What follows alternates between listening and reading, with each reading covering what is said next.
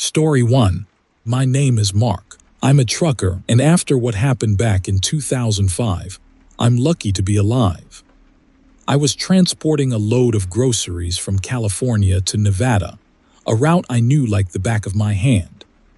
Or so I thought. A rock slide closed off the usual highway, forcing me onto a detour that snaked through a dense, unsettling forest. The sun was already dipping low, painting the sky in shades of bruised purple and blood orange. This wasn't good. I pressed on, the ancient trees looming over the narrow road like gnarled fingers. Then it happened. A sickening lurch, a metallic groan, and my rig shuddered to a halt. All four tires flat as pancakes. I slammed my fist on the steering wheel. Self-service. Non-existent. I was stranded. Night crept in, swallowing the last vestiges of light. The forest became a wall of impenetrable blackness, punctuated by the chirping of unseen insects and the occasional rustle of leaves. I settled into my cab, resignation heavy in my gut. Sleeping in my truck was a familiar discomfort, but this time, a prickly unease crawled under my skin. A couple of hours into an uneasy sleep, a sound jolted me awake. A rhythmic thumping, like someone hitting a hollow log. I peered out into the darkness but saw nothing. The thumping stopped. Then a new sound emerged, a high-pitched, mournful wail, like a woman weeping. It seemed to come from deep within the woods. I told myself it was an animal, a brush wolf or something. But the hair on the back of my neck stood on end. The wailing faded, replaced by an eerie silence. I tried to dismiss it, but the forest felt alive, watching me. Then I saw it. A flickering light in the distance, like a campfire. Relief flooded through me. Maybe it was another trucker or a park ranger. I grabbed my flashlight and headed towards it, picking my way through the undergrowth. As I drew closer, I heard voices. I called out, "Hello. Is anyone there?" The light vanished. The voices stopped. Confused, I continued forward, scanning the trees. Then, a figure stepped out of the shadows. A woman, her face pale in the moonlight, her eyes dark and wide. "Are you lost?" she asked, her voice soft and melodic. "My truck broke down," I explained.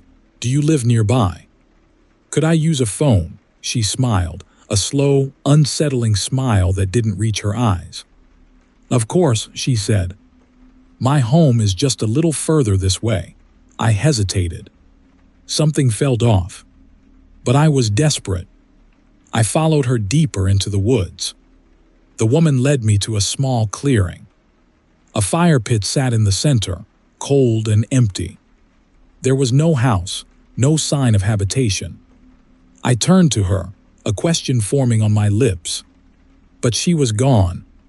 Suddenly, the forest erupted in a cacophony of howls and shrieks. Dark shapes moved among the trees, their eyes glowing like embers. I spun around, my heart pounding in my chest. A figure emerged from the shadows. It was the woman again, but she was different. Her face was contorted into a grotesque mask, her teeth sharp and pointed. Other figures joined her, their forms shifting and changing, their eyes burning with a predatory hunger. Skinwalkers. I'd heard stories, whispered tales of these shape-shifting creatures that stalked the night. I never believed them. Until now. One of the creatures lunged at me, its claws extended. I stumbled back, narrowly avoiding its grasp. I knew I had to get out of there.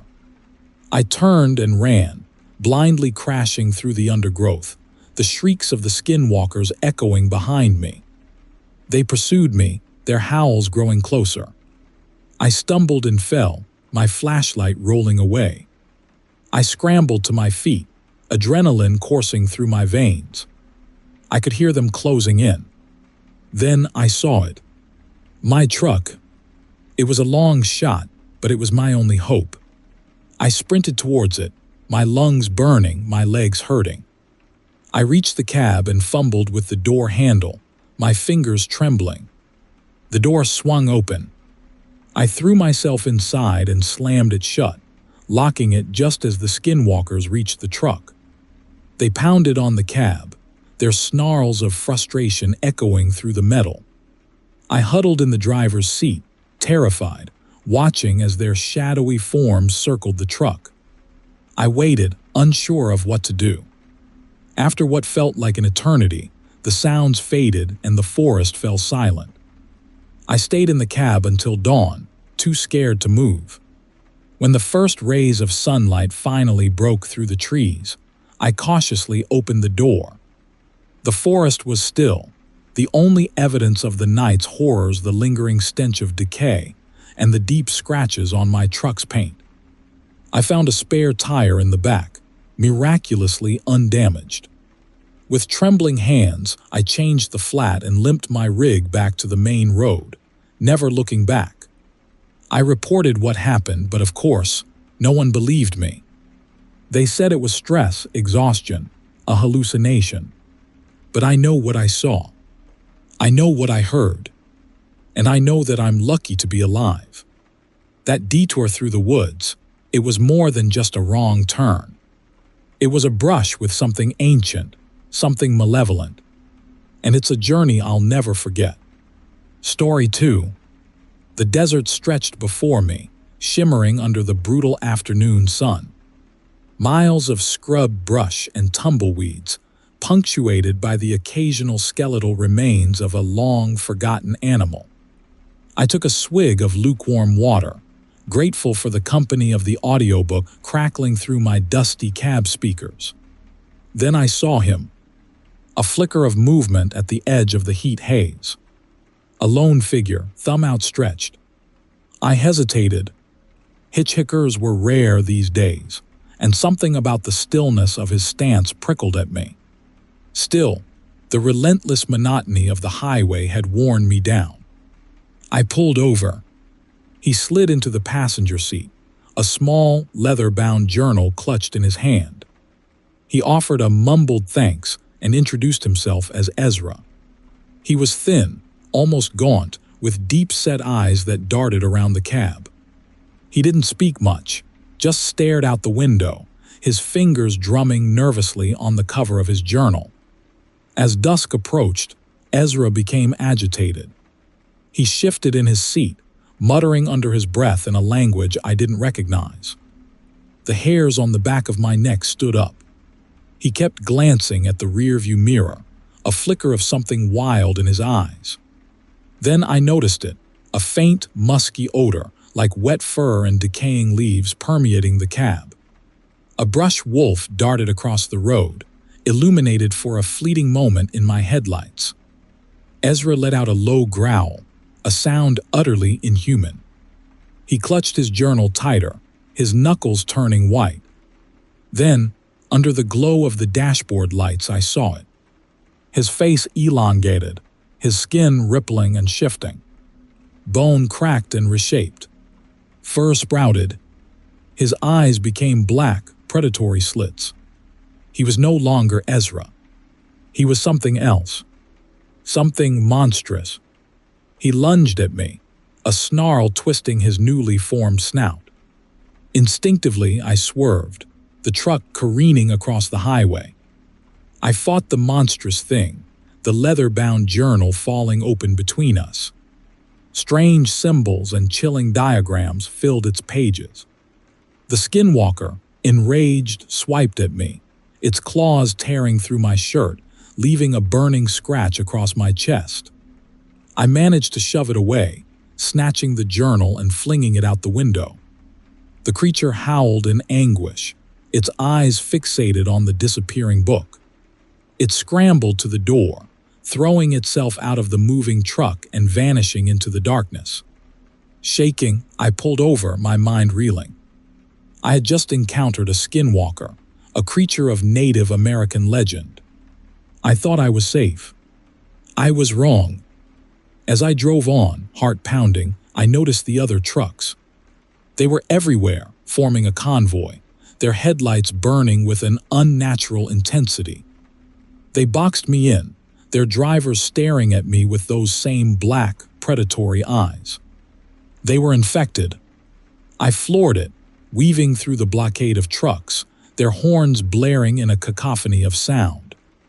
They pursued me relentlessly, their engines roaring like enraged beasts. I looked in my side mirror and saw their transformations, glimpses of fur and bone beneath tearing flesh. This wasn't just one skinwalker. It was a plague. Desperate, I remembered something from Ezra's journal, a symbol that seemed to represent purification, a circle bisected by a vertical line. I rummaged through the glove compartment, finding a marker and a discarded coffee cup lid. My hands shaking, I drew the symbol on the lid, holding it up against the windshield. The closest truck swerved violently, as if repelled by the symbol. Another screeched to a halt, its driver squirming in pain. It was working. I pressed on, weaving through the remaining infected trucks, holding the makeshift talisman aloft. One by one, they fell away, their transformations reversing, their drivers slumping unconscious over their steering wheels. I had found their weakness. Finally, as dawn painted the sky in hues of orange and purple, the last of the infected trucks vanished. I was alone again, the desert stretching before me, eerily silent. The symbol on the coffee cup lid felt warm to the touch. I drove until I reached a small diner, the aroma of coffee and bacon beckoning me inside. I stumbled in, exhausted but alive, clutching the coffee cup lid like a shield. I knew I would never forget the terror of the Skinwalker convoy, the night I escaped the plague of the shifting trucks.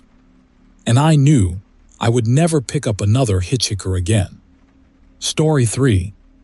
The asphalt shimmered under the oppressive July heat, wavering like a mirage. This late-night haul through Nevada was wearing on me, the vast emptiness pressing in on all sides. I gripped the leather of the wheel, my eyes glued to the endless ribbon of black ahead, each mile blurring into the next.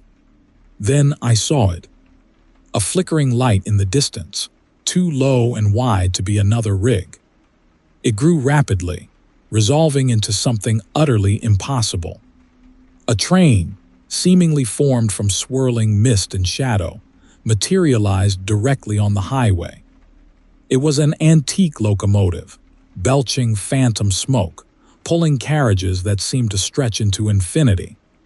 The spectral light within each car revealed the silhouettes of passengers, their ghostly faces contorted in silent screams. Panic clawed at my throat. I slammed on the brakes, the tires screaming in protest against the scorching tarmac. The train didn't slow, didn't even seem to register my presence. It barreled towards me, its ethereal whistle a low, mournful cry that resonated deep within my bones. I braced for impact, squeezing my eyes shut, but the collision never came. Instead, I felt a bone-chilling coldness wash over me, a wave of absolute zero that stole my breath. The cab of my truck filled with the putrid stench of decay, a sickly sweet smell of rotting flesh and ancient dust. I opened my eyes, my heart hammering against my ribs. The train was passing through me, its phantom carriages phasing through the solid metal of my rig as though it were nothing but air. The screaming faces of the spectral passengers were inches from my own, their hollow eyes boring into me, their agony palpable. I could almost feel the icy touch of their spectral hands. The train continued its inexorable journey, fading into the desert night as quickly as it had appeared. The chill lingered, though, clinging to me like a cover. The smell of decay, too, refused to dissipate, permeating the cab, clinging to my clothes, invading my nostrils. I sat there, frozen, trying to rationalize what I had just witnessed. My mind reeled, struggling to comprehend the impossible. I fumbled for my water bottle, desperate for a sip, but my hand trembled so violently that I spilled the lukewarm contents down my shirt. It did little to quench the burning dryness in my throat. My mind raced, replaying the scene over and over, each repetition making it feel more real, more terrifying. I forced myself to start the engine, my foot heavy on the pedal. I needed to get away, to put as much distance as possible between myself and that thing. I drove for what felt like hours, my eyes constantly scanning the horizon, expecting the phantom train to reappear at any moment. The sun began to rise, painting the sky in hues of orange and pink, but the colors offered no comfort. The desert landscape, usually so stark and beautiful, now seemed menacing, filled with hidden terrors. Every shadow, every flicker of movement sent a jolt of fear through me. I finally pulled into a gas station, desperate for human contact, for any semblance of normalcy. The attendant, a young woman with bright pink hair, looked at me with concern. "You okay?" she asked, her brow furrowed. "You look like you've seen a ghost." I tried to laugh, but the sound came out as a choked gasp. I mumbled something about a long night, paid for my gas, and stumbled back into my truck. I couldn't tell her what I'd seen. Who would believe me? As I drove away, the smell of decay, fainter now but still present, reminded me that what I had experienced was real. I knew then that I would never look at the desert the same way again. Every lonely stretch of highway, every flicker of light in the distance, would forever hold the terror of that ghostly train, its screaming passengers and the icy chill of the other side. I kept driving, the sun climbing higher in the sky, the heat intensifying. But no amount of sunlight could dispel the darkness that had settled in my soul.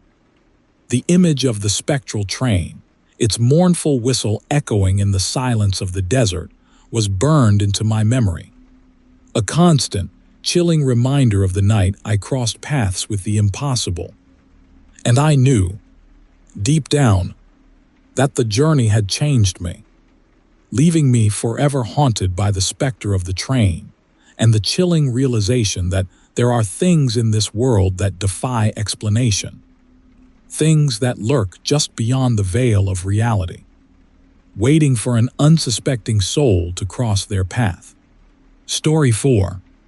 The Greasy Spoon was called the Deep Woods Diner, a name that felt less like an invitation and more like a warning.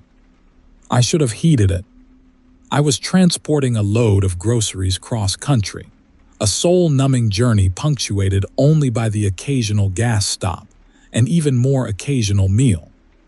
This particular diner, tucked away off a nameless state road, seemed like a welcome reprieve from the packaged sandwiches I'd been living on. Inside, the air hung thick with the aroma of frying food and something faintly earthy. A handful of other truckers sat hunched over their plates, their faces oddly vacant.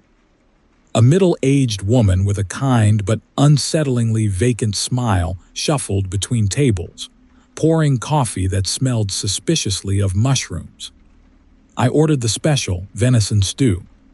It tasted incredible, rich and savory with a subtle, unfamiliar tang. As I ate, a strange calmness washed over me. The low hum of conversation around me faded. The fluorescent lights above seemed to pulse with a gentle, hypnotic rhythm. I felt content, disturbingly so.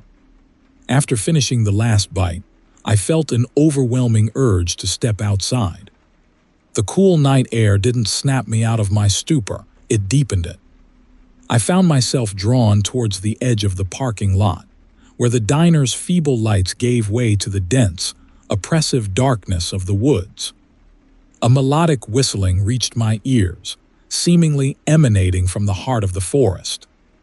It was a hauntingly beautiful tune, unlike anything I'd ever heard. I found myself moving towards it, compelled by an unseen force. The asphalt beneath my boots turned to gravel, then to soft earth and decaying leaves. Deeper and deeper I walked, the whistling growing louder, sweeter, more insistent. Then I saw them. Not one, not two, but dozens of them. Humanoid shapes flitting between the trees, their skin a sickly, mottled green. Their eyes, large and luminous, fixed on me with unsettling intensity.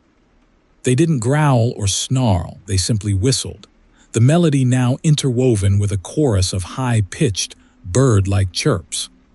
My initial fear gave way to a strange sense of fascination. They didn't seem threatening. They seemed welcoming. As they surrounded me, their chirps intensified, and I felt a strange tingling sensation spreading across my skin. My arms felt light, almost buoyant. I looked down and saw that my hands were turning the same sickly green as my captors. Panic, sharp and cold, finally pierced the fog in my brain. I tried to run, but my legs felt heavy, rooted to the ground. The whistling intensified, the chirping grew louder, and the green creatures closed in. I remember a flash of pain as needle-sharp claws pierced my flesh. I remember the sickeningly sweet smell of their breath as they leaned in close, their whistling transforming into a low, gravelly hum. Then darkness. I woke up on the forest floor, my head throbbing, my body burning. The sun was just beginning to rise, casting long, eerie shadows through the trees. I was naked, covered in mud and leaves. My skin, thankfully, was its normal color. But something was different. I felt hollow, emptied, as if something vital had been taken from me. I stumbled back towards the diner, my mind a whirlwind of fragmented memories and terror. The diner was deserted, the parking lot empty.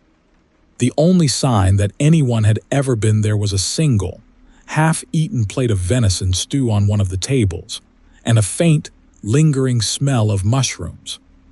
I grabbed my clothes from the back of my rig, my hands shaking so violently I could barely button my shirt. As I climbed into the cab, I noticed a small, green feather clinging to the steering wheel. I brushed it away, my stomach churning.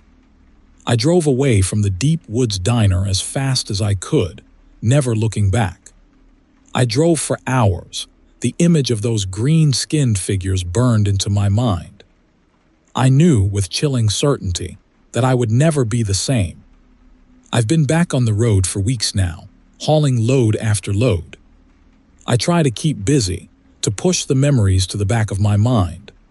But every time I stop at a roadside diner, every time I smell the aroma of cooking meat, every time I hear a bird sing, the fear returns, sharp and cold. And the whistling, I can still hear it sometimes, faint and distant, beckoning me back to the woods. Story 5. The delivery to the Zenith Tower was supposed to be simple. Drop off the server racks in the basement loading dock, get the paperwork signed, and be back on the interstate before rush hour choked the city. But Zenith Tower wasn't exactly forthcoming with its floor plan. The basement level button didn't exist. Sub-basement, the security guard, a gaunt man with eyes like dull marbles, had rasped, pointing a long, nicotine-stained finger at a small, unlabeled button beneath the main panel. Hold it down. I did as instructed. The elevator shuddered, then began a slow, groaning descent. Longer than any basement descent should take. The fluorescent lights flickered, casting the brushed steel interior in a strobing, sickly light. My gut twisted. This wasn't right. Finally, with a jolt that sent a shiver up my spine, the elevator stopped. The doors opened with a grinding screech onto a dimly lit corridor, the air thick with the cloying scent of incense and something else, something metallic. No loading dock. No concrete walls. Just smooth, obsidian-like stone. Torches flickered in wall sconces, casting dancing, grotesque shadows that seemed to squirm with a life of their own. Unease solidified into ice in my veins. I stepped cautiously out of the elevator, the doors sliding shut behind me with a final, ominous clang. I was alone, trapped. The corridor stretched before me, twisting and turning, each corner revealing more of the unsettling stonework. Strange symbols, unlike any alphabet I'd ever seen, were etched into the walls. They pulsed with a faint, internal light, a sickly green that seemed to bore into my eyes. A low chanting began to echo from the depths of the corridor, growing steadily louder. It was a gravelly, rhythmic sound, spoken in a language I didn't understand, yet it resonated within me, stirring a primal fear I hadn't known I possessed. Following the chanting, I navigated the maze like corridors. The smell of incense grew stronger, now mingled with the unmistakable coppery tang of blood. The corridor opened into a vast cavern, the source of the chanting. Hundreds of figures, robed in crimson, stood in a circle around a raised platform. Torches illuminated the scene, revealing a horrifying tableau. On the platform, a man, stripped naked and bound, was being prepared. Two figures in black robes, their faces obscured by grotesque masks, held gleaming obsidian knives. My stomach lurched. This was no ordinary basement. This was a lair, a temple of some unspeakable horror. The chanting reached a fever pitch, and the figures in black raised their knives. I had to get out, had to escape this nightmare. I turned to flee, but the corridor behind me was gone. In its place stood a solid wall of obsidian, seamlessly integrated into the cavern. I was boxed in, trapped. Then, a figure detached itself from the crimson-robed throng. Tall and imposing, it moved with a chilling grace. Its robe was black, and in its hand it carried a staff topped with a skull that glowed with the same sickening green light as the symbols on the walls. It stopped before me, its shadowed face tilted as if studying me. A voice, cold and resonant, echoed in the cavern, cutting through the chanting. "Welcome, traveler. You have stumbled upon something sacred. A gift. Let me go," I stammered, my voice trembling. "I don't want any part of this," the figure chuckled, a dry, rasping sound. "You misunderstand.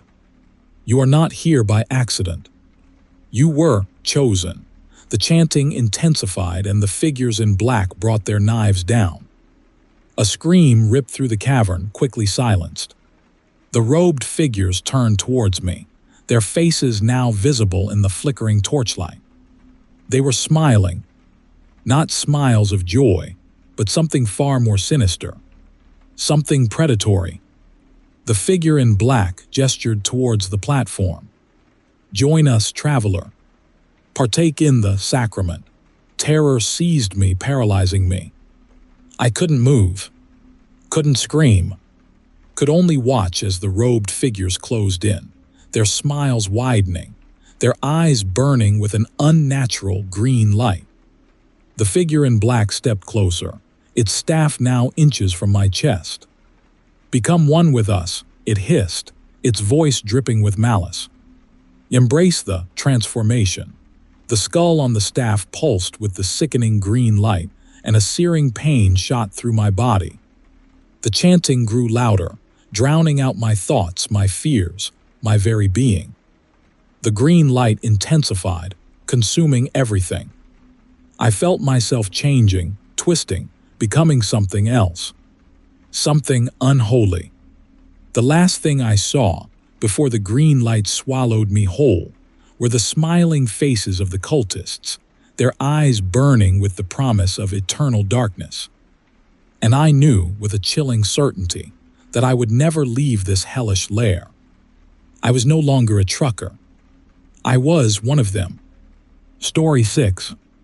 I bought the trailer used, a steal at the price. The previous owner, a weathered old-timer, just wanted to be rid of it, claimed he was retiring.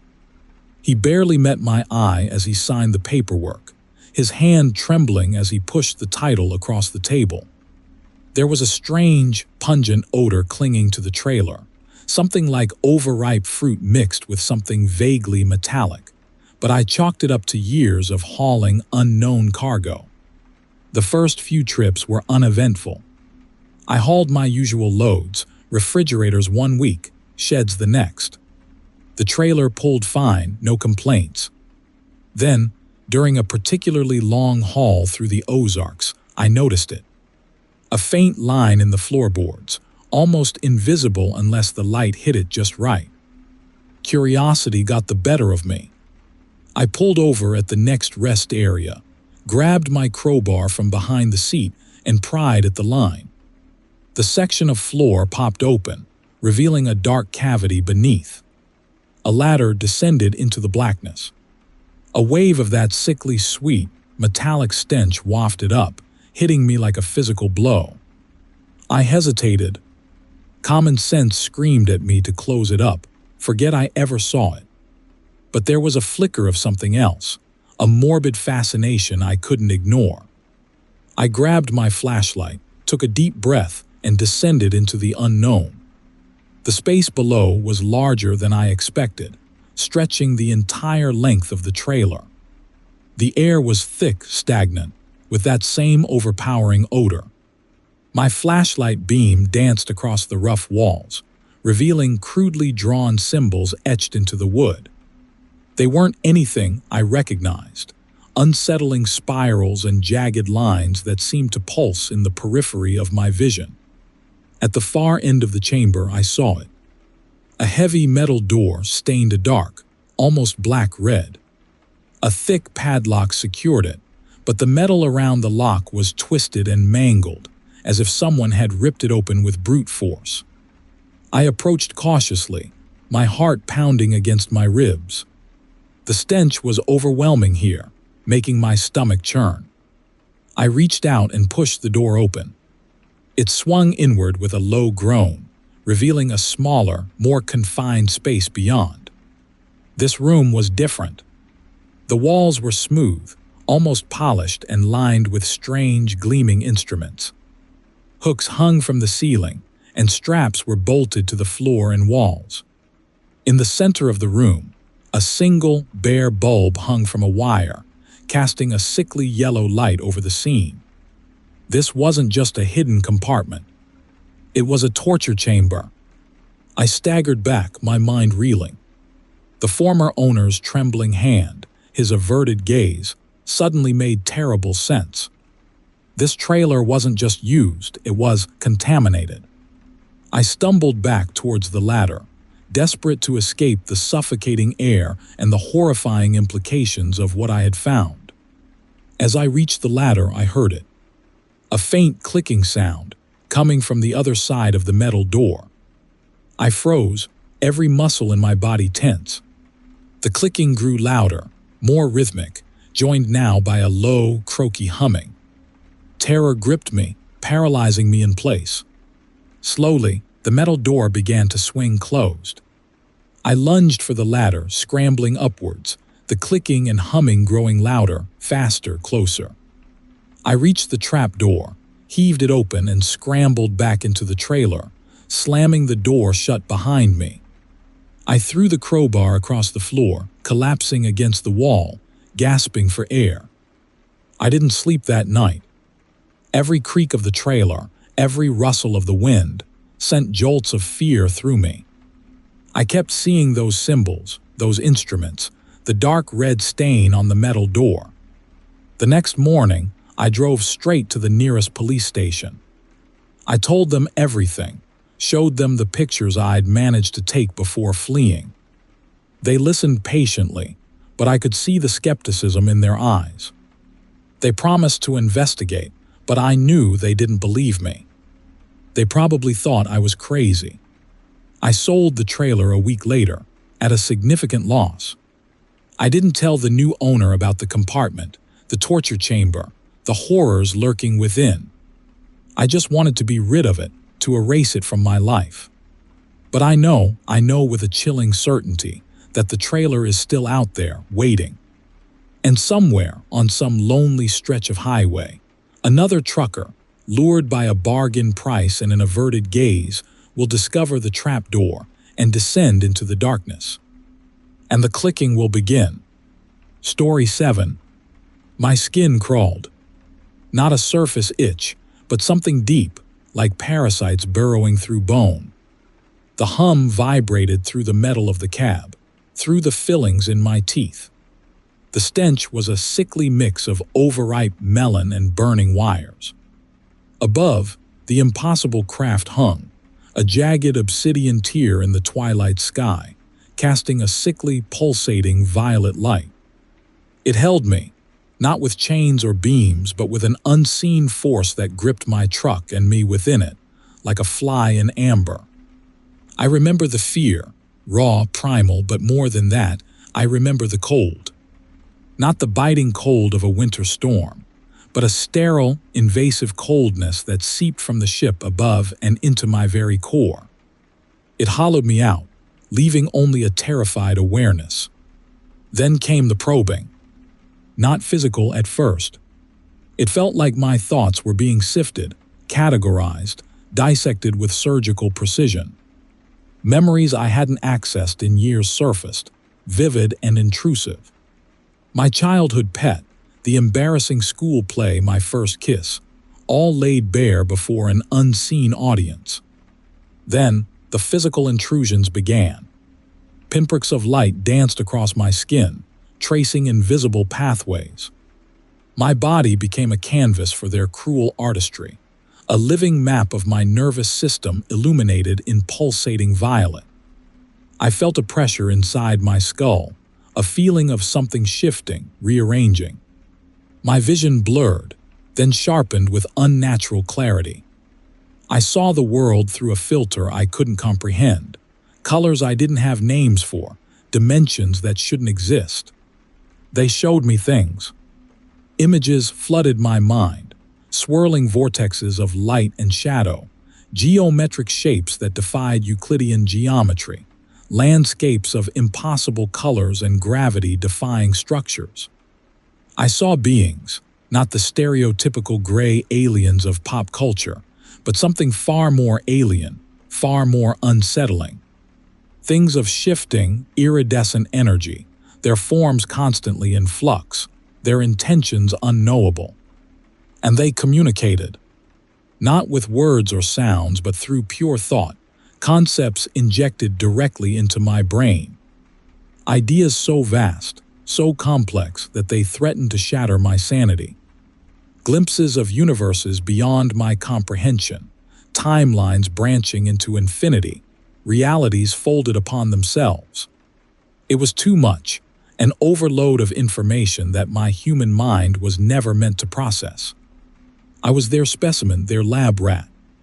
They studied me, dissected my thoughts, mapped my consciousness, probed the very essence of my being. And then, just as abruptly as it began, it ended. The hum ceased, the violet light faded, the pressure inside my skull released.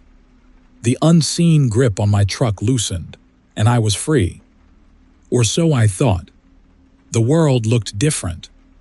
The hues of the twilight sky seemed richer, deeper. The rustling leaves in the trees beside the highway held hidden melodies I'd never noticed before. I felt changed. Not physically, but something deeper, more fundamental. A piece of me was missing, replaced by something alien, something I couldn't quite grasp. I drove on, numb, disoriented, the world around me shimmering with an unsettling new clarity. I tried to make sense of what had happened, to reconcile the familiar world with the impossible reality I just experienced. But the pieces wouldn't fit. The questions outnumbered the answers. I haven't told anyone. Who would believe me? I'd sound like a lunatic, babbling about violet lights and mind probes and impossible geometries.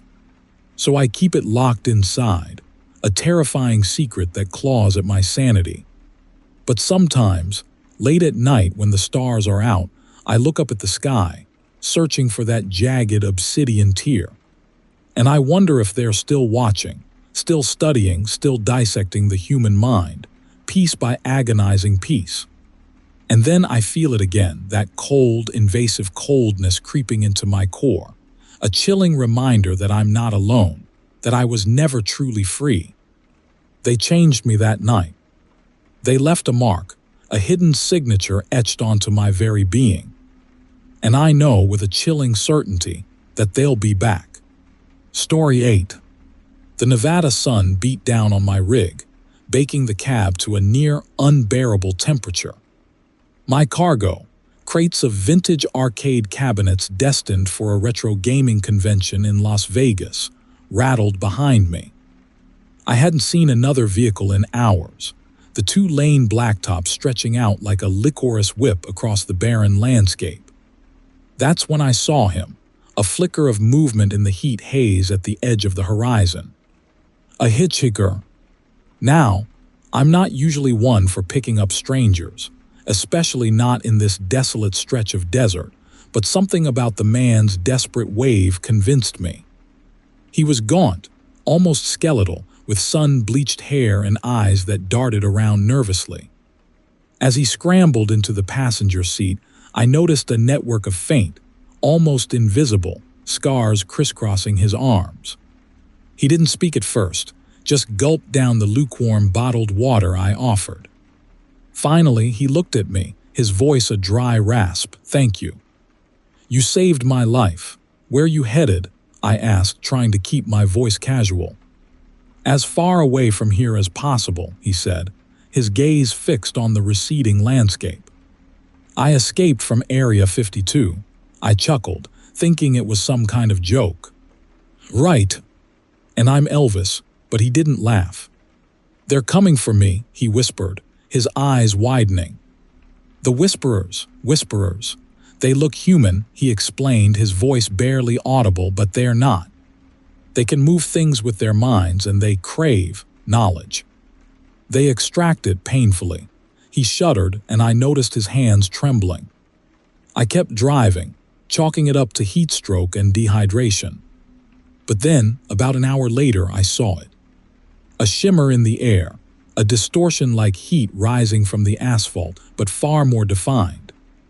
It moved against the wind, gaining on us rapidly. "They're here," the hitchhiker breathed, shrinking back in his seat. The shimmer solidified into three figures, humanoid in shape, but their features were blurred, indistinct. They were dressed in simple, gray uniforms, and their movements were unnervingly fluid, almost gliding. I floored it, the old diesel engine roaring in protest. But no matter how fast I drove, the figures kept pace, the shimmer around them growing stronger, now pulsing with a faint violet light. I could feel a pressure building in the cab, a strange buzzing sensation in the air. "They're using their push," the hitchhiker stammered, his face contorted in fear. "They're slowing us down." The truck began to shake violently, the steering wheel vibrating in my grip. I glanced at the speedometer. We were slowing down, despite the engine screaming at full throttle. The violet light intensified, casting eerie shadows inside the cab.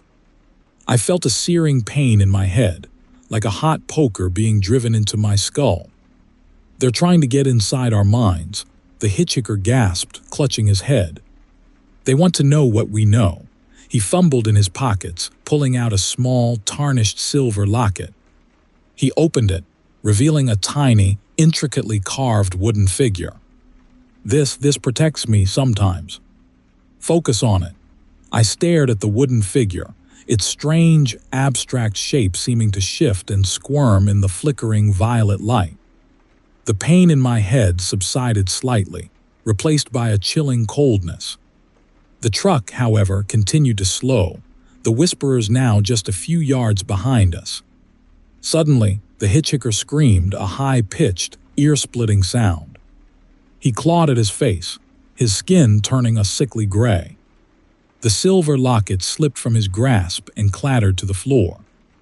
They're taking him," I yelled, reaching for the locket, but a powerful force slammed me back against the seat, pinning me there.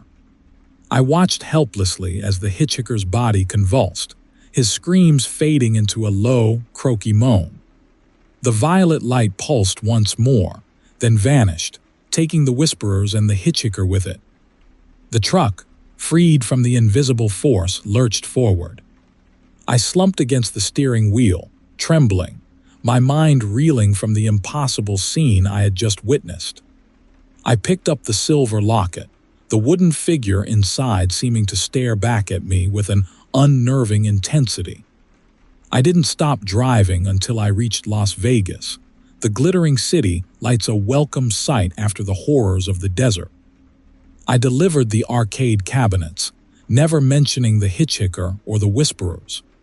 But I kept the locket, a chilling reminder of the terrifying secret hidden within the vastness of Area 52, and the knowledge that some things are best left undisturbed. Story 9. The brown dust choked me, coating my tongue with the taste of the ancient land. I spat, a petty rebellion against the endless expanse of the Australian outback. Stupid job. Transporting equipment to some mining outpost called Jackson Tower, a place so remote it felt like driving off the edge of the map. Old Man Withers, the dispatcher, had warned me about the area.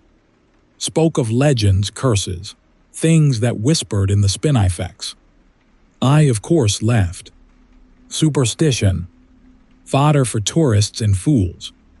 My laughter died 3 hours later when I saw it, a circle of weathered stones, half buried in the red earth. A sacred Aboriginal site. Withers had explicitly warned me against disturbing any such places. But I needed to take a leak, and this spot offered a sliver of shade under a stunted gum tree.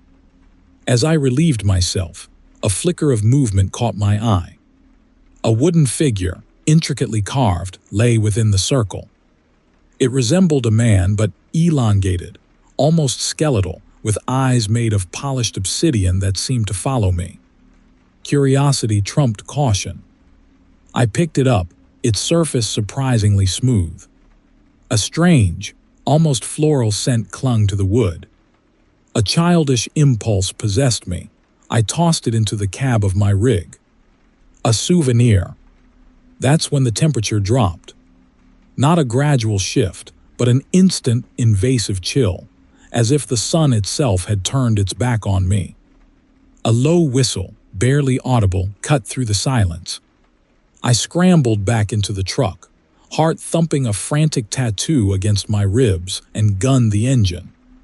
The whistling grew stronger, weaving itself into the drone of the engine, a haunting melody that burrowed into my brain. I tried to rationalize it, the wind, a loose hose, anything but the unsettling certainty that it was connected to the figure now lying on my passenger seat. Then I saw them, flickering in the periphery, almost translucent shapes moving amongst the scrub brush. They were tall, emaciated, with limbs too long for their bodies. Their skin seemed to shimmer, a mottled green, and their eyes, oh God, their eyes, burned with an unnatural violet light. Bushmen. The legends were real. Panic gripped me. I slammed my foot down, pushing the truck to its limits. But they kept pace, their forms shifting and blurring in the heat haze, their whistling intensifying, a discordant symphony of dread. Night fell, swallowing the desert in a blanket of oppressive darkness. The bushmen grew bolder, their forms solidifying, their violet eyes burning holes in the landscape. I kept driving, fueled by adrenaline and terror, the whistling a constant, maddening presence. At some point, exhaustion began to set in. I pulled over, hoping to catch a few hours of restless sleep. As I slumped against the steering wheel, a scratching sound came from the back of the truck. I grabbed the tire iron, my only weapon, and cautiously climbed out. The sound stopped. I circled the trailer, every nerve screaming danger. Then I saw it. One of the doors looked a bit strange. A violet light pulsed from within. I forced the door open, tire iron raised. The interior was soaked in an otherworldly glow. The bushmen stood there, surrounding the wooden figure, now placed on a makeshift altar. They were chanting, their voices a low, croaky drone, the violet light pulsating in time with their words. One of them, taller than the others, turned towards me. His eyes locked onto mine, and a chilling smile spread across his gaunt face. I swung the tire iron, a desperate, futile act. It passed right through him. He didn't even flinch. The chanting intensified, the violet light growing brighter, blinding. A searing pain shot through my body. I screamed, a sound swallowed by the desert night. The last thing I saw before the light consumed me was the wooden figure. Its obsidian eyes were now glowing with the same unsettling violet light. The chanting became a single, piercing note, a sound that vibrated through my very being. Then there was only Violet.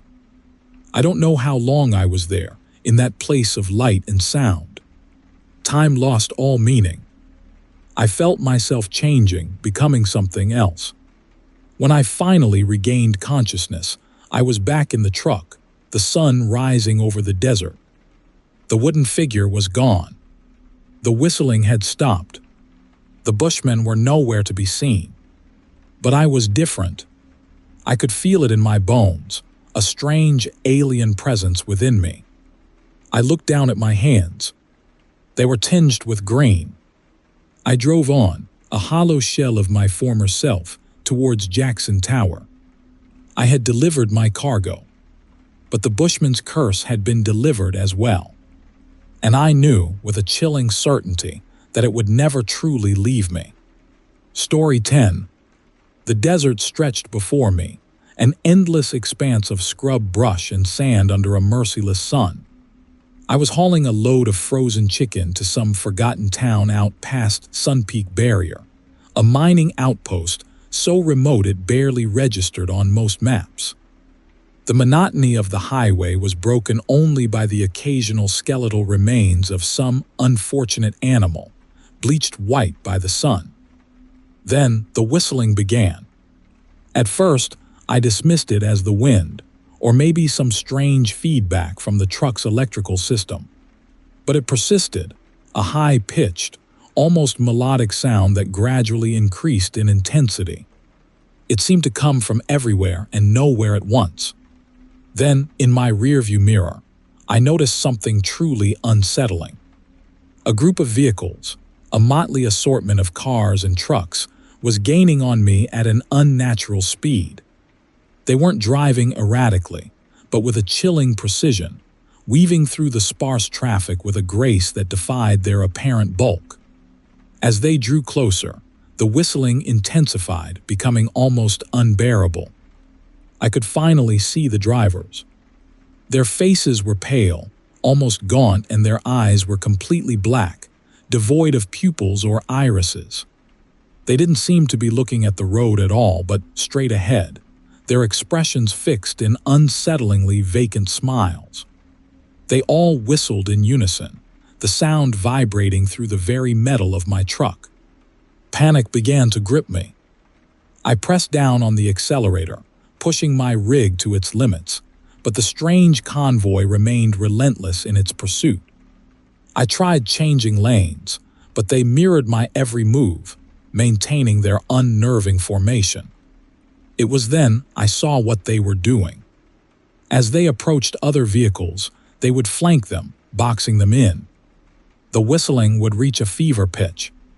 Then, the drivers of the trapped vehicles would slump over their steering wheels, their bodies going limp. The vehicles would then coast to a stop, the black-eyed drivers of the pursuing convoy simply whistling as they moved on to their next target. A horrifying realization washed over me. They weren't just stopping the other vehicles, they were hunting them, systematically disabling other motorists on this desolate stretch of highway. My hands shook as I gripped the steering wheel, my heart hammering against my ribs. I scanned the horizon, desperate for any sign of civilization, any escape from this horrific procession. Ahead, I saw a faint glimmer, a small diner nestled at the base of a mesa. It was my only hope. I pushed the accelerator to the floor, my engine roaring as I raced towards the diner, the whistling convoy closing in behind me. I could see the silhouettes of figures inside the diner, seemingly oblivious to the horror unfolding outside. I slammed on the brakes, my tires screeching as I skidded into the parking lot. I leaped out of the cab and sprinted towards the diner, pounding on the glass doors. "Let me in," I yelled. "They're coming." The people inside stared at me with blank, uncomprehending expressions. Then, the whistling reached the diner. The faces of the people inside began to pale. Their eyes darkened, turning black as pitch. They began to whistle, joining the chorus of the approaching convoy. I stumbled back, my mind reeling from the impossible scene. The black-eyed drivers from the convoy were exiting their vehicles, walking towards the diner, their whistling intensifying. I was trapped. Desperately, I looked around for any way out. I spotted a small, boarded-up window at the side of the diner. I grabbed a loose piece of wood, splintering it against the weathered planks. I clawed at the boards, ripping them away, creating a small opening. As the black-eyed figures closed in, I squeezed through the narrow gap, scrambling out into the scorching desert. I ran blindly, not daring to look back, the relentless whistling echoing in my ears. I ran until my lungs burned and my legs felt sore, the image of those vacant, black eyes seared into my memory. I never looked back. I never returned to that highway. I abandoned my truck, my cargo, everything. I don't know what happened to the other drivers or to the people in the diner. I only know that I escaped. But the whistling still haunts my dreams. And I know, with a chilling certainty, that those black-eyed drivers are still out there, whistling their haunting melody, hunting their prey on that desolate stretch of highway. Story 11. The asphalt blurred beneath my tires, the double yellow line a hypnotic ribbon unspooling into the Nevada twilight. I'd been hauling mining equipment from Reno to Vegas, a monotonous trek I'd made countless times. Tonight, though, something felt off. The usual hum of the engine seemed quieter, swallowed by an almost unnatural hush. Even the crickets were silent.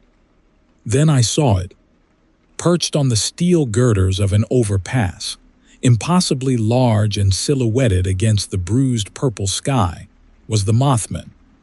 Not a bird, not a bat, but something else. Its enormous wings, spanning what felt like the entire width of the overpass, twitched and flexed. Its red eyes, burning like embers, fixed on me. I slammed on the brakes, the tires protesting against the sudden deceleration. My rig screeched to a halt just yards from the overpass. I couldn't tear my gaze away. It was like staring into some primal fear, something etched into the deepest part of my brain.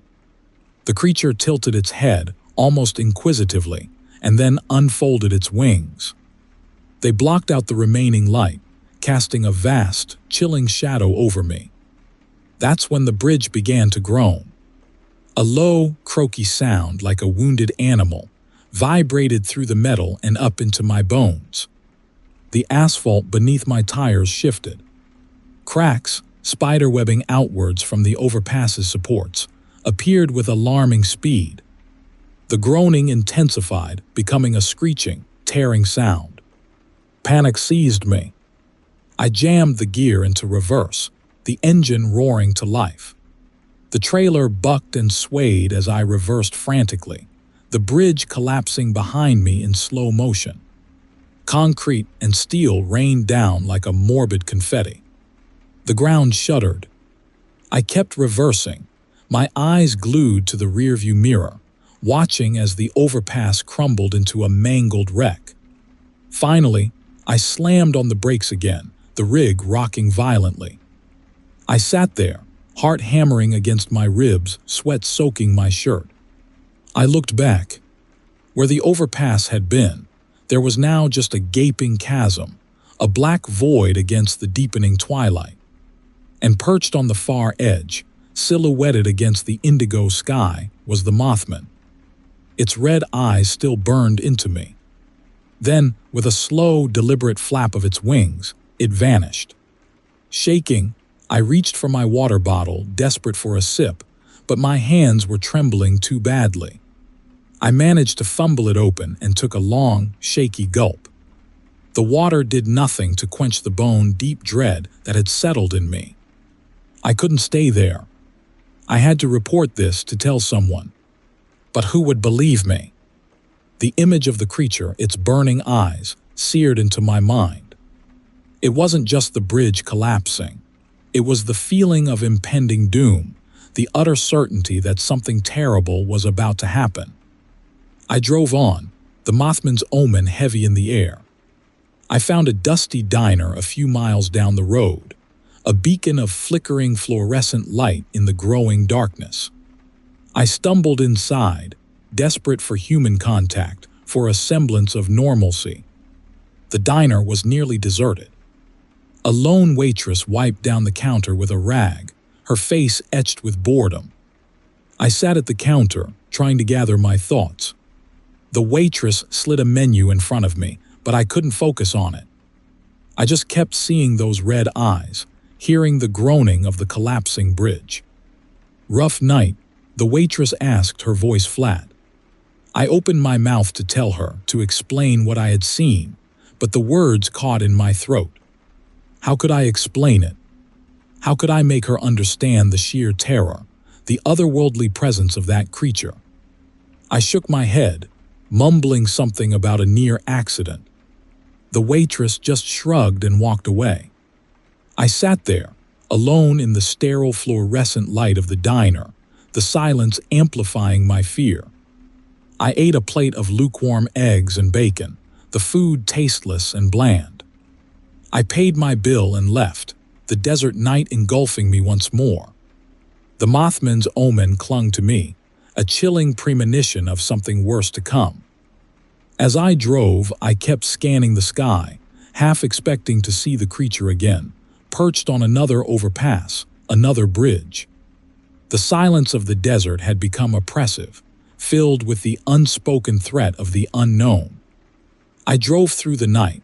The image of the Mothman burned into my retinas, a terrifying harbinger of the darkness that I now knew lurked just beyond the veil of the ordinary. The bridge wasn't the only thing that had collapsed that night. So had my sense of reality, my belief in the mundane.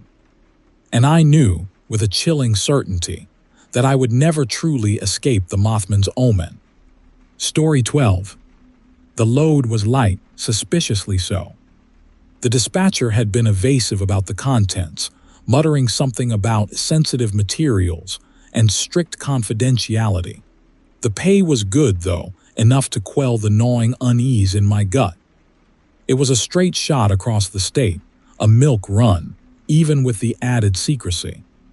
Or so I thought. The first oddity occurred a few hours in. A faint, almost melodic whistling filtered through the trailer walls. I chalked it up to the wind playing tricks, the peculiar acoustics of an empty container.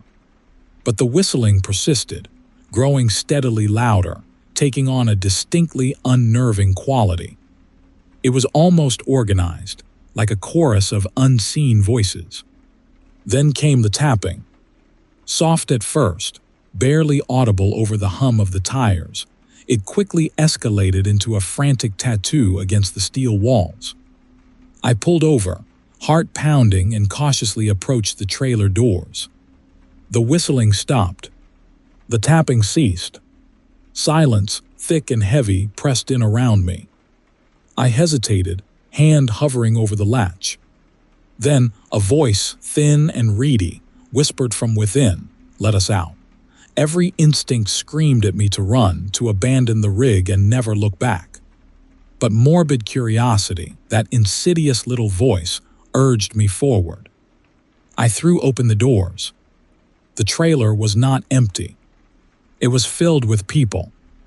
Not ordinary people, mind you. These individuals were gaunt, their eyes wide and vacant, their clothing tattered and stained. Some were muttering to themselves, others rocking back and forth, and a few stared at me with unnerving intensity. They were clearly patients, escaped from some institution, and I, it seemed, had become their unwitting chauffeur. Before I could react, they surged forward, a tide of broken minds and fractured sanity. They spilled out of the trailer, their movements jerky and unsettling. I stumbled back, tripping over myself, and landed hard on the asphalt. They surrounded me, their faces inches from mine, their breath hot and stale. The whistling began again, louder this time, almost deafening. And then one of them spoke, his voice clear and chillingly rational. "We're taking this rig," he said, a strange smile twisting his lips. "We're going home, home." The word echoed in my mind, laced with a chilling irony. Where was their home? Some crumbling asylum, some forgotten ward? Or was it something far more abstract? The patients quickly and efficiently took control of the rig. They ushered me into the sleeper cab, their touch surprisingly gentle, their vacant eyes fixed on some distant, unseen horizon. The one who had spoken earlier, who seemed to be the de facto leader, sat behind the wheel, his hands gripping it with unnerving strength. He didn't start the engine. He didn't need to. The rig began to move, rolling forward as if propelled by some unseen force. The journey became a waking nightmare. The patients transformed the rig into a grotesque parody of a mobile asylum.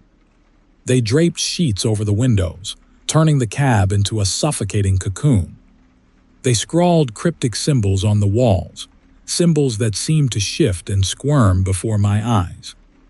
The whistling continued, a constant, maddening soundtrack to my descent into terror. And then they began to perform. They put on a horrific show, a twisted pantomime of their fractured realities. One patient, a young woman with matted hair and vacant eyes, danced a jerky, unsettling ballet. Another, a hulking man with a vacant stare, recited poetry in a language I didn't understand, his voice booming and resonant. And the leader, the one who had spoken to me earlier, conducted this grotesque orchestra, his movements precise and almost ritualistic. Days bled into nights. The landscape outside became a blur of distorted colors and impossible shapes.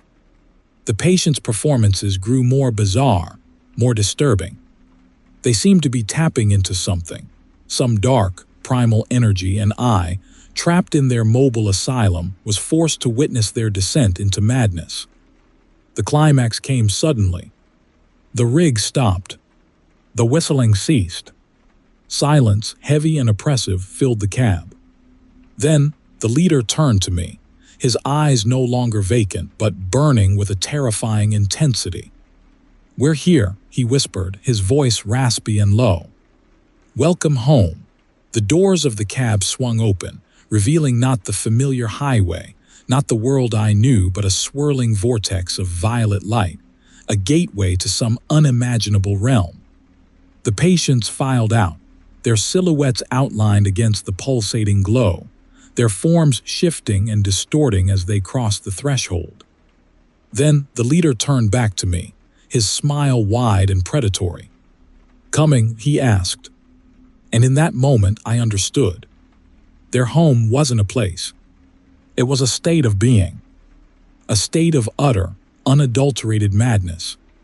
And I, trapped in their mobile asylum, was about to become its newest resident. Story 13. The dispatch slip simply read, "Fragile cargo, handle with care." Jamestown Mining Outpost was the destination, somewhere out in the Nevada desert. I'd hauled stranger things, and the pay was good, so I didn't ask questions. Big mistake. The first sign of trouble was the smell. Not bad exactly, but unnatural. like overripe melon mixed with something faintly metallic. It seeped from the sealed trailer, clinging to the air inside my cab. I tried to dismiss it, blaming the cheap air freshener dangling from the mirror, but the unsettling fragrance persisted, growing stronger with each mile. A few hours in, a low, almost melodic whistling began. I initially chalked it up to the wind, a trick of the acoustics within the trailer. But the wind was calm, and the whistling continued, rising and falling in a disquietingly rhythmic pattern. It was then I started to remember the stories. Whispers from other truckers about strange cargoes, disappearing drivers, and an unnerving whistling that heralded their demise. I pulled over at a deserted gas station. The whistling stopped. I told myself it was nothing, just nerves. But as I walked towards the trailer, a wave of nausea washed over me, the melon scent intensifying. A flicker of movement caught my eye through the small ventilation slats. Something was inside. I peered through the slats. A large, wooden crate dominated the trailer's interior. Thick chains held it fast. I couldn't make out what was inside, but a primal fear, a chilling certainty, told me I didn't want to know. As I continued my journey, the whistling resumed, joined now by a new sound, a soft, rhythmic thumping, as if something heavy was pacing inside the crate. Then the voices began. Faint whispers, distorted and fragmented, yet strangely familiar. They spoke of my past. Mistakes I thought were buried deep, secrets I'd confessed to no one. They spoke of the argument with my father, the words left unspoken before his sudden death. They spoke of Sarah, the girl I loved, the promises I broke, the guilt I still carried. These were ghosts of my past, resurrected to torment me. The thumping grew louder, the whistling more insistent, the voices clearer, more accusatory. They shifted and morphed, mimicking the voices of those I'd hurt, their tones dripping with recrimination. Sarah's voice, filled with heartbroken reproach. My father's voice, heavy with disappointment. My grip on the wheel tightened, my knuckles white. I wanted to stop, to abandon the truck and its terrifying cargo, but some perverse fascination, a morbid curiosity, compelled me forward. The crate began to shake violently, the chains straining. The melodic whistling escalated into a piercing shriek, the voices rising in a cacophony of accusations. The trailer bucked and swayed, the truck threatening to overturn. With a deafening crack, the crate splintered. A grotesque shape unfolded from the wreckage, a monstrous amalgam of flesh and bone, its form shifting and pulsating in the dim light filtering through the ventilation slats. It was vaguely humanoid, but far too large, its limbs elongated and contorted, its head a misshapen skull with predatory slits where eyes should have been. The voices ceased. The whistling stopped. In their place came a new sound, a low, croaky growl that resonated within the very core of my being. The creature began to systematically dismantle the interior of the trailer. The rhythmic thumping became the sickening crunch of metal as it tore through the walls with terrifying ease. I could hear it moving closer, its growls growing louder, the metallic scent of the creature now overwhelming. My foot pressed down on the accelerator, the truck surging forward. The creature howled in frustration, its claws tearing through the remaining barrier between us. I could feel its presence behind me, a palpable wave of malevolence that washed over me, chilling me to the bone. I swerved violently, hoping to dislodge the creature, but it held fast, its growls turning into a chillingly familiar laugh. It was my father's laugh, distorted and mocking, filled with a malicious glee that made my blood run cold. The trailer walls finally gave way, the creature lunging forward, its grotesque form silhouetted against the faint glow of the dashboard lights. Its face, or what passed for a face, was inches from mine, its putrid breath hot on my skin. Its eyes, those empty predatory slits, seemed to bore into my soul, reflecting the darkest corners of my being.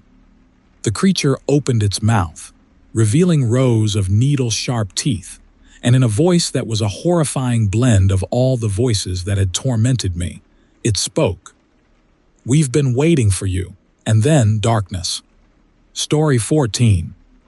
The sun bled orange across the Arizona plains as I pulled into a dusty rest stop. My cargo, antique furniture bound for a collector in Sedona, shifted with a low groan in the trailer. A small stone shrine stood near the restrooms, a crudely fashioned cross adorned with faded plastic flowers. I'd seen dozens like it, testaments to forgotten tragedies on lonely stretches of highway. This one, though, felt different. An almost magnetic pull drew me closer. A thin, coppery scent, like old pennies and dried blood, clung to the air. The flowers weren't plastic, they were real, withered and brown, yet somehow recently placed. A small clay bowl sat at the base of the cross, filled with a dark, viscous liquid that shimmered like oil. I leaned closer, a prickly feeling crawling up my neck. The liquid seemed to squirm as if alive. A low, rhythmic chanting began, barely audible at first, then steadily increasing in volume.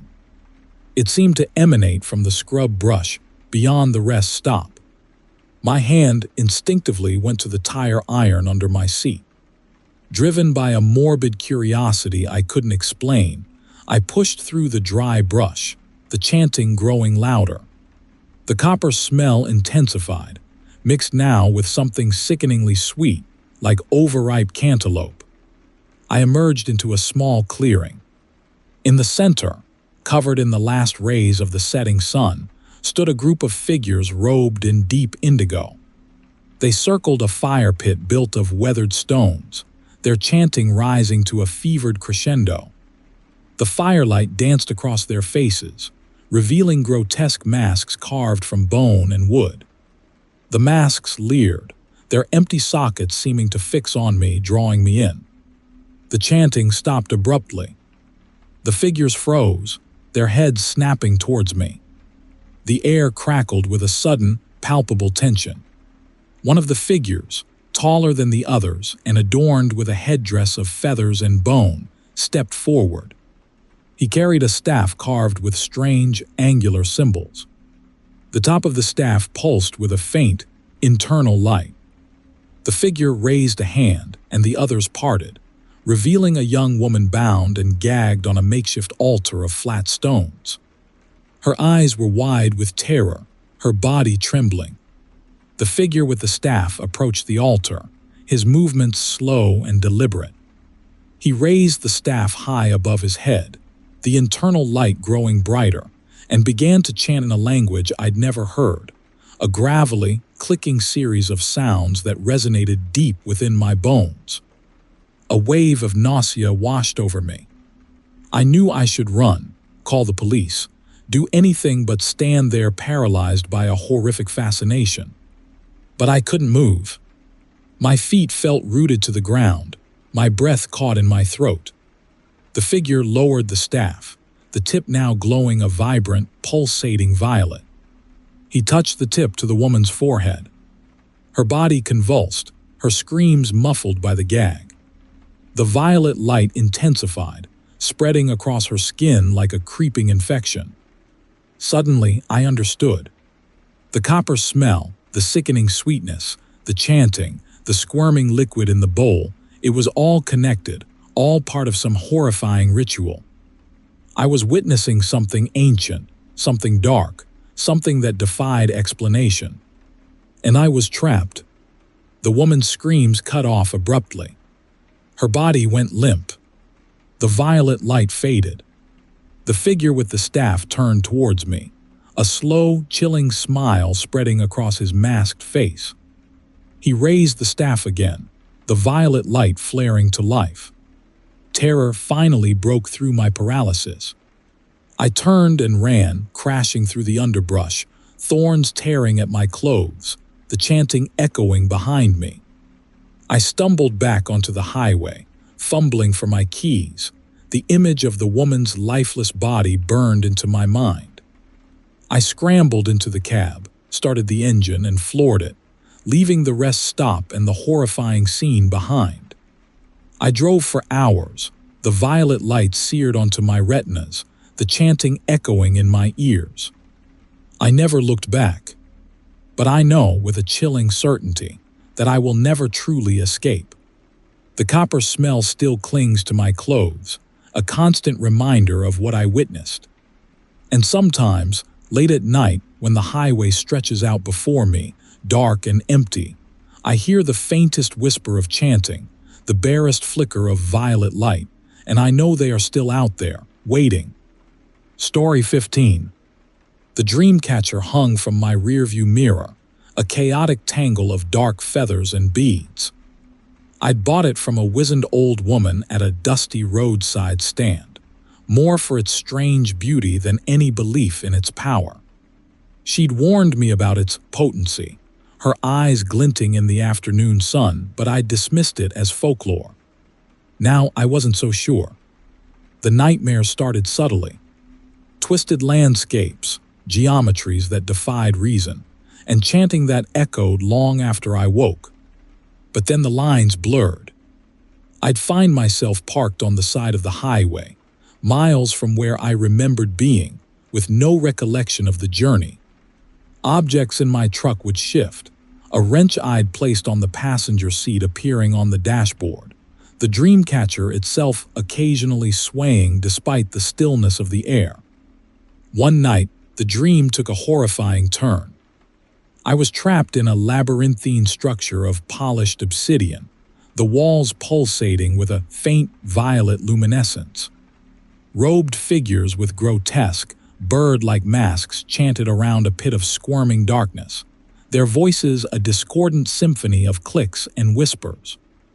Then they turned towards me, their vacant eyes burning with an unnatural hunger. I woke with a gasp, heart hammering, the lingering stench of overripe fruit clinging to the air. The stench remained, a sickening sweetness that permeated the cab. Worse, the obsidian labyrinth now felt familiar. I recognized a peculiar curve in the highway, the way a specific stand of trees leaned. It was as if the nightmare was imprinting itself onto the real world. I started seeing things, fleeting glimpses of robed figures at the edge of my vision, the violet light flickering in the periphery. Was I going insane? I tried to get rid of the dream catcher. Throwing it out the window felt foolishly dramatic, but I stopped at a rest stop, intending to bury it. As I reached for it, a jolt of pure terror coursed through me. I couldn't touch it. My hand recoiled as if burned. The obsidian labyrinth flashed in my mind, the chanting growing louder. I scrambled back into the truck, the dream catcher swaying gently, mocking my fear. The next dream was even more vivid. The robed figures presented me with a staff, intricately carved from the same dark wood as the dream catcher's hoop. It pulsed with the same violet light, a chilling warmth radiating from its surface. A silent command echoed in my mind, "Take it." I resisted, but my hand, as if possessed, reached out. I awoke screaming, my hand clutching empty air. The next day, the staff was there, resting against the passenger seat. It felt warm to the touch, almost alive. The dream catcher swayed in approval. I was trapped, not just in a nightmare, but in some horrifying game with rules I didn't understand. The intrusions became more frequent, more physical. During one drive, the violet light intensified, bathing the cab in an unsettling glow. The highway ahead shimmered and twisted. I slammed on the brakes, narrowly avoiding a collision with nothing. The road was empty. The violet light faded, and the highway returned to normal as if nothing had happened. But I knew. Something was changing me, twisting my perception, drawing me deeper into the nightmare. Then came the whispers. They weren't audible, but they invaded my mind, insidious and chillingly rational. They spoke of a ritual, a sacrifice, a merging of realities. The robed figures needed a conduit, a bridge between worlds. And I, thanks to the dreamcatcher and the staff, was becoming that bridge. The ethical dilemma became stark. I could succumb, embrace the merging, potentially unleashing unimaginable horrors upon the world. Or I could resist, fight against the whispers, knowing the consequences could be my own sanity, my own life. One night, the whispers intensified, the staff practically vibrating in my hand. The highway ahead dissolved into the obsidian labyrinth. The robed figures materialized around me, their chanting rising to a fever pitch. They gestured towards the staff, their vacant eyes burning with anticipation. I knew this was it. The final merging. Driven by a desperate surge of defiance, I gripped the staff and, instead of offering it to the robed figures, plunged it into the dashboard. The cab erupted in a blinding flash of violet light. A deafening crack echoed through the labyrinth, followed by an unnerving silence. When I opened my eyes, the highway was normal. The dreamcatcher was gone. The staff had vanished. The stench of overripe fruit was replaced by the crisp night air. Had I won? Or had I simply delayed the inevitable? The uncertainty remains. Every now and then, I catch a flicker of violet light in the corner of my eye, a faint whisper in the back of my mind. The dreamcatcher may be gone, but the nightmare I fear will never truly leave me. Story 16. The itching started subtly, a phantom tickle just beneath my skin. I'd been hauling a load of computer server racks across the Nevada desert, a double shift to make up for lost time.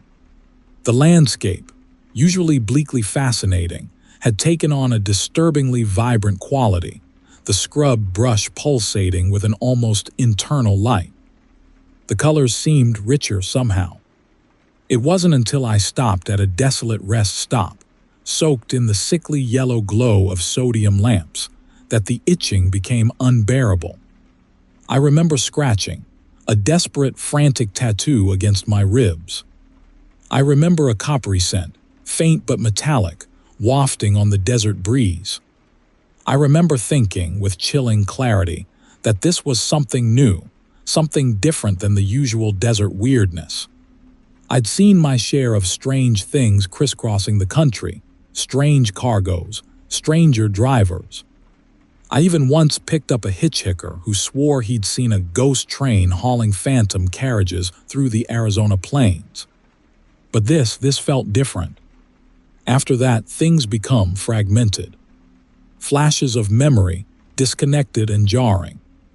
A circle of robed figures, their faces obscured by deep hoods. An unsettlingly vacant smile, flickering across their lips like a faulty neon sign. A staff, intricately carved with geometric shapes I couldn't quite grasp, held aloft in the center of the circle. A violet light, pulsating from the staff, bathing everything in an unnatural glow. The itching intensified, becoming a burning, crawling sensation. My skin felt too tight, like a suit several sizes too small.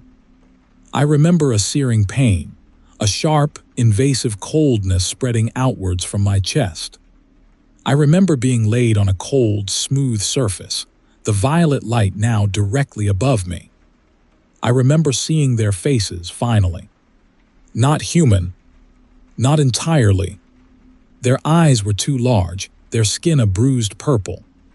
They held gleaming instruments, their surfaces surprisingly smooth.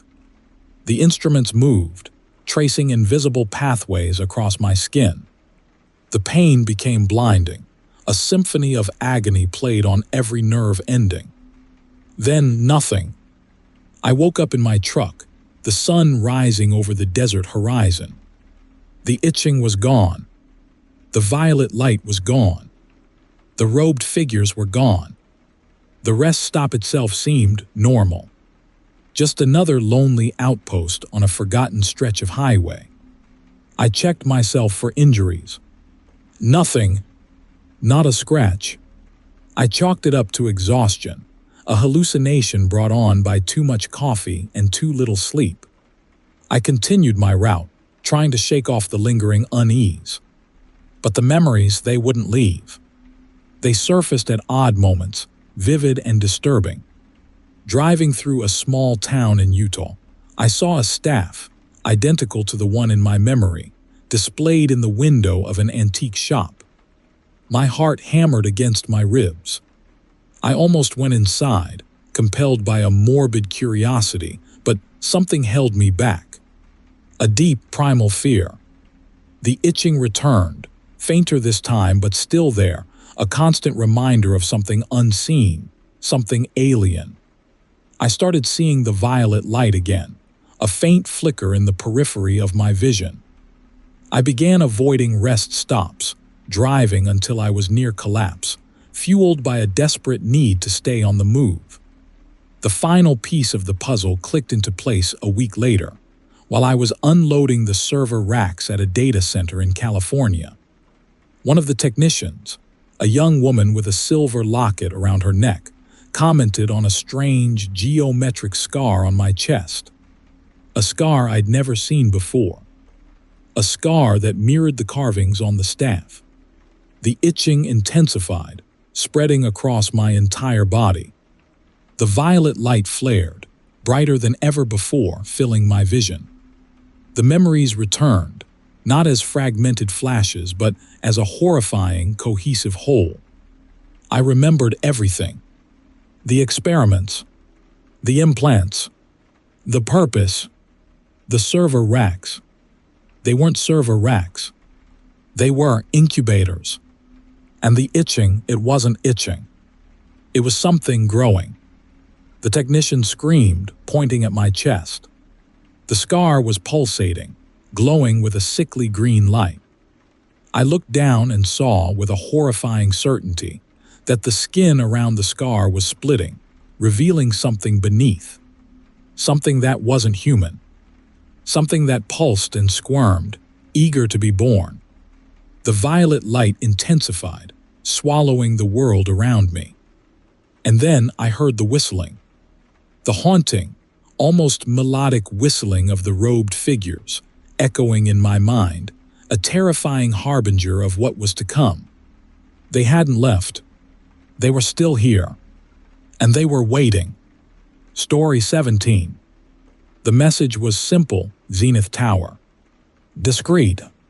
Rewarding. The payment offered on that shadowed corner of the web was enough to make me ignore the gnawing unease in my gut. Zenith Tower was a defunct mining outpost, hours off the beaten track, a ghost town whispering forgotten tragedies. But the money whispered louder. I picked up the package, a plain wooden crate sealed with archaic wax. It hummed. Not a mechanical hum, but something organic, a resonance that seemed to seep into my bones. I dismissed it as the desert heat playing tricks on me. Zenith Tower rose from the dust like a skeletal finger pointing at the unforgiving sky. The place was deserted, save for a single, flickering fluorescent light in what I assumed was the main office. A figure emerged, covered in black robes. Their face was hidden by a smooth, featureless mask. No pleasantries were exchanged. The figure simply gestured towards the crate, then pointed down a flight of stairs that descended into the earth. A basement delivery. Strange but not unheard of. The air grew heavy as I descended, thick with the scent of iron and something sickeningly sweet, like overripe plums. The basement was vast, cavernous. In the center, covered in the unnerving glow of what I first took to be moonlight but realized was a pulsing violet luminescence, stood a stone pedestal. On it rested an intricately carved staff. Not wood, not metal, but something in between, a polished, almost obsidian-like material that seemed to absorb the violet light. The robed figures, now 3 of them, stood around the pedestal, their masked faces tilted towards the staff. Their silence was absolute, broken only by the low, almost melodic whistling that seemed to emanate from the staff itself. The masked figure indicated I should place the crate at the base of the pedestal. As I did, the whistling intensified, the violet light pulsing in time with the strange melody. The crate began to vibrate. The wax seal cracked, revealing a glimpse of what lay within, not machinery, not contraband, but a hand. Small, withered, and impossibly black. Panic, cold and sharp, pierced through me. I stumbled back, knocking against one of the robed figures. The mask tilted towards me. I saw no face, only the swirling violet light reflected in its smooth surface. Then the figure raised its hand. Not a human hand. It was elongated, skeletal, the same impossible black as the one in the crate. And from its fingertips, the violet light streamed, connecting with the staff. The crate burst open. Inside, nestled amongst dried leaves and thorns, was not a body but a misshapen skull. The skull was small, almost childlike, but with a jaw that seemed far too large, filled with rows of needle-sharp teeth. As the violet light touched it, the skull began to levitate. The whistling reached a fever pitch. The ground trembled. The robed figures began to chant, a low, croaky drone that vibrated in my chest. The skull pulsed with the violet light, growing larger, distorting. Flesh, impossibly dark, began to form around it, stretching, twisting until it resembled something. Something vaguely humanoid but grotesquely elongated, its limbs thin and spindly, its head dominated by the now enormous skull and its gaping maw. The creature turned its predatory gaze on me. I saw no eyes, only the violet light swirling within the empty sockets. The whistling stopped. The chanting ceased. The only sound was the sickeningly sweet smell, now almost overpowering, like rotting plums mixed with something metallic. And then the creature spoke. Not with a voice, but with a feeling, a chilling certainty that echoed in my mind, delivery accepted. I turned and ran, scrambling up the stairs, lungs burning. I burst out of the building and into the blinding desert sun, the oppressive sweetness clinging to me like a cover.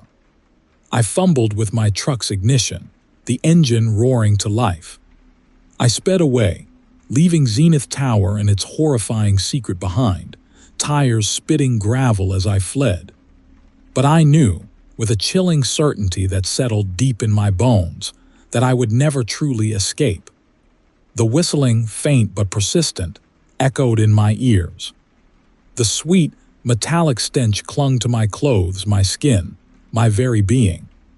And in my rearview mirror, for just a fleeting moment, I saw them, the robed figures, silhouetted against the setting sun, their masked faces turned towards me, their hands raised, the violet light streaming from their fingertips. The staff, I knew, was now complete. And whatever horror it had unleashed, it was now free. Story 18. The jerky tasted like regret. Specifically, the regret of choosing the scenic route, suggested by a gas station attendant with a lazy eye and a fondness for scratch-off tickets. Now, stranded on a nameless dirt road, scenic had devolved into simply terrifying. My rig, Betsy, was perched precariously on the edge of a ditch, her rear tire swallowed by a pothole the size of a small car. I'd managed to coax a fire from damp wood, its flickering flames providing meager comfort against the encroaching darkness. The crickets were staging a deafening orchestra, their chirps a relentless soundtrack to my isolation. Just as I was starting to envision Betsy as my tomb, a figure emerged from the woods, a cheerful whistle dancing on his lips. He was a mountain of a man, dressed in a plaid shirt and jeans that strained against his considerable girth. He carried a cooler that looked heavy enough to contain a hibernating bear. "Trouble," he boomed, his voice surprisingly melodic. "Just a little tire trouble," I said, gesturing to the chasm devouring my wheel. "Happens all the time," he chuckled, setting down his cooler with a thud. He introduced himself as Earl, a name as ordinary as his appearance. He offered me a beer and a seat by his much more robust campfire, which featured logs the size of my thighs. I accepted gratefully, my apprehension momentarily eclipsed by the prospect of human companionship. The beer was cold and the conversation easy. Earl regaled me with tales of his cross-country adventures, his stories punctuated by hearty laughter and pulls from a seemingly bottomless flask. He mentioned he was a chef, which explained the professional-grade cooler and the tantalizing aroma emanating from it. "You know," Earl said after a while, his voice dropping a notch, "there's an old trucker legend about these woods." "Oh yeah?" I asked, playing along despite the prickle of unease crawling up my spine. He leaned closer, firelight glinting in his eyes. "They say a cannibal roams these parts. Preys on truckers specifically." He let out a low chuckle. "Gets 'em nice and tenderized from all that sitting." I forced a laugh, the joke landing with the grace of a runaway tire iron. "Sounds charming," I managed. "Well, the legend also says," he continued, his gaze suddenly intense, "that he offers his victims a special last meal. Something unique." He patted the cooler beside him. "Like my award-winning chili, for instance." My stomach lurched. The pleasant aroma from the cooler now carried an undercurrent of something metallic.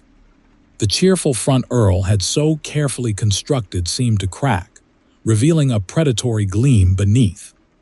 "Actually," I stammered, "I think I'll just stick to the beer." He smiled, a slow, unsettling stretch of his lips. "Suit yourself. But I insist you try the jerky. It's exquisite." He pulled out a plastic bag filled with dark, leathery strips. My gaze darted to the woods surrounding us, the darkness now pulsing with unseen menace. The crickets seemed to intensify their chirping, their song taking on a disturbingly rhythmic quality. He held out a piece of jerky.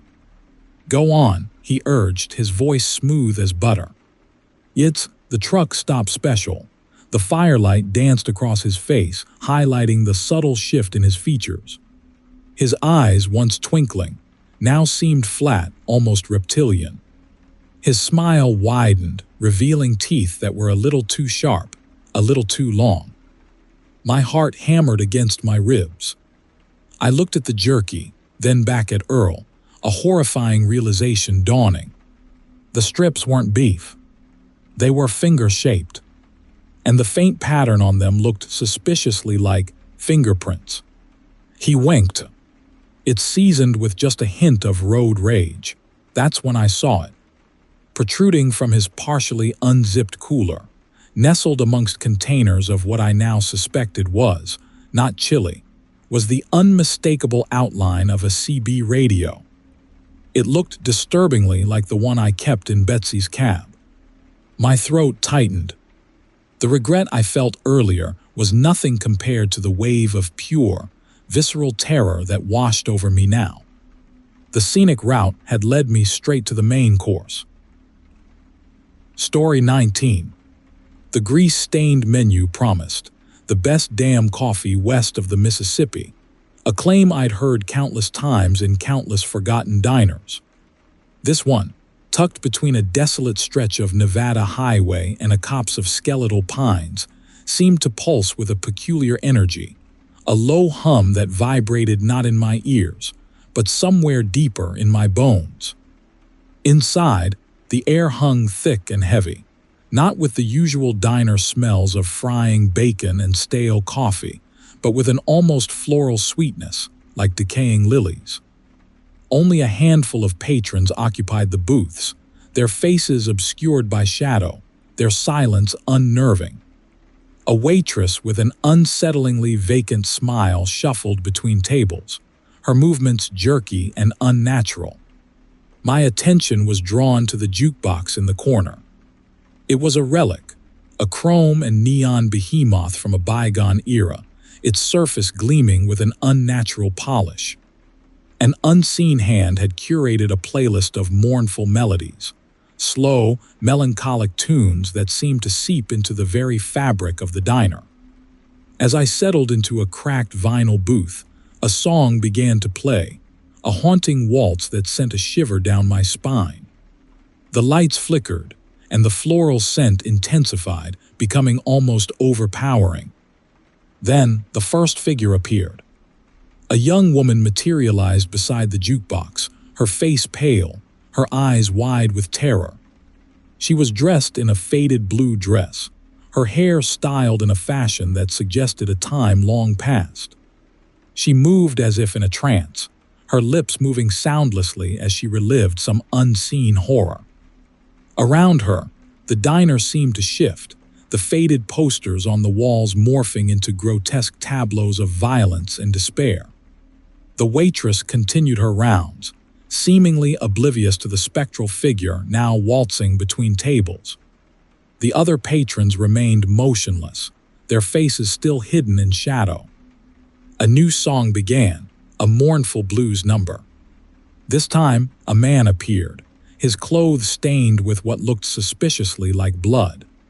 He clutched his chest, his face contorted in a silent scream, replaying the moment of his demise. More figures appeared with each new song, each trapped in their own personal loop of agony. A truck driver slumped over an invisible steering wheel, a hitchhiker frantically waving at non-existent cars, a family huddled together in fear. The diner became a stage for their final moments, a horrific theater of the dead. The sweet floral scent became cloying, choking. The temperature dropped, a chilling wind whipping through the diner despite the closed doors. The jukebox continued its relentless soundtrack of sorrow, each song summoning a new ghost, each ghost reliving their tragic end. I wanted to scream, to run, but I was paralyzed, rooted to my spot, a captive audience to this ghastly performance. The jukebox pulsed with a sickly green light. The walls seemed to breathe, the shadows deepening, stretching, forming grotesque shapes that danced at the periphery of my vision. I realized then that the shadows weren't just shadows. They were reaching out, their icy fingers brushing against my skin. A new song began, a slow, haunting ballad. And then I saw her. A woman, her face etched with a horrifying familiarity, stood beside me, her hand outstretched. It was my mother, her face frozen in the moment of her death, a car crash years ago. She reached for me, her eyes pleading, her lips forming words I couldn't hear. Terror finally broke through the paralysis. I scrambled out of the booth, knocking over a table, the clatter echoing through the suddenly silent diner. The music stopped. The figures vanished. The shadows receded. The sickly sweet scent faded. The waitress, her smile now gone, stared at me with vacant eyes. I stumbled out of the diner and into the cool night air. The image of my mother's face burned into my memory. The diner, soaked in the harsh glow of the sodium lamps, looked ordinary, almost peaceful. But I knew what lurked within. The haunted jukebox, silent now, waited for its next victim, its next audience for the horrific theater of the dead. I drove away, the chilling certainty settling in my bones that I would never truly escape the ghostly melodies, the silent screams, the haunting floral scent of the diner's tragic jukebox. Story 20. The blizzard hit hard and fast, snow whipping across the windshield like icy claws. I gripped the wheel, knuckles white against the worn leather, visibility shrinking to near zero. I'd foolishly taken a shortcut through the mountains, a gamble that now seemed destined to leave me frozen stiff in my rig. Just when I thought I'd be spending the night wedged in a snowdrift, I saw it, a faint glimmer of light through the swirling white. An old cabin, tucked away like a forgotten secret amongst the towering pines. I pulled off the barely there road, the tires crunching through the thick snow. The cabin looked deserted, paint peeling like sunburnt skin, but that light, it beckoned me. The cold was already seeping into my bones, and the prospect of freezing to death was a powerful motivator. I grabbed my thermos and a tattered blanket and plunged into the swirling snow, making my way to the dilapidated porch. The door creaked open with a mournful groan, revealing a dusty interior soaked in the flickering light of a single kerosene lamp. The air inside was frigid, but it was shelter. I stomped the snow off my boots and looked around. The cabin was a single room furnished with a crude wooden table, 2 chairs, and a moth-eaten bearskin rug. A fireplace dominated one wall, cold and empty. An unsettling silence hung in the air, broken only by the howl of the wind outside. I placed the lamp on the table and began exploring. A faded photograph on the mantel caught my eye. A family posed stiffly in front of the cabin, their faces eerily blank. Something about their smiles, it felt forced, unnatural. A shiver ran down my spine. I dismissed it as the cold, poured myself some lukewarm coffee, and wrapped myself in the blanket. I should have just stayed in the truck, I thought. But the cabin, despite its decay, had a strange pull.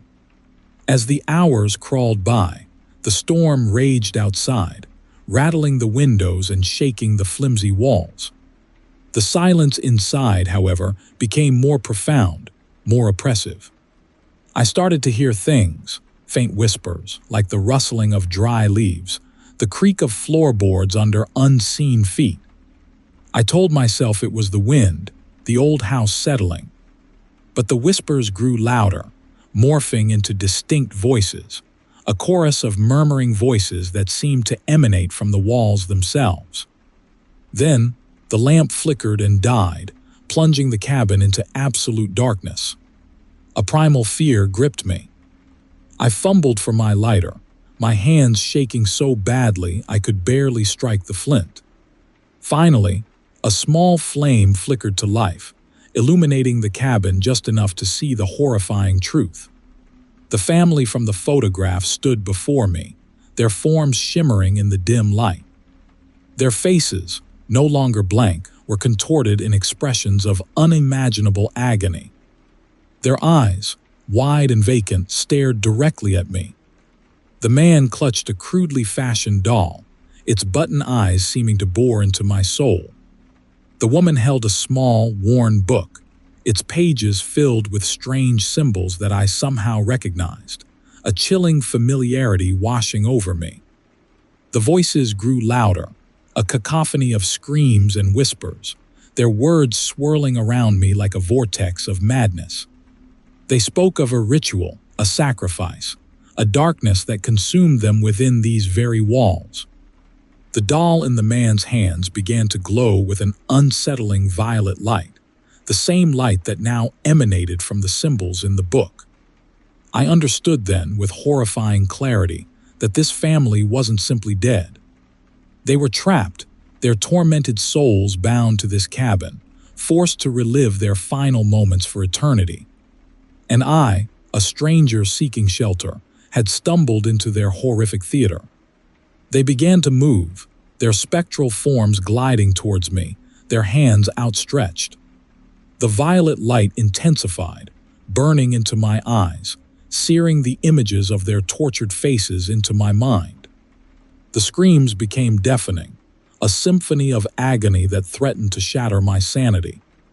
I scrambled back, knocking over the table, the lighter flying from my hand, plunging the cabin back into darkness. I stumbled towards the door, my hands blindly searching for the latch, my heart pounding against my ribs like a trapped bird. The spectral hands brushed against my skin, their touch icy cold, sending a jolt of pure terror through my body. I finally found the latch, flung the door open, and stumbled out into the blinding snow. The storm had subsided, the moon casting an eerie glow on the snow-covered landscape. I ran, not caring about the cold, the snow, the direction. I ran until I collapsed, breathless and trembling at the edge of the woods. I didn't look back. I couldn't. I don't know how long I wandered before I found my way back to the road. I never saw the cabin again. But the faces of the family, their tortured screams, the violet light, they haunt my dreams still. And sometimes, in the quietest hours of the night, I hear the whispers again, the chilling reminder of the terrifying secret hidden within that abandoned cabin in the woods. Story 21. The Navajo elders warned me. They said the canyons held secrets best left undisturbed. They said the whispers on the wind weren't wind at all. I, of course, a man of science and spreadsheets, dismissed it as folklore. I hauled geological samples, not ghost stories. My rig, Betsy and I, we dealt in facts in tonnage and mileage. This run was different. It started with an antique CB radio, a gift from a retiring trucker. Keeps you company, he'd chuckled, out there on the long haul. He didn't mention it might also summon something from the other side. The first oddity was the static. It wasn't the usual crackle and pop. This static had a rhythm, a low, gravelly hum that seemed to vibrate inside my skull. Then came the voice. Not a trucker's voice, gravelly and tired, but something slick, almost oily. It whispered my name. Thomas, it hissed, the syllables dripping with something I couldn't quite place, something ancient and cold. I checked the channels. Nothing. I chalked it up to fatigue, the endless miles blurring the lines between reality and hallucination. But the voice persisted, weaving itself into the fabric of the journey, a relentless soundtrack to the shifting landscape. The cryptic messages started subtly. Fragments of Navajo words I didn't understand, twisted into unsettling phrases. Then it escalated. The voice described things it couldn't possibly know. The chipped coffee mug on my dash, the faded picture of my daughter tucked into the visor, the lingering taste of apricot jam from my breakfast sandwich. You crave the canyon's embrace, Thomas, it purred, a disturbing intimacy lacing its tone. It hungers for you too. My GPS malfunctioned, directing me off the interstate and onto a dirt track I couldn't find on any map. Betsy's engine, usually a purring beast, sputtered and coughed, protesting against the unexpected detour. I tried to turn back, but the steering wheel locked, vibrating with an unseen force. The landscape changed. The familiar desert scrub transformed into a twisted parody of nature. The sparse, gnarled trees seemed to squirm, their branches reaching towards Betsy like skeletal fingers. The ground itself seemed to pulse with an unnatural, phosphorescent green glow. The air grew heavy, thick with an unsettling scent of overripe cantaloupe and something metallic, like blood drying on hot asphalt. The CB crackled again. Almost there, Thomas, the voice whispered, a sickeningly sweet promise in its tone. Then I saw it. A structure rising from the earth, not built but extruded, like some obscene growth. It was made of a dark, glassy material, reflecting the green glow of the earth in swirling, hypnotic patterns. Zenith Tower, the forgotten mining outpost. I'd read about it in dusty local histories, a place of strange disappearances and whispered tales of madness. The closer I got, the more agitated the voice became, its whispers escalating into a chilling, croaky chant. Betsy accelerated, the engine screaming in protest, the tires spitting gravel as I hurtled towards the obsidian monstrosity. I slammed on the brakes, but the pedal went soft, useless. "Welcome home, Thomas," the voice boomed, no longer a whisper, but a roar that filled the cab, vibrating in my bones. Betsy slammed into the base of the tower, the impact throwing me against the steering wheel. I blacked out. I awoke to the chant, now echoing all around me. I was inside the tower, strapped to a cold metal table. The air was thick with the cloying sweetness of cantaloupe and the metallic tang of blood. The green light pulsed, bathing everything in a sickly glow. Around me, figures moved, robed in the same dark, glassy material as the tower. They carried strange, gleaming instruments. Their faces were hidden by grotesque masks carved from some unknown, polished black stone. And in the center of the room, atop a raised platform, stood the CB radio, pulsing with a malevolent green light. The voice, now a chorus of whispers and chants, emanated from the radio, filling my mind, stripping away my sanity, my sense of self. They spoke of ancient rituals, of the earth's hunger, of the merging of worlds. They spoke of me, their chosen vessel. They raised their instruments. I screamed, a silent scream trapped within the confines of my terror-stricken mind. The instruments descended. I don't remember what happened next. There are gaps, missing pieces in the puzzle of my mind. Flashes of impossible geometries, of swirling vortexes of green light, of the chanting growing louder, of a searing pain that transcended the physical. Then nothing. I woke up in Betsy, parked on the side of the interstate, miles from Zenith Tower. The CB radio was gone. The sun was rising, painting the desert landscape in warm hues of orange and pink.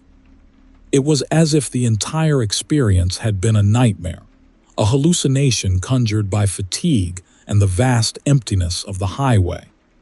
But the smell lingers. The cloying sweetness of cantaloupe, the metallic tang of blood. And sometimes, late at night when I'm alone on the road, I hear a faint whisper on the wind, a chillingly familiar voice calling my name. The Navajo elders were right. Some secrets are best left undisturbed. Story 22. The dust devils danced across the shimmering expanse of the Kalahari, mocking me with their carefree swirls. I'd taken a wrong turn, a very wrong turn. My GPS had glitched out hours ago, and now, stranded on this nameless track, I knew I'd trespassed somewhere I shouldn't have. My cargo of medical supplies for a remote clinic felt miles away. I should have stuck to the main roads. Then I saw it, a small, skinny antelope, no bigger than a dog, darting across the path. Betsy, my trusty 18-wheeler, was going too fast. The thump was sickening. I slammed on the brakes, dust billowing around the cabin. When the air cleared, I saw it lying there, broken and still. Its fur, the color of burnt sand, was matted with blood. I felt a prickle of unease. This wasn't just any animal. The Sand People considered certain antelopes sacred. I'd heard stories, whispers really, about their reverence for the land. The kudu, this one, smaller, more delicate, felt different, more significant. The air thickened. A low, gravelly chant rose from the scrub brush, a sound that vibrated in my bones. Figures emerged, their bodies painted in intricate patterns of red and white clay. They carried long, carved staffs, tipped with what looked like polished bone. Their eyes, dark and ancient, locked onto mine. I knew, with a chilling certainty, that I'd made a terrible mistake. They didn't speak, not at first. They simply circled Betsy, their chanting intensifying. The sun, a brutal eye in the vast sky, seemed to beat down with increased ferocity. The air thrummed with an unseen energy, a pressure building in my ears. One of them, taller than the rest, his face obscured by a mask made of animal hide, stepped forward. He raised his staff, pointing it directly at me. Then he spoke, a single word in a language I didn't understand but instinctively knew. It was a curse. The first sign was the itching. It started subtly, a tickle under my skin, like ants crawling. I tried to ignore it, attributing it to the heat and dust. But it grew, spreading across my body, becoming unbearable. I scratched, clawed at my skin, drawing blood. But the itching persisted, relentless. Then came the dreams. Vivid, horrifying visions of twisted landscapes, of figures dancing around a fire, their bodies contorting into unnatural shapes. I woke up screaming, my sheets soaked with sweat, the itching still a constant companion. The changes to my body started slowly. My fingers seemed longer, more slender. My teeth felt sharper. My appetite became ravenous, a gnawing hunger that nothing could satisfy. And the antelope, the sacred creature I'd killed, haunted my every waking moment. Its image burned behind my eyelids, its mournful eyes accusing me. I tried to rationalize it, to convince myself it was just stress, dehydration, the harsh desert sun playing tricks on my mind. But the truth, terrifying and undeniable, clawed its way to the surface. The bushman's curse was transforming me, twisting me into something other. I began to crave raw meat, the thought of cooked food revolting me. My reflection in the truck's side mirror became distorted, the face staring back no longer entirely my own. The itching intensified, a burning agony that drove me to the brink of madness. I tore at my skin, desperate for relief, but only drew more blood. One night, parked on the edge of a desolate salt pan, under a sky choked with stars, the transformation completed. I looked in the mirror and saw the antelope staring back. Its bronze-colored fur covered my body. Its horns sprouted from my head. Its mournful eyes, filled with an ancient wisdom, reflected my own terror. The bushmen had taken their revenge. I was no longer human.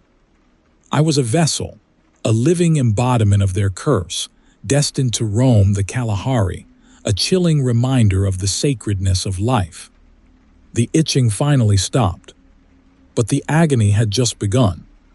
I raised my head and let out a mournful cry, a sound that echoed across the vast emptiness, a testament to the terrible power of the bushman's revenge. My new life, a twisted parody of existence, had begun. Story 23. The sun bled orange across the Nevada desert as I pulled into the Crossroads Diner, a lonely beacon in a sea of scrub brush. The place looked deserted except for a single, battered pickup truck parked out back. A strange, almost floral sweetness hung in the air, thick and cloying.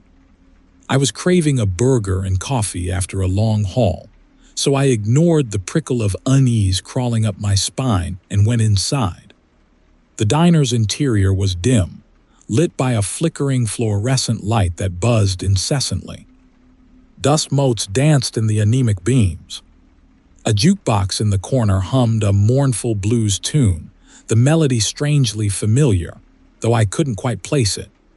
The only other patron was a woman hunched over a booth in the back, her face obscured by shadows. I slid onto a stool at the counter. The vinyl squeaked beneath me. A waitress emerged from the back, her face oddly smooth, almost plastic. Her smile didn't quite reach her vacant eyes. She placed a chipped mug in front of me and poured coffee, the aroma suspiciously sweet. "Anything to eat?" she asked, her voice a low, raspy murmur. "Burger and fries," I replied, still scanning the diner.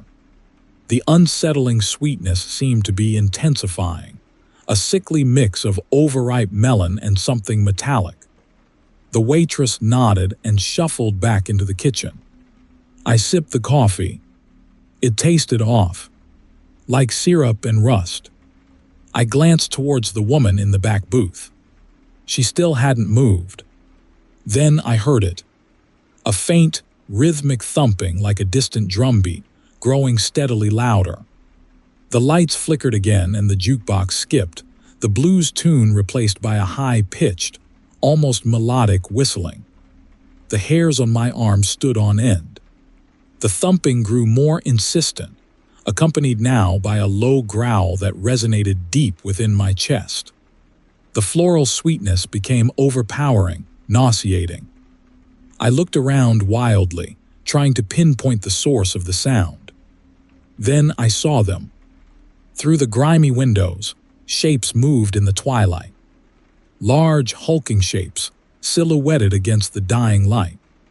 They moved with an unnatural fluidity, their limbs elongated, their heads held high. They circled the diner, their whistling intensifying, becoming almost unbearable. My heart hammered against my ribs. I knew, with a terrifying certainty, what they were. Dogmen, creatures of Native American legend, whispered about by truckers on lonely stretches of highway. Creatures I'd always dismissed as folklore. The waitress returned with my burger. She placed it in front of me, her smile widening, revealing teeth that were too long, too sharp. I didn't touch the food. I couldn't tear my eyes away from the figures outside. They were closing in, their growls becoming deafening. I could see them more clearly now. Their fur was matted and dark. Their eyes glowed with a malevolent green light. Their snouts were elongated, their teeth bared in snarls. They were no longer simply silhouettes. They were real, and they were hungry. The woman in the back booth finally moved. She stood up, turning to face me. The shadows fell away, revealing her face. It was the same smooth, plastic face as the waitress, the same vacant eyes, the same unnerving smile. But her teeth were even longer, sharper. And her hands, her fingers were elongated, tipped with wickedly sharp claws. The whistling reached a fever pitch. The dogmen outside slammed against the windows, the glass spiderwebbing under the impact. The woman, the creature, lunged towards me, her claws outstretched. I scrambled back, knocking over my stool. The first window shattered. A dogman leaped inside, its green eyes fixed on me. Other dogmen followed, crashing through the remaining windows, their howls filling the diner. I dove for the kitchen door, adrenaline coursing through me. I burst through the swinging door and into the deserted kitchen, the metallic stench of blood thick in the air. A crude operating table dominated the room, stained dark with a viscous liquid. Surgical tools, disturbingly clean, lay scattered across a nearby counter. The thumping and whistling were right behind me. I slammed the back door open and stumbled out into the night, the desert air a welcome reprieve from the cloying sweetness of the diner. I ran. I ran as fast as I could, the howls of the dogmen echoing behind me. I ran until my lungs burned and my legs hurt. I didn't stop until I reached the highway, the familiar blacktop, a thin ribbon of hope in the vast, unforgiving desert. I flagged down the first truck I saw, a battered 18-wheeler hauling mining equipment. The driver, a grizzled man with a weathered face, didn't ask questions. He just pulled me inside, the roar of the engine drowning out the fading howls of the pack. As we drove away, I looked back at the Crossroads Diner, a lonely beacon in the growing darkness. The figures were still there, silhouetted against the flickering fluorescent light, their whistling a haunting melody in the desert night. I knew, with a chilling certainty, that I would never truly escape the Crossroads Diner, that the memory of those vacant smiles and elongated claws would haunt me forever. And I knew, with a sickening dread, that I had become a part of their terrifying ritual, another unwitting participant in their gruesome feast.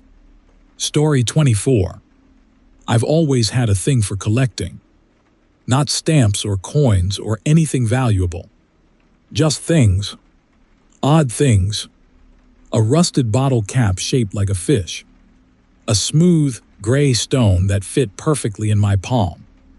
A faded matchbook from a diner that probably burned down decades ago. Betsy, my trusty 18-wheeler, was a rolling museum of these peculiar treasures. My wife, Martha, rolled her eyes, but she tolerated my quirk.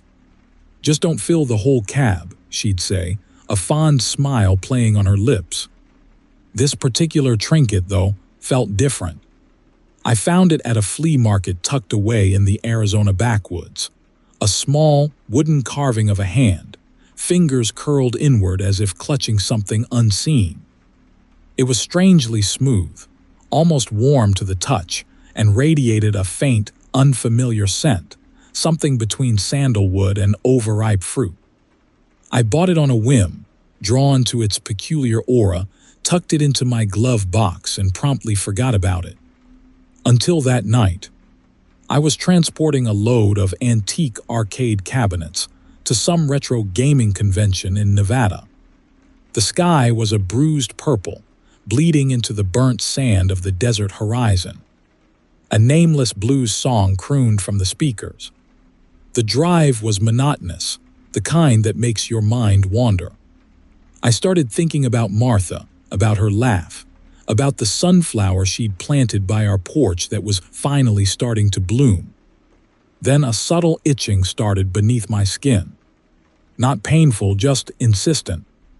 I scratched absently at my forearm, but the itch persisted, spreading like a network of tiny electric shocks. My fingers seemed longer. I glanced down, but the dashboard lights were too dim to make out anything unusual. The itching intensified, becoming a burning, crawling sensation. My skin felt tight, too small for my growing frame.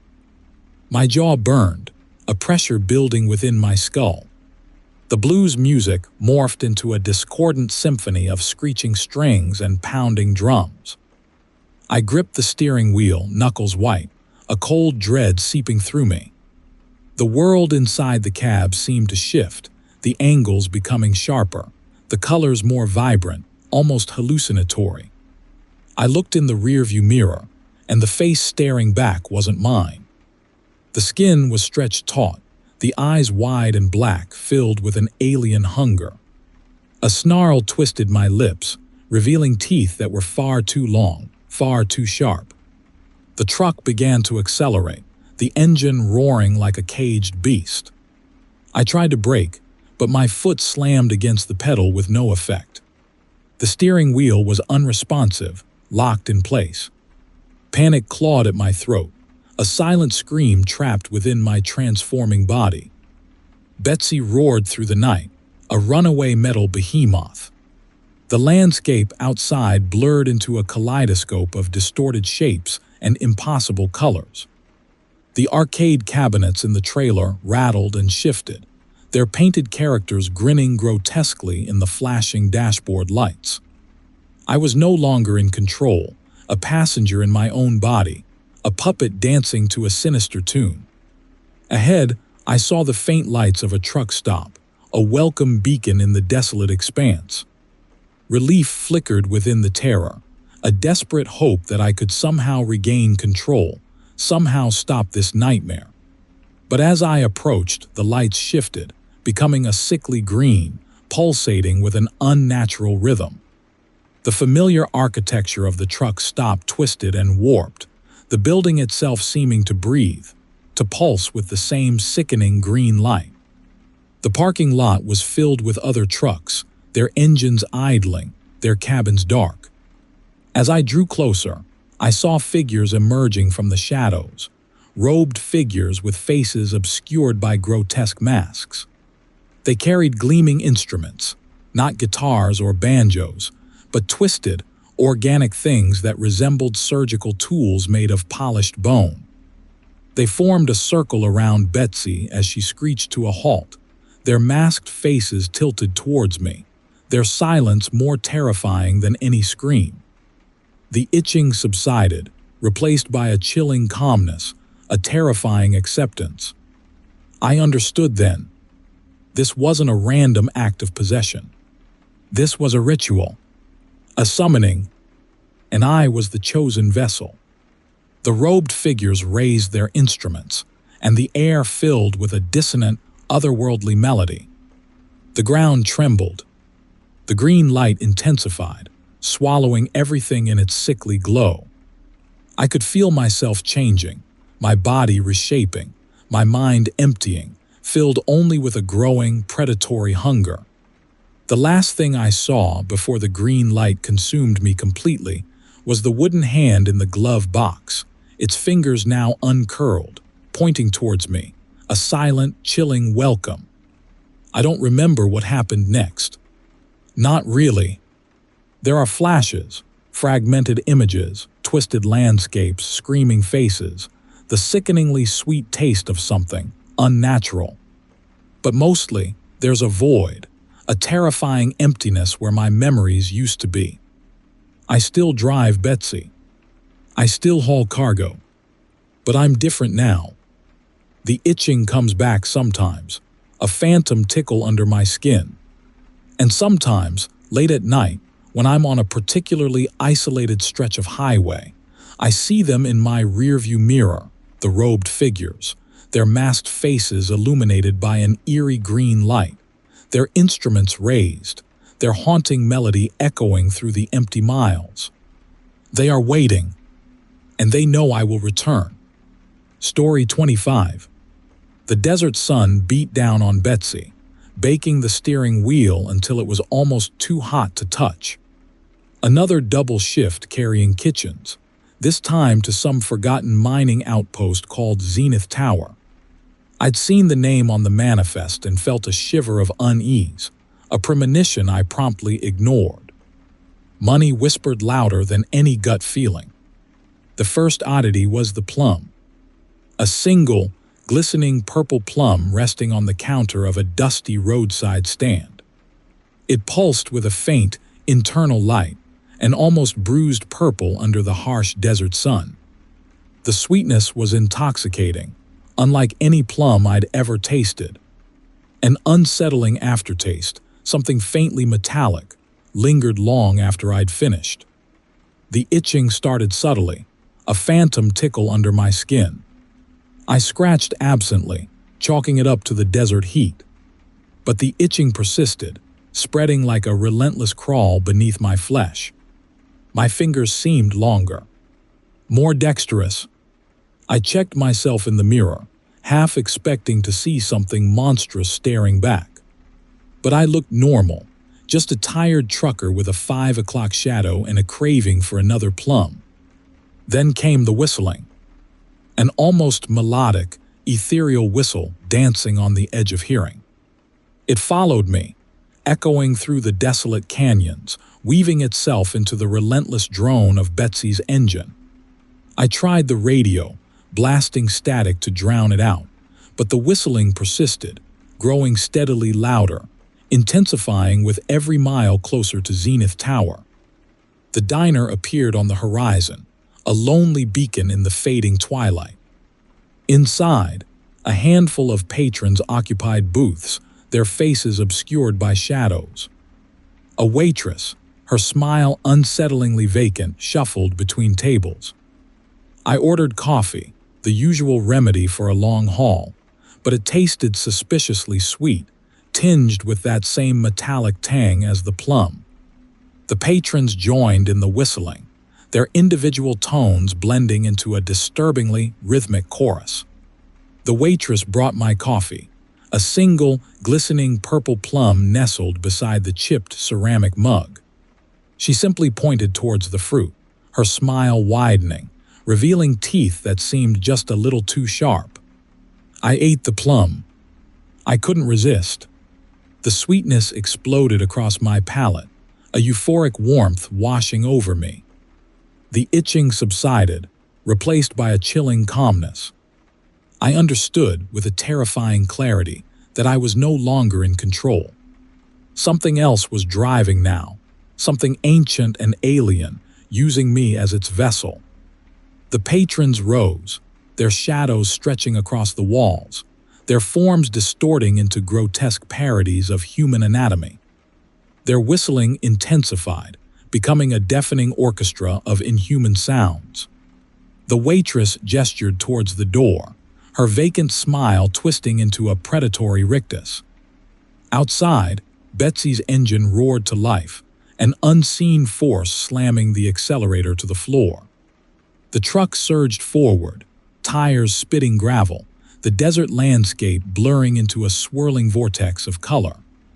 I watched helplessly as my hands, now elongated and tipped with sharpened claws, gripped the steering wheel. Zenith Tower loomed ahead, an obsidian structure rising impossibly high against the bruised purple twilight. The whistling reached a fever pitch, the patrons inside the diner chanting in unison, their voices rising in a croaky symphony. I was their chauffeur, their unwitting participant in a horrifying ritual, delivering them to their destination. The truck crashed through the gates of Zenith Tower, the metal groaning under the impact. The robed figures poured out, their faces finally illuminated by the pulsating violet light emanating from the tower. Their masks, grotesque parodies of human faces, gleamed under the unnatural light. They carried gleaming instruments, polished obsidian stretched taut over bone. They raised these instruments, their chanting intensifying, and the earth trembled beneath their terrifying power. I felt my own transformation complete, my bones reshaping, my skin shimmering under the violet light.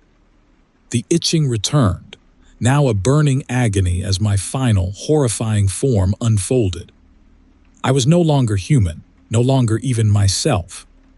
I was their vessel, their instrument, their newest resident in this impossible realm.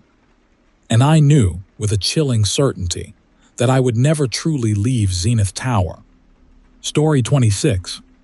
The email arrived with the subject line, "Special Delivery Instructions." I figured it was just another update from dispatch about my latest load of factory-made sunrooms. I was wrong. The email contained a blurred photo of me, taken from a distance, and a single sentence, "Target acquired."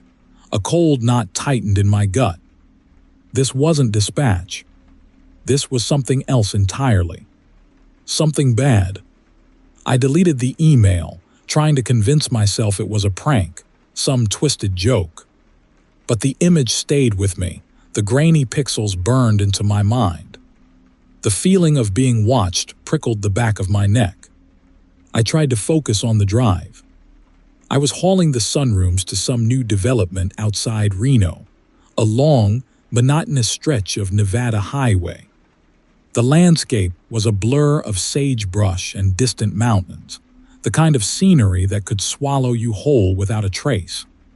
I'd driven this route countless times, each mile indistinguishable from the last. But now, every shadow seemed menacing, every passing car a potential threat. I stopped at a gas station, a brightly lit oasis in the vast emptiness. I needed coffee, something to wash away the growing unease. Inside, I felt eyes on me. I scanned the other patrons, a couple of weathered ranchers, a woman hunched over a crossword, a trucker in a stained baseball cap. Nobody seemed to be paying me any particular attention. But the feeling persisted. Back on the road, I kept checking my mirrors, the phantom image of that grainy photo flashing in my mind. I imagined a black sedan tailing me, a shadowy figure behind the wheel, their eyes fixed on my trailer. I started taking random exits, trying to shake off the imaginary pursuit, but the paranoia only intensified. The sun began to dip below the horizon, painting the sky in shades of bruised orange and purple. Up ahead, I saw the faint glow of a diner sign. The Zenith Tower Mining Outpost Diner. I'd passed it 100 times but never stopped. Tonight, the warm light beckoning from its windows felt like a sanctuary. The diner was almost empty. A waitress with a vacant smile shuffled between tables, her movements strangely mechanical. A jukebox in the corner hummed a mournful country tune. I sat at the counter and ordered coffee, my hands trembling as I reached for the sugar dispenser. "Rough night?" the waitress asked, her voice a flat monotone.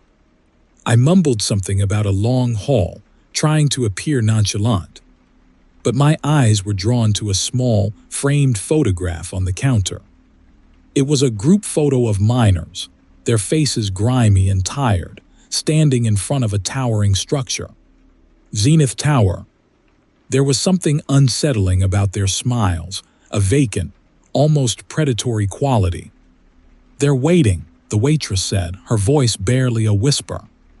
I looked up, startled. "Who's waiting?" She just smiled and gestured towards the photograph. "They always wait." The hairs on the back of my neck stood on end. I glanced around the diner again. The ranchers, the woman with the crossword, the trucker, they were all staring at me, their smiles widening, their eyes gleaming with an unnatural light. The jukebox music shifted, morphing into a discordant symphony of screeching strings and pounding drums. I scrambled off my stool, knocking over my coffee cup. The ceramic shattered on the floor, the sound swallowed by the growing cacophony. I stumbled towards the door, my heart hammering against my ribs. The waitress blocked my path, her smile twisting into a grotesque snarl. "You can't leave," she hissed. "They're expecting you." The others closed in, their movements becoming jerky and unnatural. Their faces were contorting, their features shifting into something monstrous. Their hands, elongated and tipped with sharp claws, reached for me. I turned and ran, crashing through the diner's back door. I found myself in a small, dusty storeroom. In the corner, a wooden crate pulsed with a faint violet light. The same violet light that emanated from the miner's eyes in the photograph. The same violet light that pulsed beneath the skin of the creatures closing in on me. I knew then. I knew what they were. I knew why they were waiting. The crate burst open, revealing a network of polished obsidian corridors stretching into an impossible darkness. The creatures lunged, their claws tearing through my clothes, their touch surprisingly cold. I screamed, the sound swallowed by the abyss. And then I saw them. The robed figures. They stood at the entrance to the obsidian labyrinth, their faces hidden beneath grotesque masks. They raised their gleaming instruments, their obsidian surfaces reflecting the pulsating violet light. They were the orchestrators of this nightmare, the conductors of my demise. And the horrifying truth was, I wasn't the first delivery, and I wouldn't be the last. Story 27. The pay was good, too good to refuse. Hauling tents across the Nevada desert wasn't my ideal gig, but the money whispered promises of early retirement. Zenith Tower Mining Outpost was the destination, a place whispered about in hushed tones by other truckers. Something about strange deliveries, disappearances, and an unsettlingly high turnover rate. I dismissed it as superstition. Until tonight. It started with the whistling. A high-pitched, almost melodic sound carried on the desert wind. I figured it was just the wind playing tricks, whistling through the canyons. But then I saw them. Silhouetted against the bruised purple twilight, a procession of figures marched across the desert floor. Robed, carrying what looked like gleaming instruments, they moved with an unnerving synchronization. Their whistling intensified, becoming almost hypnotic. I gripped the wheel, a prickly unease crawling under my skin. I slowed Betsy, my trusty Kenworth, as I approached the outpost. The whistling convoy converged on a small clearing, their robed forms shimmering under an eerie violet light emanating from the ground itself. Curiosity overriding caution, I pulled over, parking a safe distance away. The violet light pulsed, illuminating their faces. Or what should have been their faces. Grotesque masks, carved into snarling animalistic visages, stared back at me. Some resembled wolves, others bears, but all shared a predatory gleam beneath their hollow sockets. A figure detached itself from the group, its masked face tilted towards me. It carried a staff topped with a carved skull that pulsed with the same violet light. The figure gestured, a silent command to approach. My heart hammered against my ribs, but something compelled me forward. I left Betsy, the cab suddenly feeling like a cage. As I drew closer, the source of the violet light became clear. A perfect circle etched into the earth glowed with an unnatural intensity. Within the circle, something moved. Large, hairy, unmistakably Bigfoot. It stood bound by thick, thorny vines pulsing with the same violet energy. The creature thrashed against its restraints, its roars echoing across the desolate landscape. Then, from the shadows of the nearby Joshua trees, another figure emerged. Taller, leaner, moving with a disturbing fluidity I'd never witnessed before. This one stood on two legs, its elongated snout and sharpened claws unmistakably canine. Dogman. The whispers I'd dismissed as trucker lore suddenly became terrifyingly real. The robed figures raised their instruments. They weren't musical instruments. They were bizarre, organic-looking devices crafted from bone and polished stone. As the figures began to play, a discordant symphony filled the air.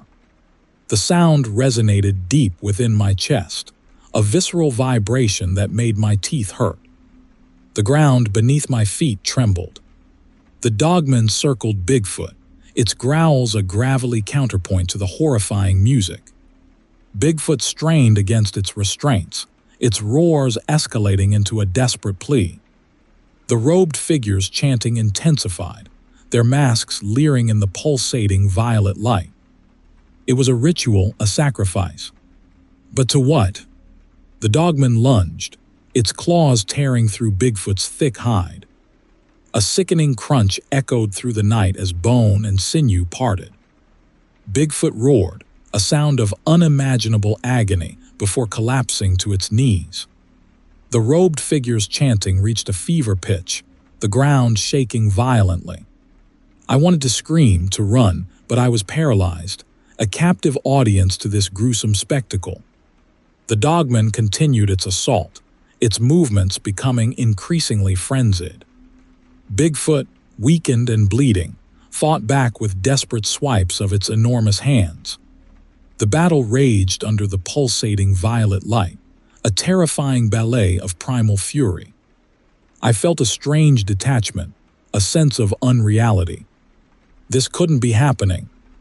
Then, the violet light intensified, becoming almost blinding. I squeezed my eyes shut, the discordant music and croaky roars echoing through my skull. When I finally opened them, the light was gone. The robed figures were gone. Bigfoot was gone. Only the dogman remained, standing over a mangled pile of flesh and bone, its snout stained crimson. It turned its head towards me, its predatory gaze piercing the darkness. A low growl rumbled in its chest. I stumbled backward, every instinct screaming for me to flee. The dogman took a step forward. Then another. I turned and ran, the image of the gruesome spectacle seared into my mind. I ran until I reached Betsy, fumbling with the keys, my hands shaking uncontrollably. I threw myself inside, slamming the door, the lock clicking into place like the final bolt on my coffin. I turned the key, the engine roaring to life, a welcome sound against the horrifying silence of the desert night. I floored it, leaving the clearing, the outpost, and the terrifying ritual behind. I drove through the night, the image of the dogman and its gruesome victory burned into my memory. The whistling, though fainter, still echoed in my ears. I knew, with a chilling certainty, that I would never truly leave Zenith Tower. I had witnessed something ancient, something terrible, and I would forever be haunted by the horrifying spectacle I had witnessed in that desolate clearing under the violet light. The desert, once a symbol of freedom and open space, now felt like a prison, every shadow a potential hiding place for the robed figures and their monstrous allies. And I knew, with a sickening dread, that the whistling would return. Story 28.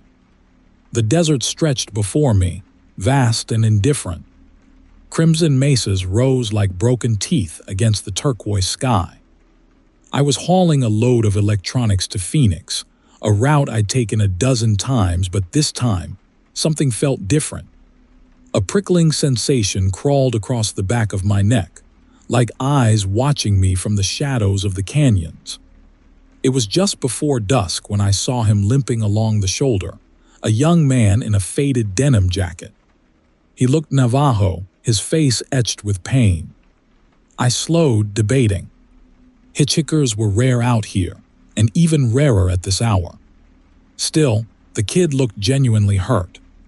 I pulled over. He clambered into the passenger seat, muttering a thank you.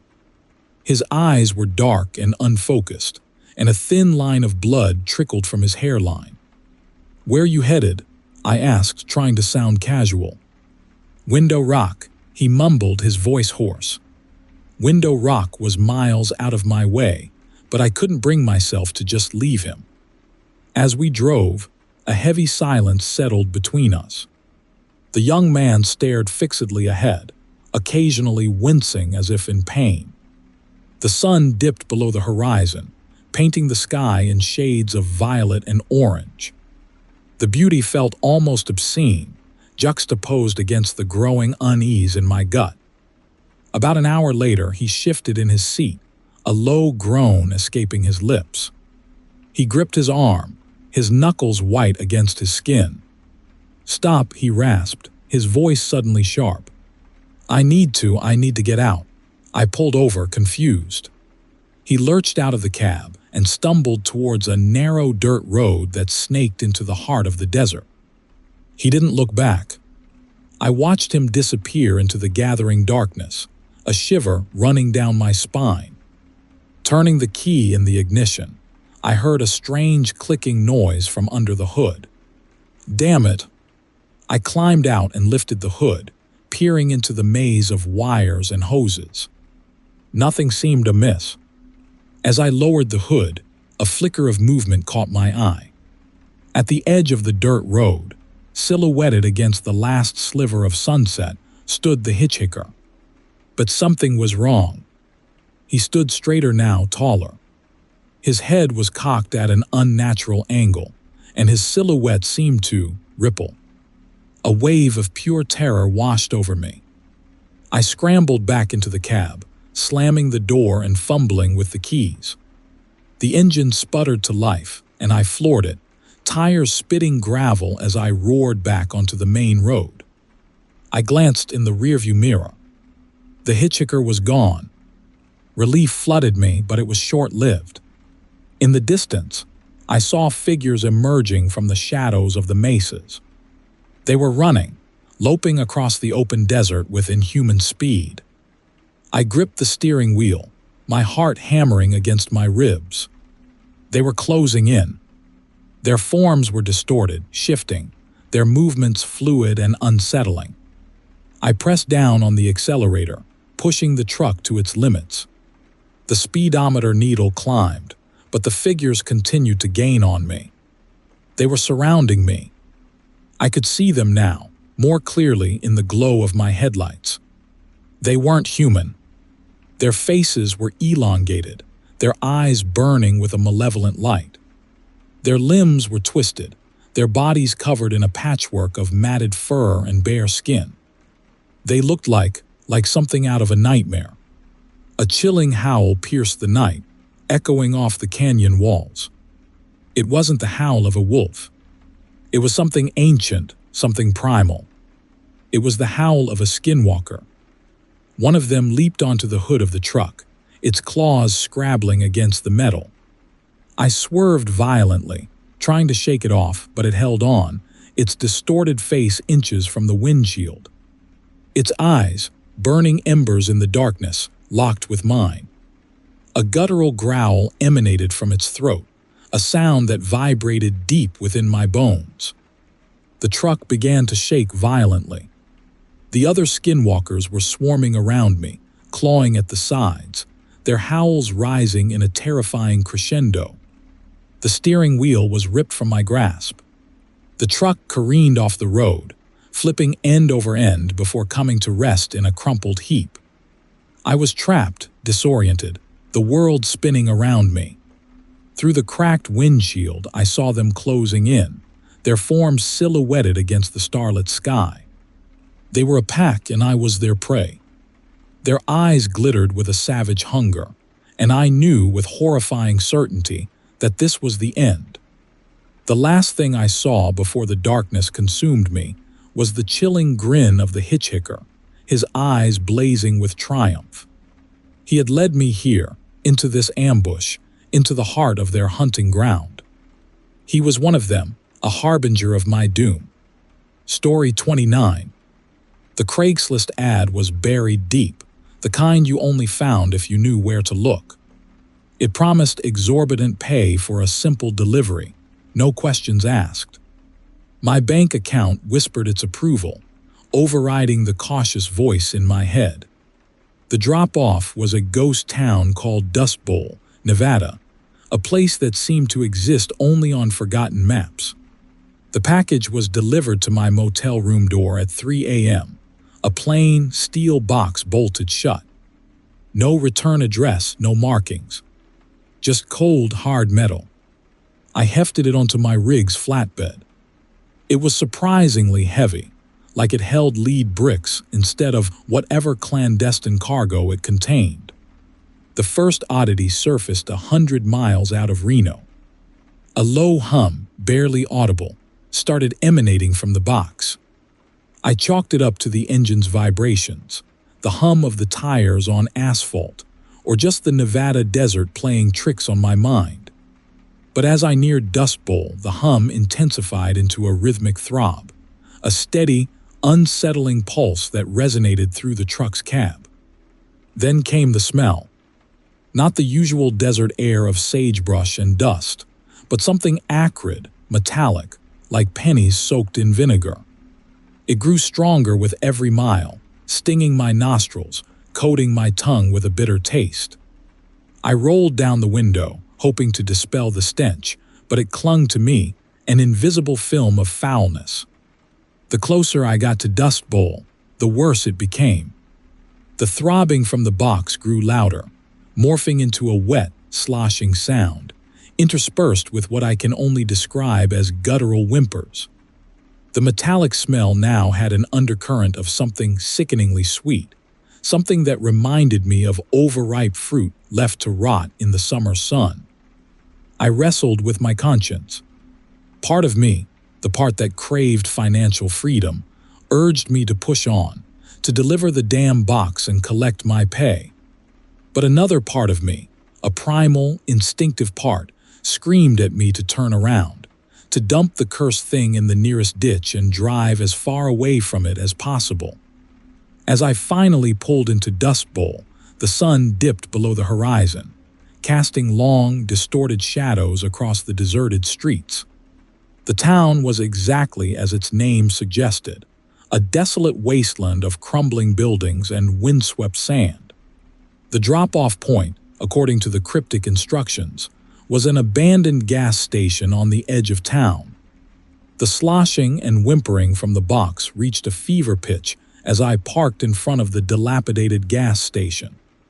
The stench was overwhelming, forcing me to gag.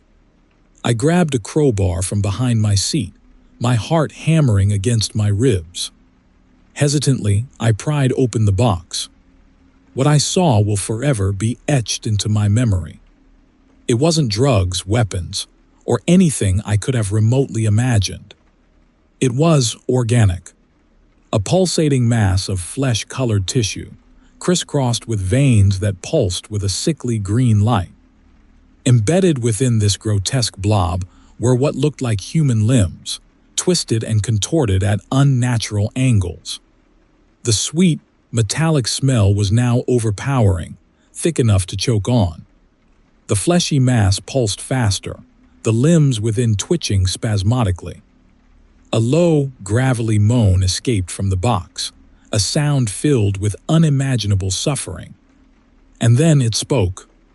A voice, thin and reedy, whispered from the depths of the organic horror, "Please help us." Frozen in terror, I stared at the thing, unable to comprehend the sheer wrongness of it all. My mind reeled, trying to reconcile the words with the monstrous form they emanated from. Were these people trapped within this thing? Suddenly, a wave of nausea washed over me. This wasn't a delivery. It was a disposal. Someone had created this abomination and paid me to transport it to this forgotten town, to be left to rot and die in the desert. I had become an unwitting accomplice to something truly horrific. My revulsion quickly gave way to a burning rage. I slammed the lid shut, the metallic clang echoing in the deserted town. I jumped back into my truck, tires squealing as I reversed out of the gas station. I didn't care about the money anymore. I had to get away from this place, from this thing. As I sped away from Dust Bowl, the throbbing, sloshing, and whimpering from the box continued, a constant reminder of the horror I carried in my truck bed. I drove through the night, fueled by adrenaline and a growing sense of dread. I eventually abandoned the truck and the box in a remote ravine, far from any road or town. I walked away without looking back, the cries of the thing still ringing in my ears. I haven't driven a truck since. I can't.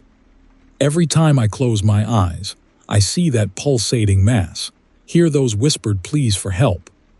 I made a terrible mistake, driven by greed and a willful blindness to the potential consequences. And now, I live with the weight of that mistake, a burden that grows heavier with each passing day. Story 30. The bridge loomed, a concrete and steel behemoth strung across the Susquehanna. It's called the Susquehanna Skyway, but everyone I know just calls it the Mothman's Bridge. Ever since that winged thing was sighted around here in the 60s, folks have linked it to any local tragedy, especially that bridge. I've driven this route 1,000 times, but this time, the bridge feels wrong. A deep, bone-chilling dread claws at me, and the premonitions have been relentless. It started subtly. Just a flicker in my peripheral vision, a dark shape against the twilight sky. Then, vivid dreams of twisting metal, screaming steel, and the river churning with debris. I dismissed it at first: stress, too much coffee, the usual anxieties of a long-haul trucker. But the visions escalated. Whispers in the quiet of my cab, not words, but a chilling sense of impending doom, always centered on the bridge. The closer I get, the stronger the feeling grows, tightening around my chest like a vise. I inherited my grandmother's gift or curse, depending on your viewpoint. She could see things, feel things, mostly bad. She called them whispers on the wind. I tried to ignore it, rationalize it away, but this feels different. This feels like a scream. I pulled over a few miles before the bridge, my hands slick with sweat despite the autumn chill. I tried to take a deep breath, steady myself. I needed to deliver this shipment of medical supplies. It was important, life-saving even. But the image of the collapsing bridge, the twisting metal, the screams, flashed through my mind with horrific clarity. I've always been practical, logical. My dad was an engineer. He taught me how things worked, how to trust in steel and concrete, in physics and design. But my grandmother's blood runs deep in me, and right now it's screaming. I looked at the bridge, its stark silhouette against the darkening sky. It stood there, solid and unyielding, yet my gut told me it was a lie. A front hiding a fatal flaw, a ticking time bomb waiting to detonate. Then I saw it. A flicker of movement at the edge of my vision, high above the bridge. It was too large to be a bird, too dark, too angular. My heart leaped into my throat. The Mothman. I'd scoffed at the stories, dismissed them as local folklore, but there it was, undeniable. Its huge, dark form silhouetted against the setting sun, those unsettling red eyes seeming to bore into me. I don't know how long I sat there, paralyzed by fear and a strange, dawning understanding. The Mothman wasn't a harbinger of doom. It was a warning. It was trying to tell me something. I grabbed my CB radio, my hand trembling. "Breaker, breaker, this is Big Rig Billy. Anyone on this channel?" Static hissed back at me. "Come on, someone's gotta be out there." I tried again, and finally, a crackly voice responded. "Yeah, this is Smockin' Sally. What's up, Billy?" "Sally, listen to me. There's something wrong with the Skyway. I don't know what, but I have a really bad feeling. Call the authorities. Tell them to shut it down. Tell them Big Rig Billy said so." Sally's voice was skeptical. "Billy, are you all right? You sound off. Just do it, Sally. Please. This is serious." There was a pause, then, "All right, Billy. I'll make the call. You stay put, okay?" I slumped back in my seat, a wave of exhaustion washing over me. I didn't know if they'd believe Sally, or even if I was right. But I'd done what I could. I watched the bridge, waiting. Minutes ticked by, agonizingly slow. Then I saw the flashing lights. Police cars raced towards the bridge, sirens wailing. They began stopping traffic on both sides. Relief washed over me, so potent it almost made me weak. They'd listened. I'd averted the disaster. Just as I started to relax, I felt a tremor beneath my wheels. It was subtle at first, then grew stronger, the ground vibrating beneath me. The bridge groaned, a deep, gravelly sound that seemed to tear through the air. I watched in horror as a crack appeared in one of the main support pillars. It spread rapidly, spiderwebbing across the concrete. Then, with a sickening crunch of metal and concrete, the entire structure began to collapse. The screams I'd foreseen echoed through the night, but they weren't the screams of dying motorists. The bridge was empty. The police had cleared it just in time. As the last section of the bridge crumbled into the river below, I saw it again. The Mothman. It perched on a nearby bluff, its red eyes fixed on me. This time there was no fear, only a strange sense of gratitude. It had saved countless lives. It had saved mine. I sat there for a long time, watching the dust settle over the wreckage. The premonitions were gone, replaced by a profound sense of awe and a chilling understanding of the unseen forces at play in the world. I knew I would never look at a bridge the same way again. And I knew I would never forget the red eyes that had watched over me from the darkness. Story 31. The first one I saw was a deer. Nothing unusual about that. Deer are practically magnetized to truck grills out here. But this one, it was posed. Legs splayed out at unnatural angles, head twisted back, almost like it was looking at the sky. I chalked it up to some sick kid's prank.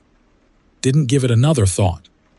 Then it was a brush wolf, arranged in the same way, a few miles down the road. And then a raccoon, positioned on a small rise by the highway, its tiny paws reaching upwards. I started feeling a creeping discomfort, a prickling at the back of my neck. This wasn't natural. This was deliberate. Over the next few hours, the displays became more frequent, more elaborate. A fox draped over a road sign. A flock of crows, arranged in a perfect circle in the middle of the highway. I had to slam on the brakes to avoid them. The sheer wrongness of it gnawed at me. This wasn't the work of bored teenagers. This was something else. Something ritualistic. I pulled into a gas station, desperate for human contact, for a dose of normalcy. The attendant, a skinny kid with vacant eyes, barely registered my presence. I asked him if he'd seen anything strange, any roadkill arrangements. He just shrugged, a flicker of something cold in his eyes. He said the offerings must be made, offerings. My stomach churned. I paid for my gas, my hands shaking, and got back on the road. I needed to get to my destination, deliver my cargo, and put as much distance between me and this place as possible.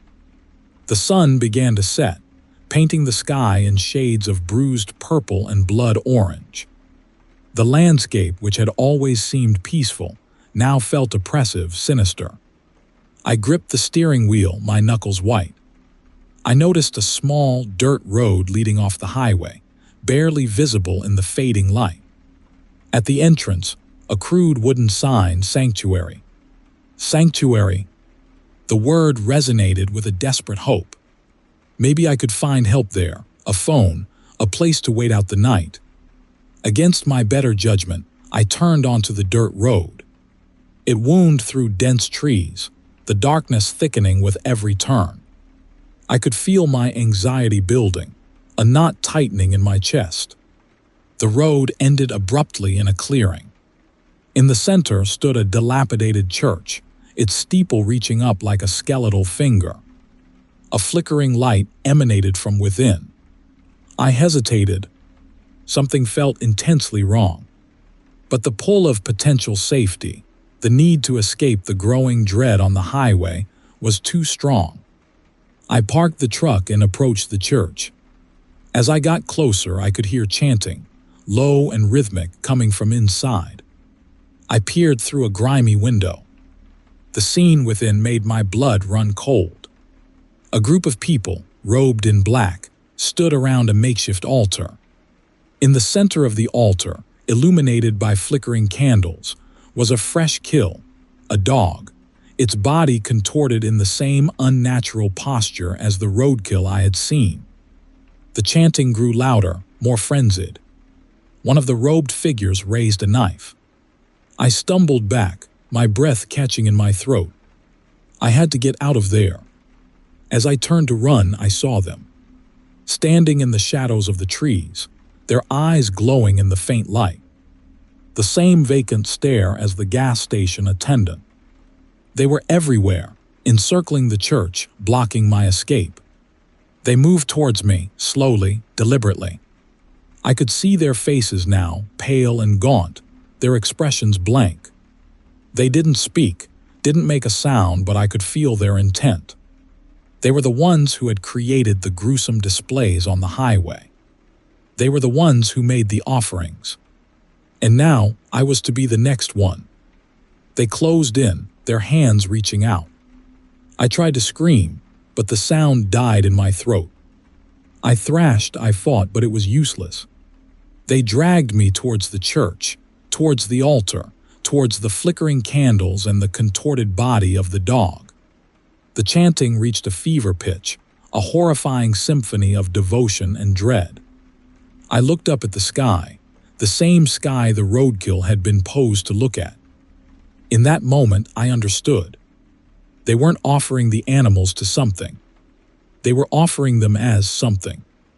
A twisted form of prayer, a grotesque transformation. And as they laid me on the altar, as the knife was raised above me, I felt a chilling acceptance. I was becoming one of them. An offering, a part of the ritual, a permanent fixture in their twisted sanctuary. My body would be posed, my limbs arranged, my gaze fixed on the sky, waiting for the next unsuspecting traveler to stumble upon their horrific roadside gallery. Story 32. The flies were the first thing. Thick, buzzing clouds of them, clinging to the road train like they'd never encountered a moving feast before. I swatted at them, irritated, but they were relentless. Out here, in the heart of the Tanami, everything was hungry. I was hauling mining equipment up to the granite's gold mine, a hell of a run, but the pay was good. Locals at the last roadhouse had muttered about taking the longer route, warned about the bushman and his curse. Superstitious nonsense, I figured. I'd driven this route a dozen times, never seen so much as a dingo. The landscape was stunning in its desolate beauty. Red dirt stretched as far as the eye could see, dotted with spinifex and the bleached bones of long-dead creatures. The sun beat down mercilessly, baking the cab of my Kenworth. I cranked the air conditioning higher, the recycled air a thin barrier against the oppressive heat. Then the rock appeared, a massive sandstone monolith, rising abruptly from the flat earth. It wasn't there before. I know this route. I would have remembered something that big. A shiver ran down my spine, not entirely from the chill of the air conditioning. There was something unsettling about it, something ancient. A crude symbol, like a spiral of burnt wood, was etched into the rock's surface. As I drove past, I felt a sharp jolt, like the truck had hit something. I slammed on the brakes, expecting to see a kangaroo or maybe a stray cow, but there was nothing. Just red dirt and spinifex. I checked the tires, the undercarriage, but found no damage. Must have been a rock, I told myself, though I couldn't shake the feeling that I'd hit something else. That's when the vision started. Fleeting glimpses in my peripheral vision, flickering shadows, distorted figures. I blinked, rubbed my eyes, convinced it was heat exhaustion. But they kept coming back, more frequent, more vivid. The figures seemed to dance just beyond the edge of my sight, their movements unsettlingly fluid. Their forms shifted and blurred, sometimes resembling humans, other times something else entirely, something with too many limbs, too many joints. I tried to focus on the road, on the endless ribbon of red dirt unwinding before me, but the visions became more intrusive. They seeped into my reality, blurring the line between hallucination and truth. The air in the cab grew thick, heavy, like breathing treacle. The smell of decay, of something ancient and rotting, filled my nostrils. I saw the monolith again, closer this time, looming over the road. The symbol carved into its surface seemed to pulse with a sickly green light. The figures were there too, no longer fleeting glimpses but solid, real, their forms silhouetted against the glowing rock. They were chanting, a low, gravelly sound that resonated deep within my bones. Panic clawed at my throat. I slammed my foot on the accelerator, desperate to escape. But the truck wouldn't respond. The engine sputtered, coughed, and died. Silence descended, broken only by the incessant buzzing of the flies and the low, rhythmic chanting of the figures. They began to approach, their movements slow, deliberate. As they drew closer, I could see their faces. Or rather, what should have been their faces. Twisted, contorted masks of flesh, their features stretched and distorted into grotesque parodies of human expressions. Their eyes burned with an unholy light. I fumbled for my phone, desperate to call for help, but the screen was blank, lifeless. I was trapped, alone with these things. They surrounded the truck, their chanting intensifying. They began to touch the metal, their hands leaving strange, oily marks on the paint. The truck began to shake, violently, as if something was trying to tear it apart from the inside. One of the figures, taller than the rest, stepped forward. It raised a hand, its fingers long and skeletal, and pointed at me. A wave of nausea washed over me, so intense I thought I would vomit. I understood then. The rock, the symbol, the visions, I desecrated something sacred, stumbled onto something I shouldn't have seen. And now I was paying the price. The cab filled with a blinding white light. The chanting reached a fever pitch, a horrifying symphony of gravelly sounds and clicking noises. The last thing I saw, before the light consumed me, was the face of the tall figure, its distorted features twisted into a rictus grin. And in that grin I saw not malice, but something far more terrifying: hunger. Story 33. The way station guy gave me a strange look, a flicker of something I couldn't place, pity, maybe. Before waving me through. I shrugged it off. Long haul can do things to a person. makes you see things. I chalked it up to that, this creeping feeling that something was off. The desert air hung thick and heavy, the kind of heat that sinks into your bones and stays there. I needed a break. My rig, a beat-up Kenworth I'd nicknamed the Wanderer, was overdue for an oil change, but I was pushing it. This delivery was important. Pharmaceuticals. Time-sensitive stuff.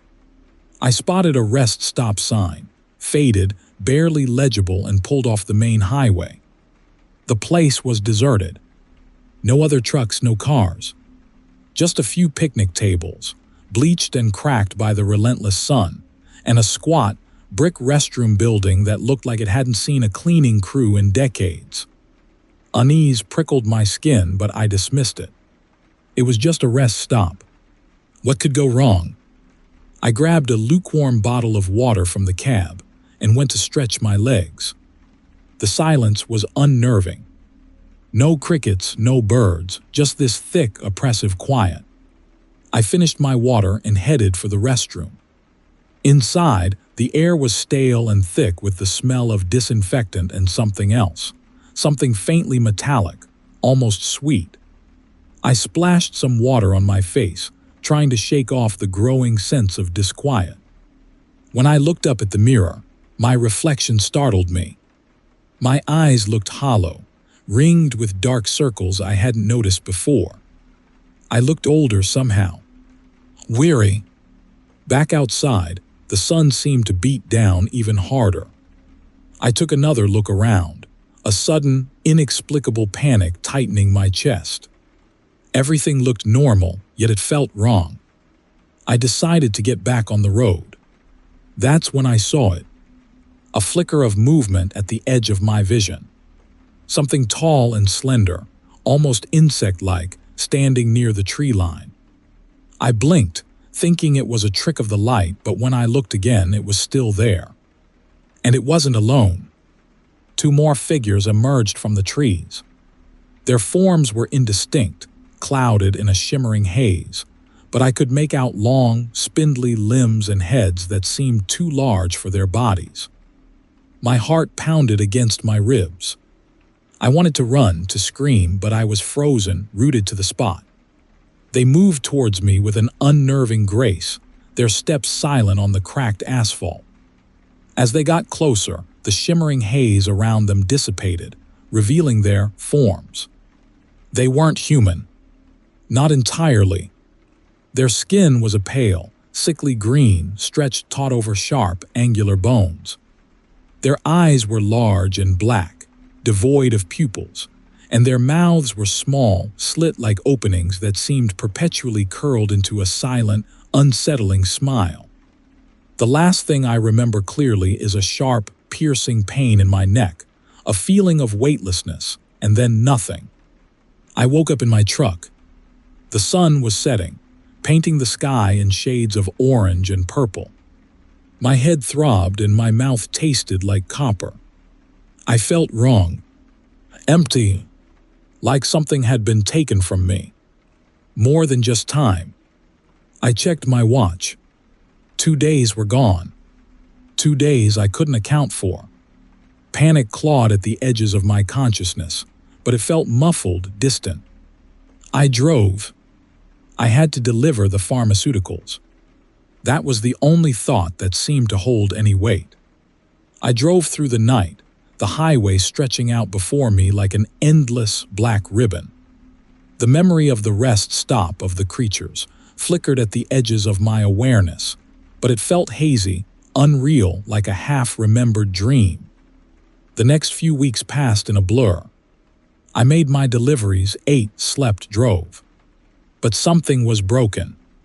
The world seemed sharper, harsher. Colors seemed more vibrant, sounds more intense. I started noticing things I hadn't before. The intricate patterns of veins on leaves, the subtle shifts in the wind, the almost imperceptible hum of electricity in the air. And the dreams. Vivid, disturbing dreams of sterile white rooms, of cold, metallic instruments, of probing lights and disembodied voices speaking in a language I didn't understand, yet somehow, instinctively knew. One night I woke up screaming, my body drenched in sweat. I saw them again, in the darkness of my cab, their large black eyes staring at me, their thin lips curved into those unsettling smiles. I scrambled out of the truck, gasping for air, the image burned into my retinas. I tried to tell people, other truckers, diner waitresses, gas station attendants. They listened politely, then dismissed it as stress, exhaustion, too much time on the road. Their pitying looks mirrored the way station guys. I stopped trying. The fragments of memory became more frequent, more vivid. I remembered the piercing pain, the feeling of being restrained, of being examined, probed, dissected. The metallic smell from the rest stop restroom. It was the same smell that clung to me now, faint but persistent, a constant reminder of something I couldn't fully grasp. Then came the physical changes. A small, raised bump appeared on the back of my neck, just below my hairline. It was painless, but it pulsed with a strange internal rhythm. My appetite changed. I craved things I'd never liked before, raw meat, insects, things that made my stomach churn even to think about. I knew, with a terrifying certainty, that I was changing, that they had changed me. Whatever they had done to me at that desolate rest stop was continuing, working its way through my body, my mind. I was becoming something else. Last night I looked in the mirror. My reflection stared back at me, its eyes large and black, devoid of pupils. Its lips were pulled back in a silent, unsettling smile. I reached up and touched the bump on my neck. It pulsed, a slow, steady beat that echoed in the silence of my cab. Then my reflection blinked. Its eyes flickered with a strange, otherworldly light, and I understood. They hadn't just taken something from me. They had left something behind. Something alien. Something horrifying. Story 34. The whispering started subtly, a rustling I initially dismissed as wind through the unfamiliar trees. But there was no wind. The air hung heavy and still, thick with the cloying scent of pine and something else, something faintly sweet and metallic, like blood mixed with overripe fruit. The GPS, now a useless brick, lay on the passenger seat, its screen frozen on a tangled mess of non-existent roads deep within the forest of whispers, a name that now echoed with horrifying clarity. My hands, slick with a cold sweat despite the autumn chill, gripped the steering wheel. I knew, with absolute certainty, I'd made a terrible mistake. It had all seemed so innocuous. A simple delivery, a longer route for extra pay.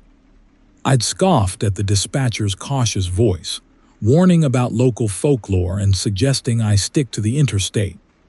1,000 times I'd driven these back roads, craving financial freedom, laughing at superstitious nonsense. Now, trapped within this suffocating wood, surrounded by trees that seemed to watch me with unseen eyes, I wished I'd listened. The whispers intensified, becoming disembodied voices speaking in a language I didn't understand, yet somehow I knew what they were saying. Warnings, pleas, promises. They told me to turn back, to leave this place, to forget the shortcut that had lured me into this twisted sanctuary. Other voices, seductive and sickly sweet, urged me forward, promising riches, knowledge, power. They spoke of things no sane man should comprehend, of ancient rituals and sacrifices made beneath the watchful gaze of the whispering trees. I pressed on, hoping to find a way out, a break in the suffocating darkness. The forest floor was a carpet of decaying leaves and broken branches, and the further I drove, the more distorted the trees became, their limbs twisting into unnatural angles, their bark marked with symbols I couldn't decipher. I saw fleeting shapes flitting between the trees, too quick to fully grasp, but enough to send a shiver running down my spine. Then I saw it. A clearing surrounded by an unholy light, a massive sandstone monolith standing at its center. Robed figures, their forms shifting and indistinct, surrounded the monolith, their chanting rising and falling in a disturbing rhythm. A makeshift altar stood before the stone, covered in a dark, viscous liquid that glistened in the malevolent light. My stomach churned, and a profound sense of dread washed over me. I knew, without a doubt, that I'd stumbled upon something ancient, something primal, something intensely wrong. I tried to turn back, but the truck wouldn't respond. The steering wheel was locked, the engine sputtering a pathetic whimper. The whispering voices intensified, a cacophony of sound filling the cab, pressing against my eardrums, invading my thoughts. I slammed my fist against the horn, a desperate, futile gesture. The robed figures raised their arms, their chanting reaching a fever pitch, and the monolith began to glow with a sickening green light. The truck began to shake violently, the ground vibrating beneath me. The whispering voices coalesced into a single grating whisper, close to my ear, telling me that I was chosen, that I was part of something far greater than myself. I screamed, a wordless cry of terror, but my voice was swallowed by the whispers. And then the world seemed sharper, the colors more vivid. I saw the figures clearly now, their faces hidden beneath contorted masks, their bodies covered in strange symbols. They moved with unnerving grace, their steps silent as they approached the truck. I could smell the metallic sweetness again, stronger now, almost obscene. The monolith pulsed with an unsettling light, and I felt an unseen force pulling me towards it, towards the altar, towards the robed figures and their terrifying ritual. The last thing I remember is the touch of cold, angular bones against my skin, the whispers filling my head, promising power, promising knowledge, promising an end to my fear. And then darkness. I don't remember how I escaped the forest of whispers. I awoke in my truck, parked on the side of a familiar highway, the GPS blinking innocently. The sun was rising, painting the sky in soft hues of pink and orange. Everything looked normal, eerily quiet. But the memory of the whispering trees, the monolith, the robed figures still haunts me. The smell of blood and overripe fruit lingers in my nostrils, a constant reminder of the night I stumbled into their twisted sanctuary. I've tried to convince myself it was a dream, a hallucination brought on by exhaustion and an overactive imagination. But deep down, I know the truth. I know that I saw something that night, something I was never meant to see. And I know that the whispers haven't stopped. They're still there in the back of my mind, a chilling echo of the forest, waiting for me to return. Story 35. The turquoise bolo tie pressed against my skin, a gift from my grandpappy, a supposed good luck charm. I'd scoffed at it, but it was a nice piece of craftsmanship, so I wore it. Tonight, rumbling down this stretch of Arizona blacktop, I wished I'd stayed skeptical. The desert night was vast and unforgiving, stars pricking the Inkai canvas above. My headlights cut a meager swat through the darkness, the rumble of my rig the only sound for miles. Then I saw it. At first, it was just a flicker in the periphery, a tall, dark shape near the crest of a low rise. I dismissed it as a Joshua tree, weird even for those twisted desert sentinels. But as I got closer, the shape shifted, resolving into something wrong. It stood on two legs, impossibly tall, silhouetted against the star-dusted sky. A canine head, massive and pointed, sat atop a humanoid frame. It was watching me. A jolt of adrenaline punched through my chest. My hand tightened on the steering wheel, knuckles bone white. This was no brush wolf, no stray dog. This was something else. Something legendary. A dogman. My foot instinctively mashed the accelerator.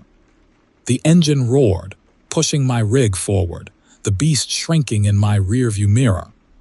But the image, seared into my brain, refused to fade. Its posture, an unnerving blend of animalistic power and unsettling intelligence. Miles devoured the asphalt, but the fear lingered, a bitter pill lodged in my throat. I pulled over at a desolate rest stop, a single, flickering sodium lamp casting sickly yellow pools of light. I needed to breathe, to collect myself. I splashed water on my face in the grimy restroom, the turquoise bolo tie swinging wildly as I leaned over the sink. That's when the whispering started. It was faint at first, a susurrus at the edge of hearing. I figured it was the wind, the desert playing tricks. But the whispers grew, coalescing into distinct words, a croaky, chilling chant that seemed to vibrate in my bones. It sounded Navajo. I knew a smattering from my time hauling freight through the reservation. The chant was about purification, sacrifice, the walker between worlds. Panic gnawed at me. I bolted back to my rig, fumbling with the keys, desperate to escape the whispers, the growing dread that coiled in my gut. As I pulled back onto the highway, the sodium lamp at the rest stop extinguished, plunging the area into absolute darkness. Then I saw it again.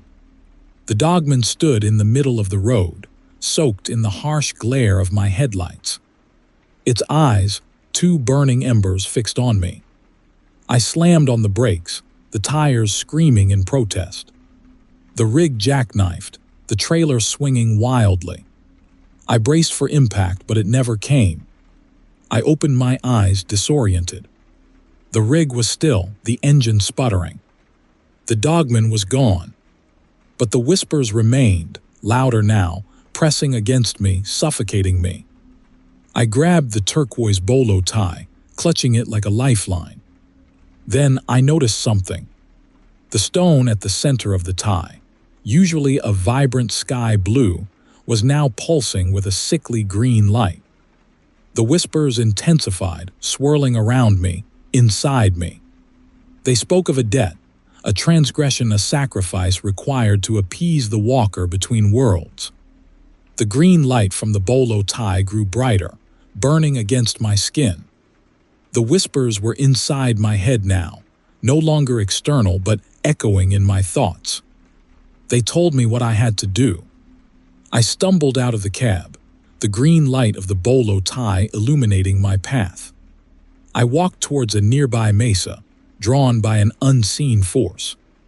The whispers guided me, urging me forward. At the top of the mesa, soaked in the eerie green glow emanating from the bolo tie, I found it. A crude altar of stones, arranged in a spiral. At its center, a shallow depression in the earth. The whispers told me to place the bolo tie in the depression. I hesitated, a flicker of rebellion against this madness. But the whispers, now a cacophony inside my skull, overwhelmed my resistance. My hand trembled as I placed the bolo tie in the depression. The green light intensified, engulfing the altar, the mesa, the desert. The whispers reached a fever pitch, then silence. The green light faded. The whispers vanished. I stood there, alone, under the indifferent gaze of the stars. Relief washed over me, fragile but welcome. I turned to walk back to my rig. That's when I saw it, reflected in the chrome of my truck's grille. My silhouette. But it was different. Taller, more angular. My head elongated, pointed. My hands' paws tipped with claws. The turquoise bolo tie lay in the depression, its stone now a dull, lifeless gray.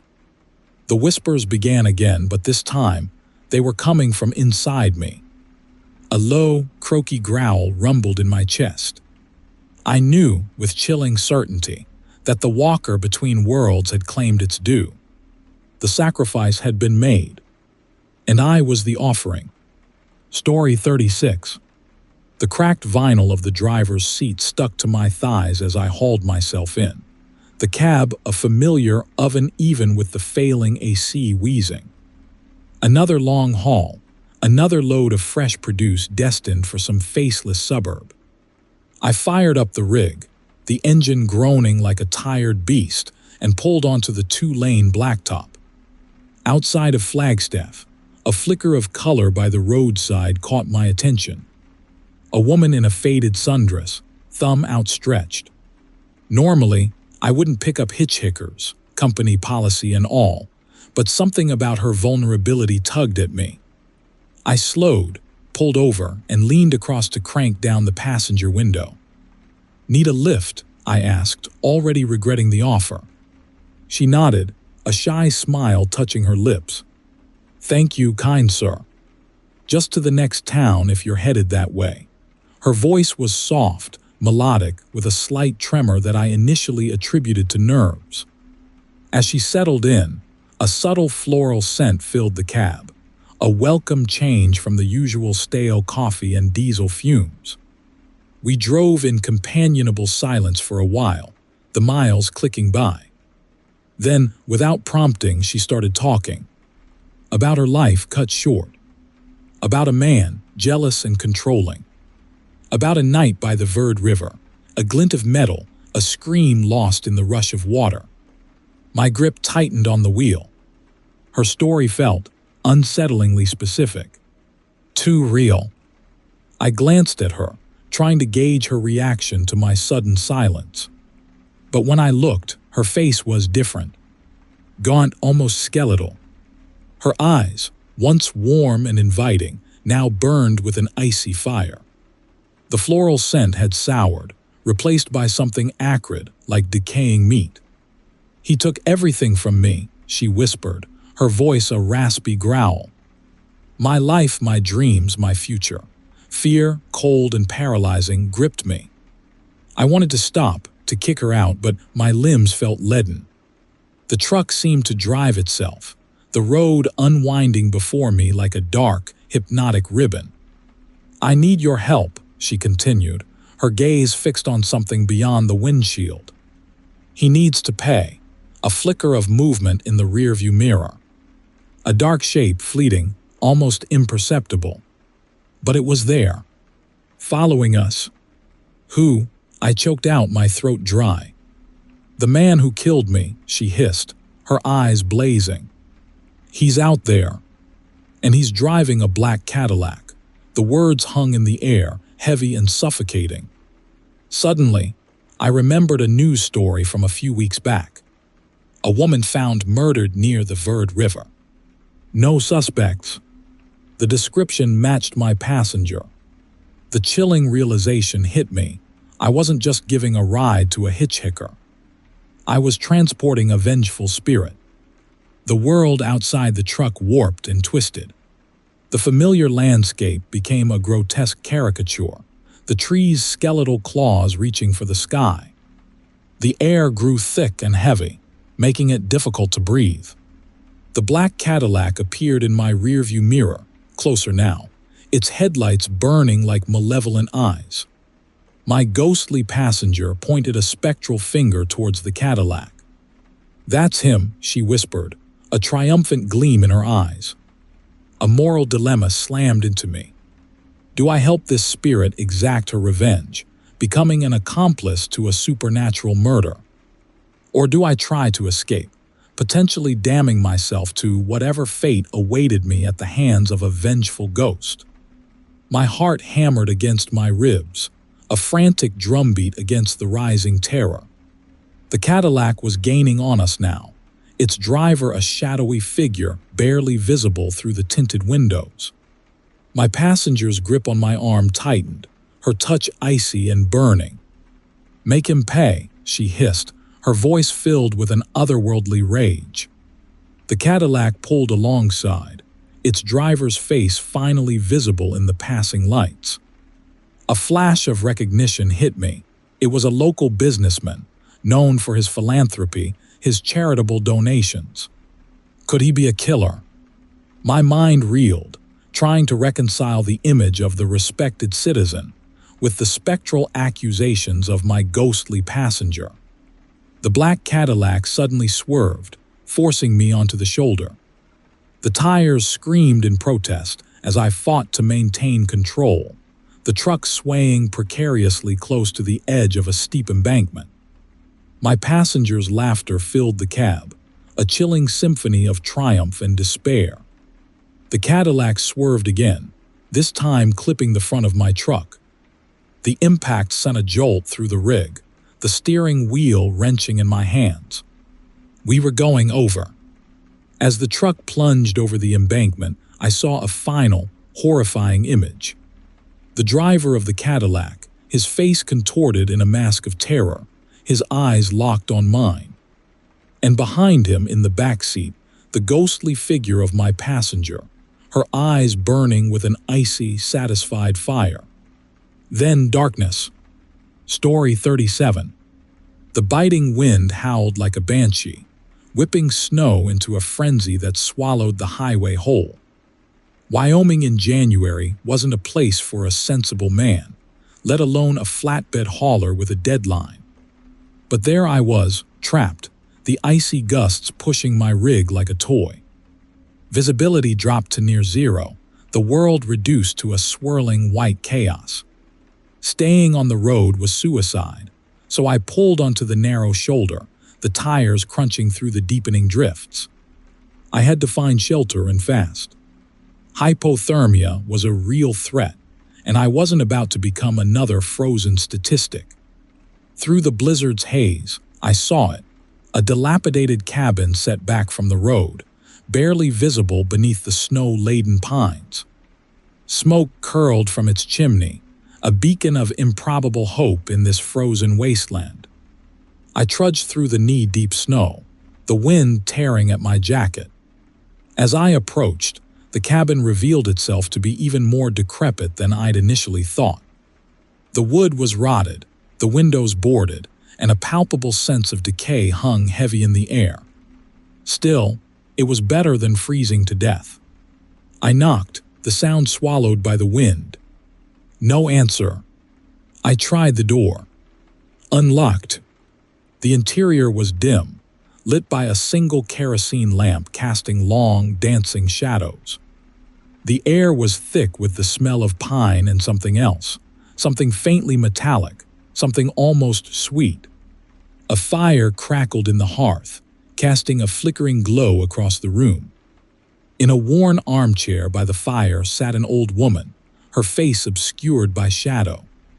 "Hello," I called out, my voice echoing in the stillness. The woman didn't respond. She didn't even move.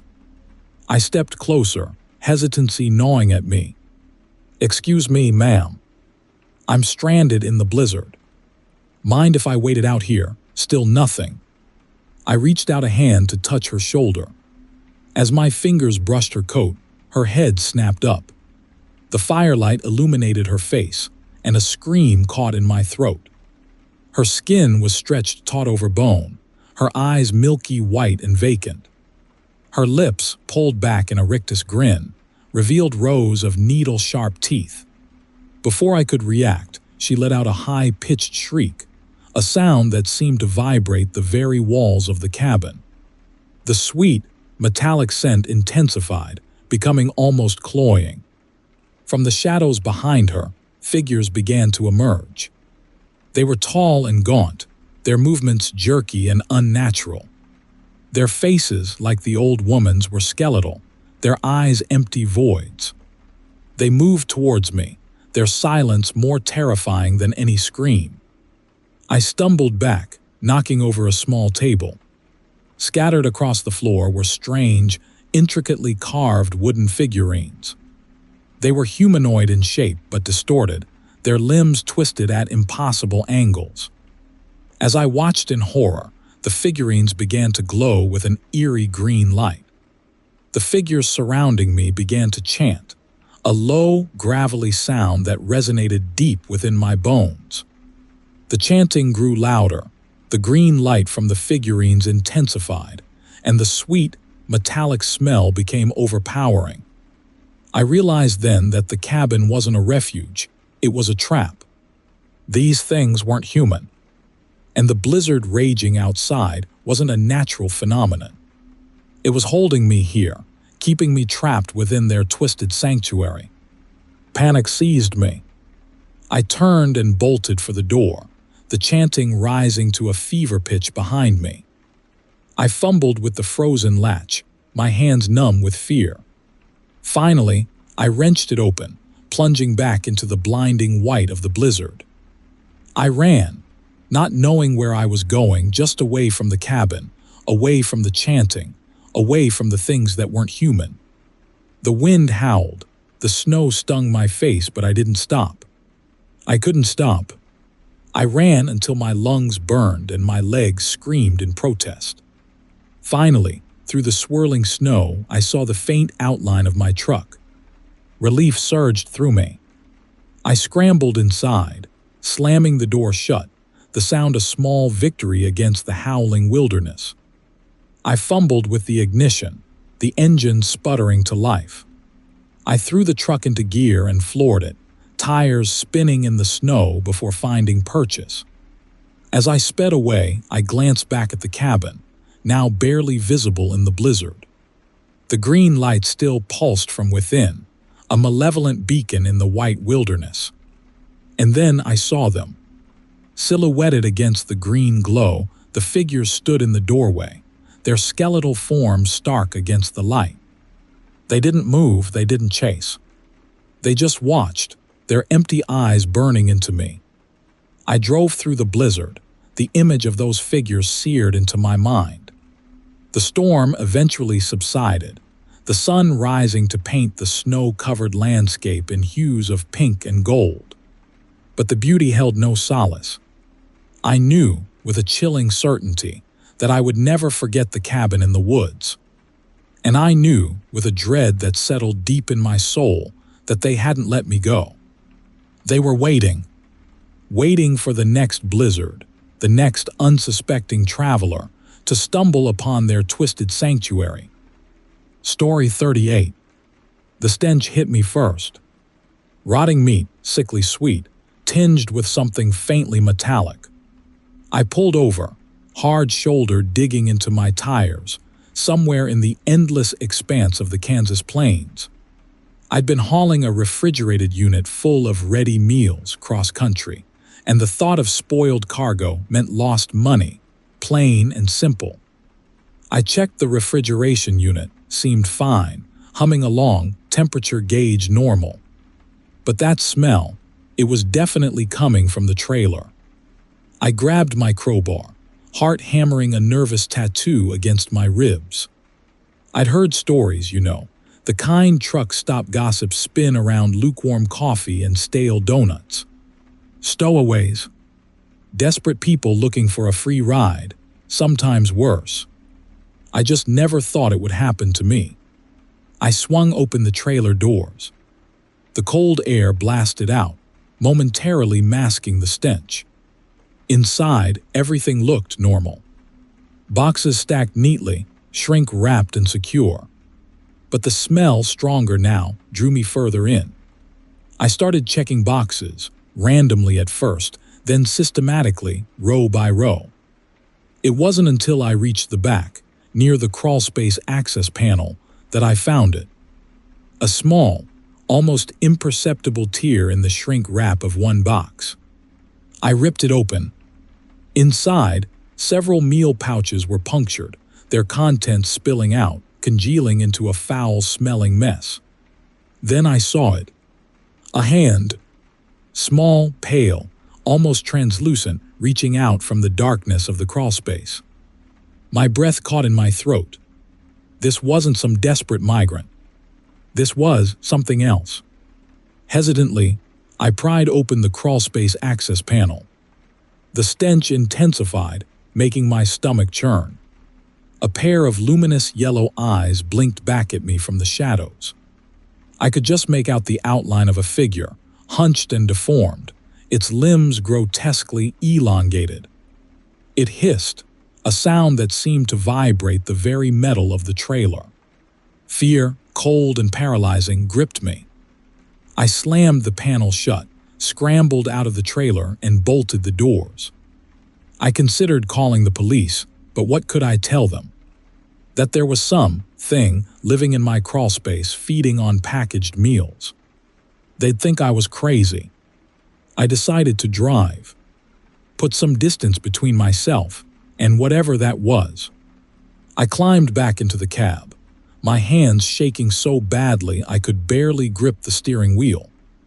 As I pulled back onto the highway, I kept glancing at the trailer in my rearview mirror, half expecting to see it burst open, that thing crawling out.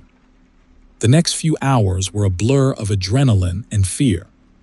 Every bump in the road, every passing shadow, sent jolts of panic through me. I tried to rationalize it. Maybe it was just some kind of escaped lab animal, mutated and disoriented. But deep down, I knew that wasn't true. There was something wrong about that creature. Something ancient, something malevolent. I stopped at a truck stop, desperate for a break, for some semblance of normalcy. I bought a coffee, my hands still trembling, and sat at a table, trying to ignore the gnawing unease in my gut. As I sipped the lukewarm liquid, I noticed the figurines. Small, intricately carved wooden figures, displayed on the counter near the cash register. They were humanoid but distorted, their limbs elongated and twisted, their faces blank and unsettling. They looked familiar. I asked the cashier about them. He shrugged, said they were local crafts made by a recluse who lived out in the plains. He called him Old Man Withers, said he carved them from the wood of a strange, twisted tree that grew near his property. A tree, he said, that locals believed to be cursed. My blood ran cold. The cashier continued, oblivious to my growing horror. He said Old Man Withers claimed the tree whispered to him, told him stories of ancient beings, of forgotten rituals. He said the figurines were representations of those beings. I looked at the figurines again, a chilling realization dawning on me. The elongated limbs, the blank faces, the unsettling posture, they mirrored the creature in my crawlspace. Suddenly, the metallic smell hit me again, stronger than before. I looked around frantically. The cashier was staring at me, a strange expression on his face. His eyes, they were glowing yellow. Then I saw it. A hand, small, pale, almost translucent, reaching out from beneath the counter. The cashier smiled, a slow, unsettling smile that stretched his lips too wide, revealing rows of sharp, pointed teeth. "He needs to feed," he whispered, his voice a grating rasp. I stumbled back, knocking over my coffee. The figurines on the counter seemed to squirm and pulse, their wooden surfaces now slick with a viscous, dark fluid. I turned and ran, the screams of the other truck-stop patrons echoing behind me, swallowed by the vast, indifferent emptiness of the Kansas plains. The creature in my crawlspace wasn't alone. And I was no longer just hauling cargo. I was delivering a feast. Story 39.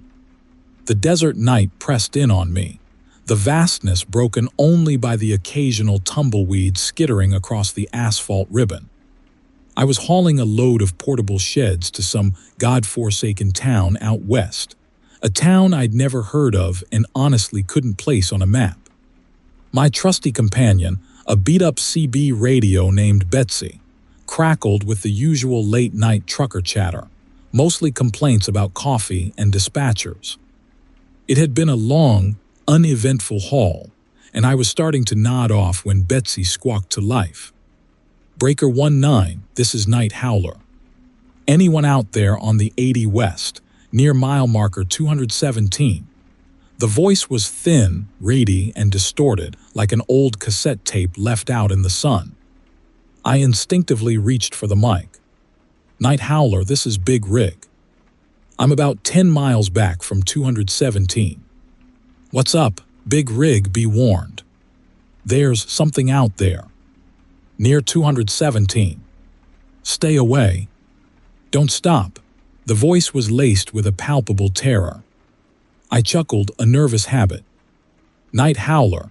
Sounds like you've seen one too many roadrunners. What am I looking out for? A jackalope convention. The radio hissed, then the same distorted voice, closer now, whispered. The whispering willow. It takes you. It steals your essence. The hair on my arm stood on end. Whispering willow. I'd never heard of any landmark called that on this route. Night howler, you all right? Need me to call someone? Static erupted from the CB, then silence. I tried to raise him again, but only heard the empty hiss of the open channel. I shook my head, trying to dismiss it. Probably some kid messing around. But as I approached mile marker 217, I saw it. A single, enormous willow tree stood beside the highway, its branches gnarled and twisted, reaching out over the road like skeletal fingers. It wasn't marked on any map, wasn't mentioned in any road atlas. It was just there, and it was whispering.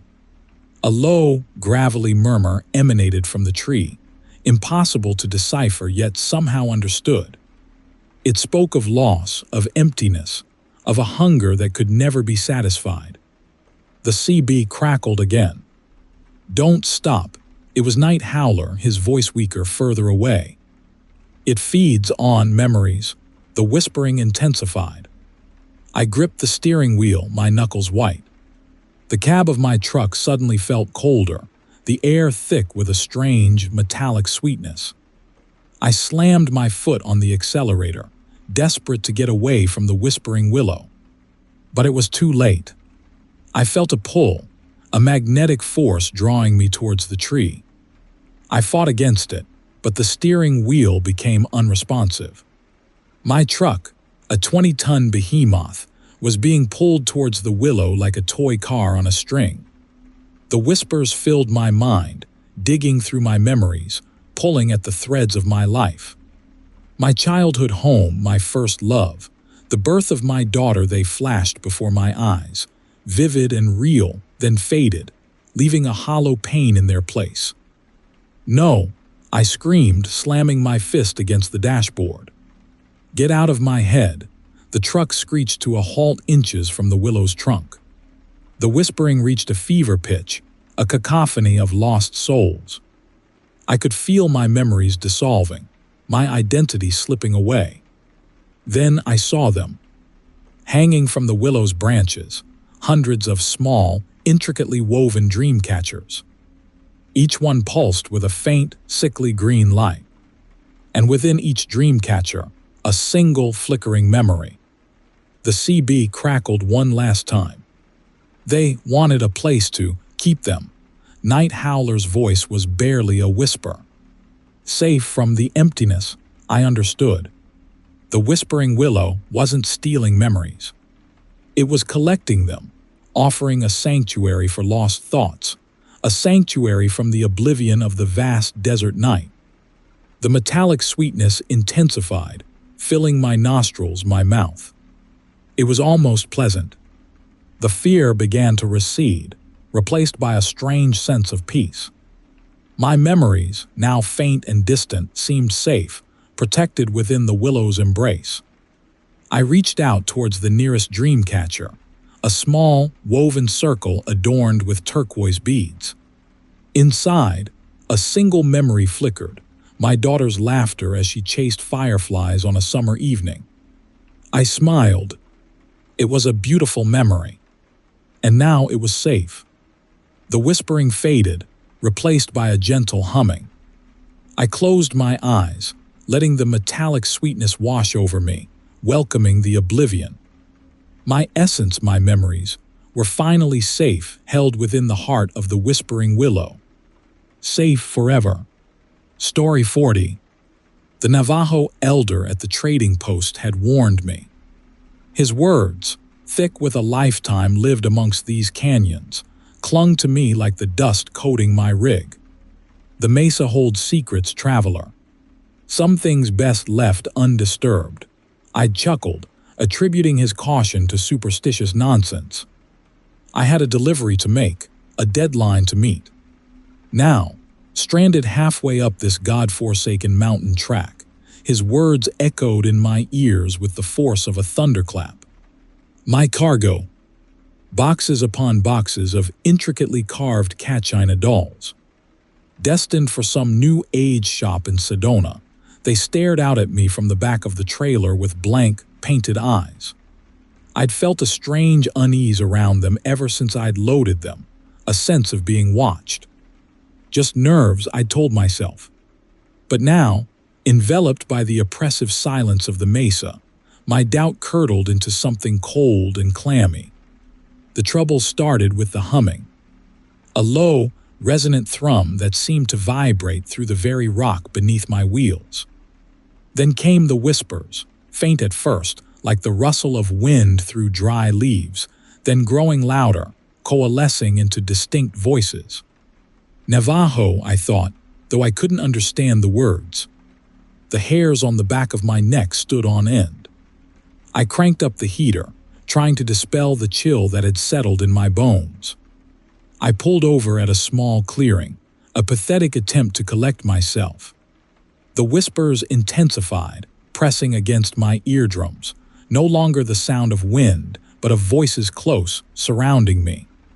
I gripped the steering wheel, knuckles white, heart hammering a frantic tattoo against my ribs. I wanted to turn back, to abandon this cursed cargo and drive back to the relative safety of the highway. But the road behind me seemed to have vanished, swallowed by the deepening gloom.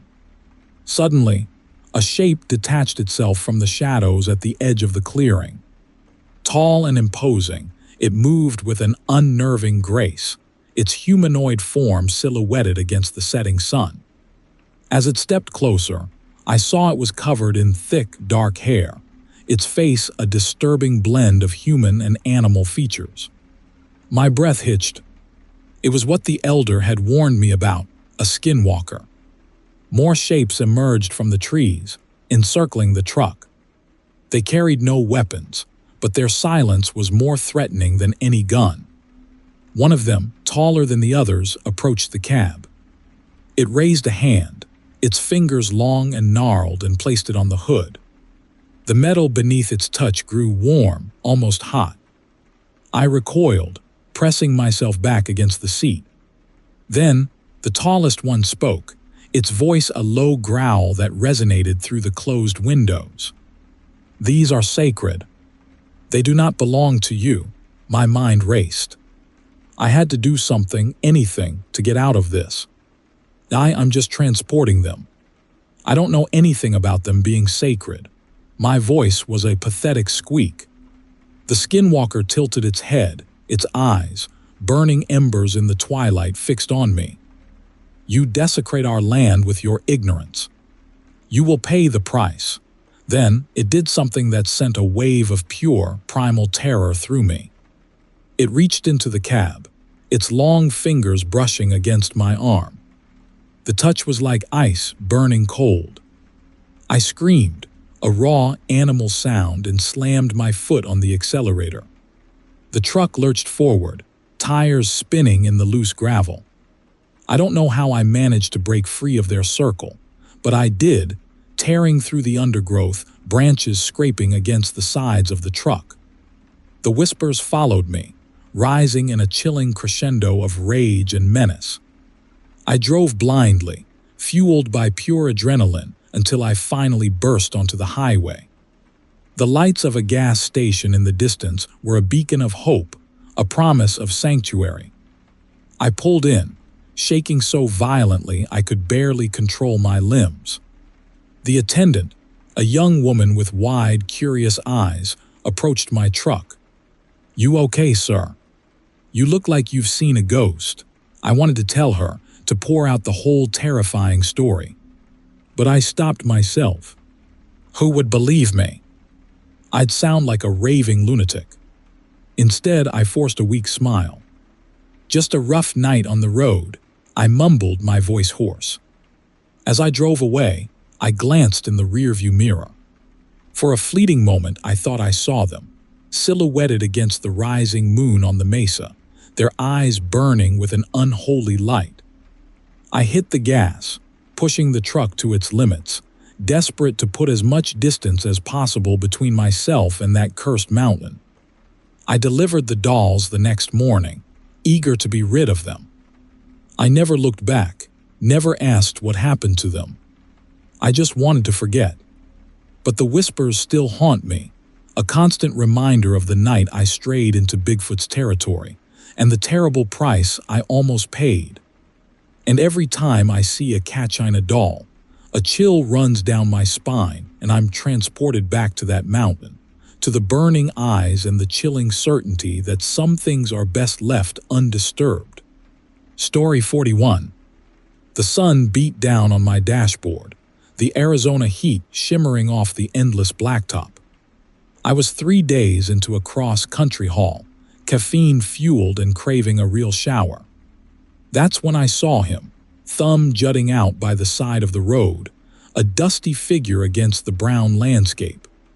Company policy said no hitchhikers, but something about his forlorn stance softened me. He climbed in, a skinny guy with a nervous smile and eyes that darted around like trapped birds. He introduced himself as Daniel. He said he was heading east, trying to get back to his family.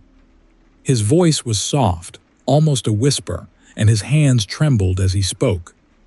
We drove for a while, the silence punctuated only by the hum of the tires and Daniel's occasional, nervous cough. He kept fiddling with a small, intricately woven bracelet on his wrist, the turquoise beads clicking together. It was near dusk when his demeanor started to subtly shift. The nervous energy morphed into something else, something sharper. His eyes, no longer darting, became fixed on me, unnervingly intense. The questions started, innocuous at first, about my family, my life. Then they grew increasingly personal, probing, almost invasive. My polite responses seemed to fuel him, a strange excitement flickering in his eyes. He told me he'd been away for a long time, at a special place, where they tried to change him. He laughed, a harsh, grating sound that had nothing to do with humor. They couldn't break me, he whispered, his voice now rough and low. They just made me stronger. He held up the bracelet. This kept me strong, he said, clutching it tightly. It reminds me of what they took. A cold dread began to creep up my spine. My gut screamed at me to pull over, to kick him out, but the highway was empty, the desert stretching out on either side, vast and unforgiving.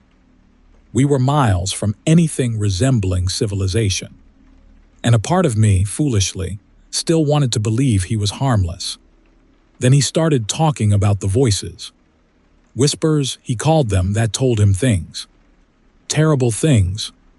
He said they grew louder when he was around people, telling him what they feared, what they desired, what they deserved. He squeezed the bracelet again, the turquoise beads digging into his skin. They took my family, he whispered. But the voices told me how to get them back. He reached into his worn satchel and pulled out a small, crudely fashioned wooden doll. It was unsettling, almost grotesque, with sharp, pointed features and eyes that seemed to bore into me. He clutched it in his hand, stroking its head with his thumb. They think they're safe, he whispered, his gaze fixed on the doll. But they're not. My heart hammered in my chest. I gripped the steering wheel, my knuckles white. I had to get away. I needed to get to the next town, to a phone, to the police. I glanced at the fuel gauge. Almost empty. My stomach plummeted. Daniel, I said, trying to keep my voice steady, I need to stop for gas soon.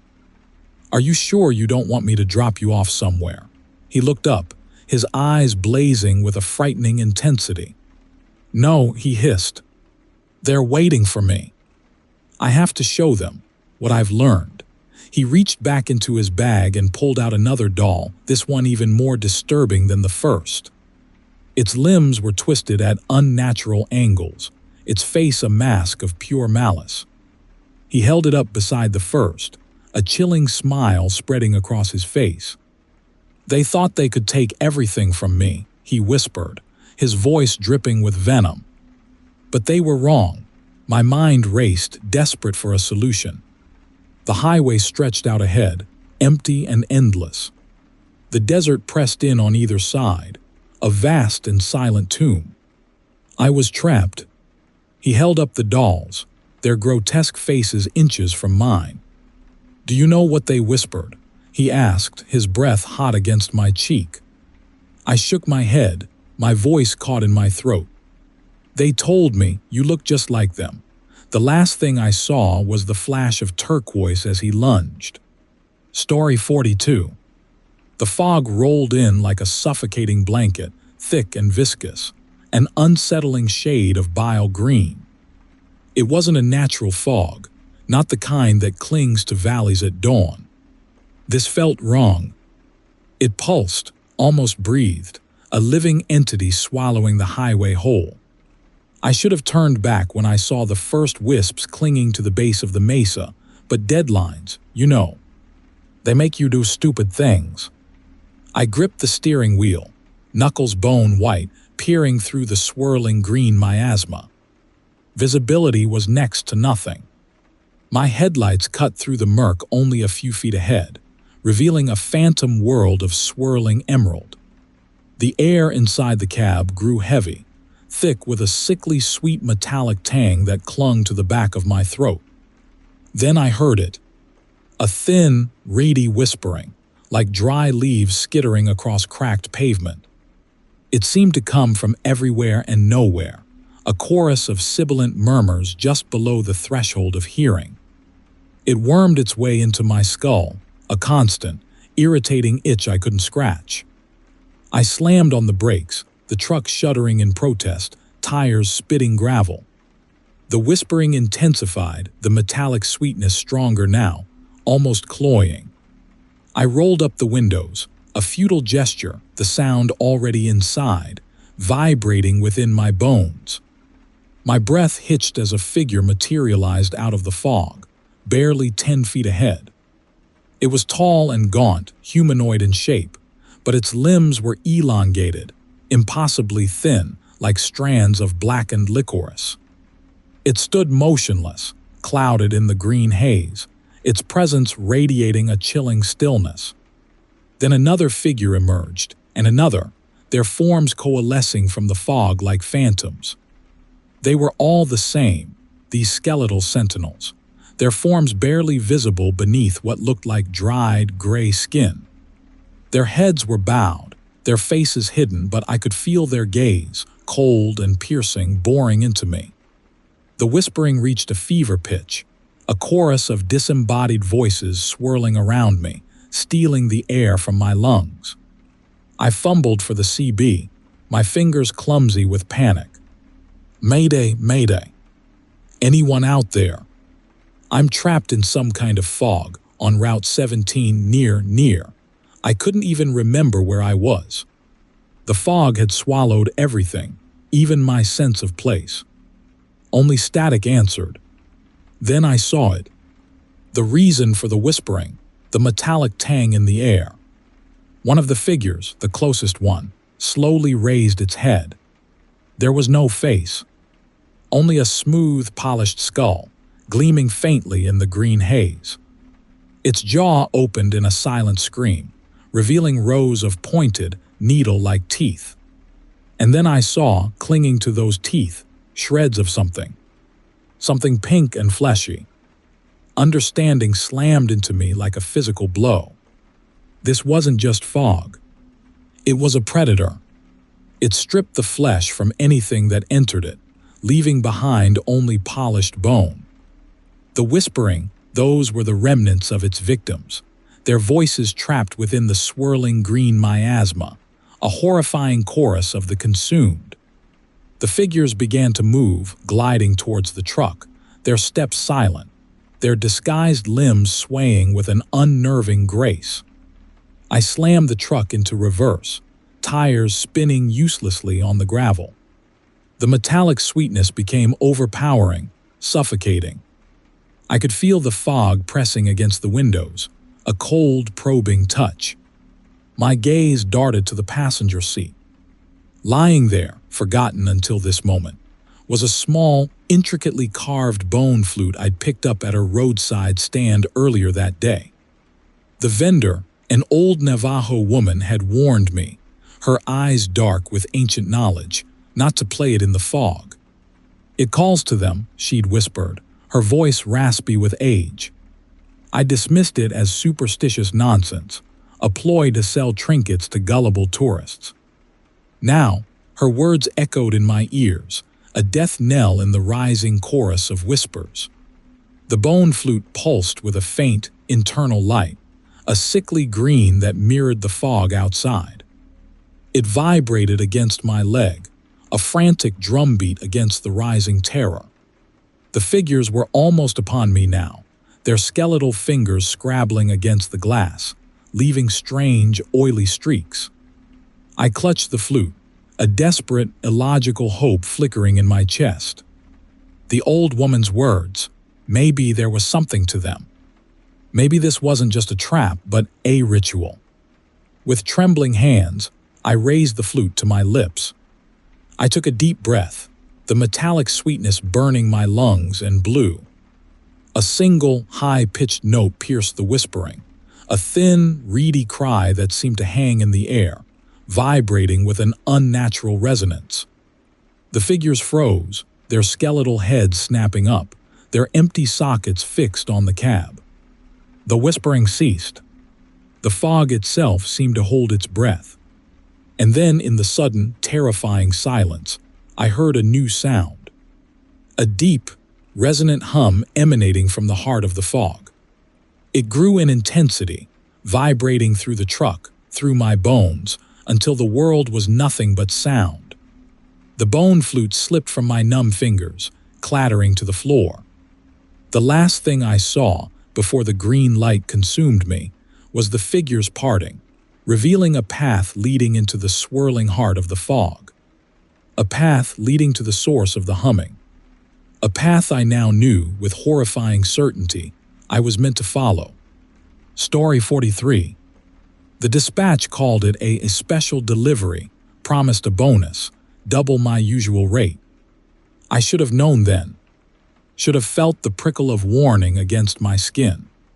But rent was due, and double meant I could finally replace that leaky refrigerator.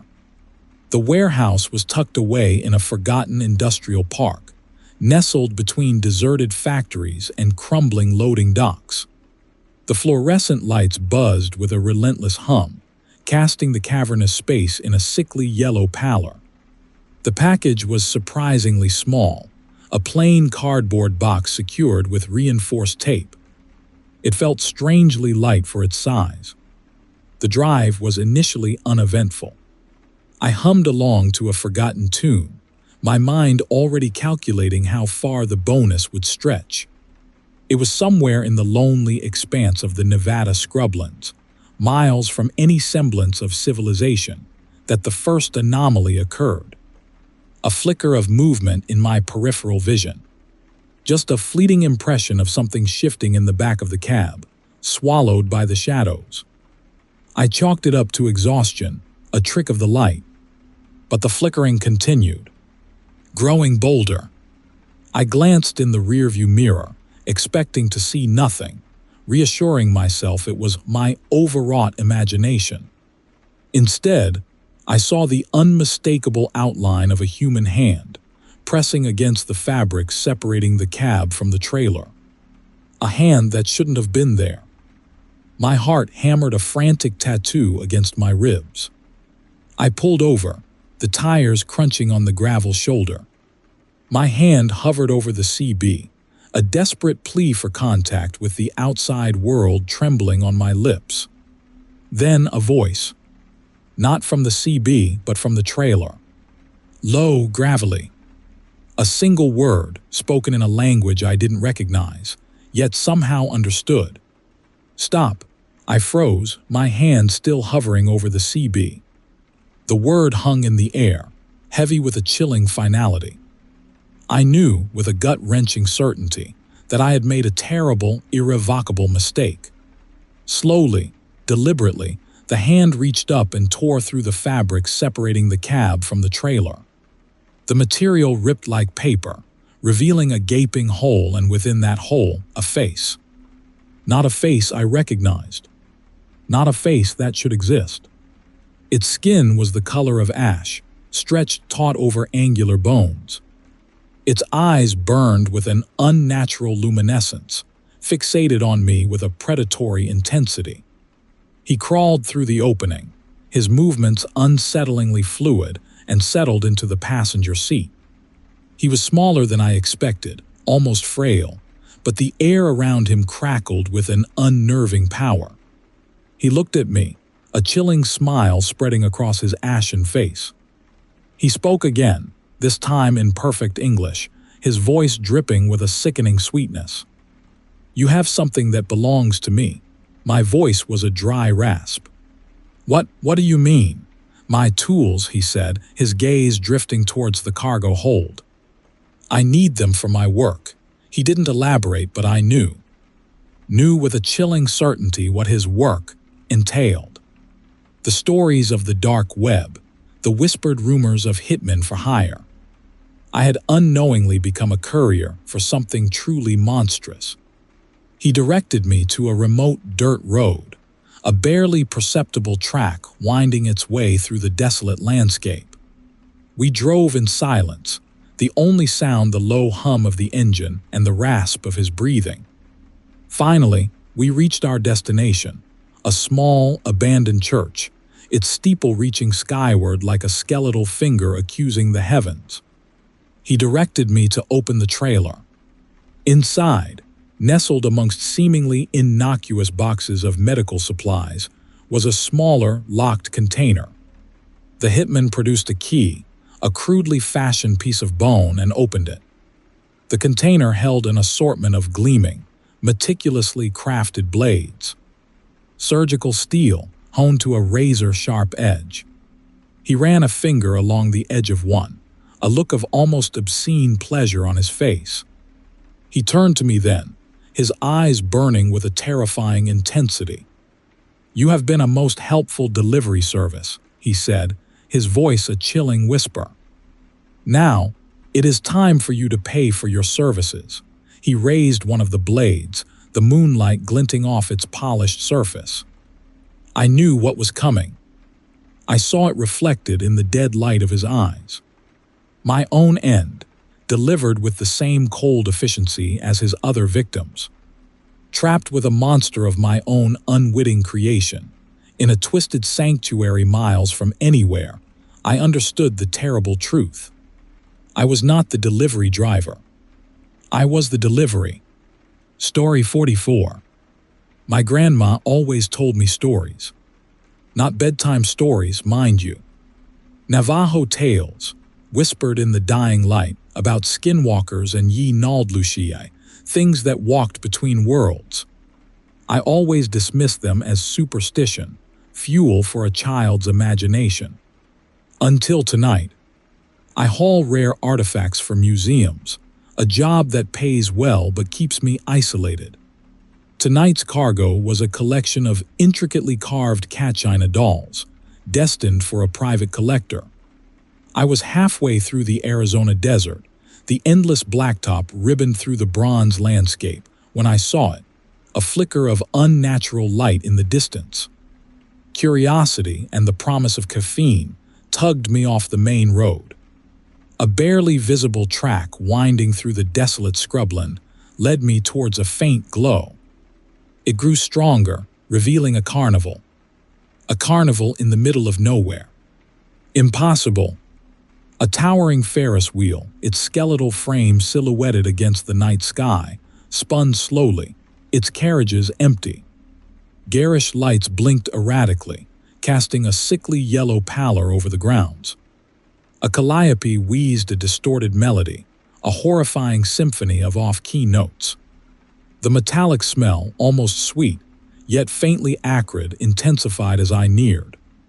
And then there were the patrons. They weren't human, or at least not entirely. Some resembled humans, distorted, elongated, their limbs arranged at unnatural angles. Others were clearly something else, animalistic, their features blurring into something bestial.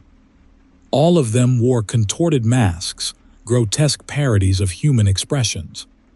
They moved with an unnerving grace, almost gliding, their steps silent against the cracked asphalt. A figure detached itself from a group huddled around a flickering kerosene lamp. It looked Navajo, wearing a traditional woven robe. Its mask, a crudely fashioned piece of wood, depicted a brush wolf. It spoke, its voice a raspy growl in perfect English. "Welcome, traveler. Care to try your luck?" Terror clawed at my throat. My grandma's stories echoed in my mind. This was no ordinary carnival. This was a gathering of things that should not exist. I tried to back up, but an unseen force pulled me forward. The truck's engine sputtered and died. I was trapped. The brush wolf masked figure gestured towards a game booth where a spindly-limbed, almost frail, creature with glowing yellow eyes tossed rings onto crudely fashioned wooden figures. "Test your skill," it rasped. "The prizes are unique." The prizes were human skulls polished to a disturbing sheen. I shook my head, trying to maintain control, the growing horror vibrating through me. I knew I had stumbled upon something ancient, something wicked. This was their hunting ground, their twisted sanctuary. Another figure emerged from the shadows, this one tall and imposing, its humanoid frame barely visible. It carried a flute fashioned from a human femur. A chilling chant emanated from the assembled creatures, rising in intensity as the flute pulsed with an unsettling rhythm. The chanting intensified, becoming almost hypnotic. I felt myself being drawn towards the swirling heart of the carnival, my will dissolving. I clutched the intricately woven bracelet my grandma had given me, a pathetic attempt at warding off the evil. The brush wolf masked figure spoke again, its voice dripping with a sickly sweet metallic tone. "We know what you carry, traveler." The spirits crave authenticity. They knew about the Catchina dolls. A vision flashed before my eyes. My grandma, her face etched with fear, whispering warnings about desecrated things, about the terrible price of disturbing ancient rituals. I understood. The dolls weren't just artifacts, they were vessels, imbued with a power I couldn't comprehend. Panic seized me.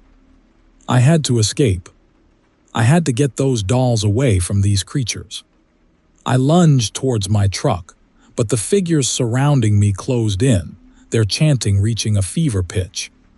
The flute's music intensified, a frantic drumbeat against my sanity.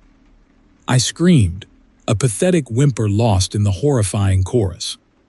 The masked figure reached out, its skeletal fingers brushing against my arm. A jolt of pure terror shot through me. The world began to spin, the garish lights blurring into a swirling green miasma. The last thing I saw before the darkness consumed me were the masks, their grotesque smiles leering, promising not pleasure, but an eternity trapped within their twisted sanctuary. The chanting, the flute, the metallic sweetness, they're still with me, echoing in the silent screams trapped within my mind. And the Catchina dolls, they're here too. I can feel them, vibrating with an unnatural energy, a constant reminder of the terrible mistake I made, lured by the flickering lights of the cryptid carnival. Story 45. The algae-choked water of Bitter Lake shimmered beneath the relentless Arizona sun. The smell, something between rotting fish and sulfur, hit me before I even killed the engine. This was it. The dumping ground.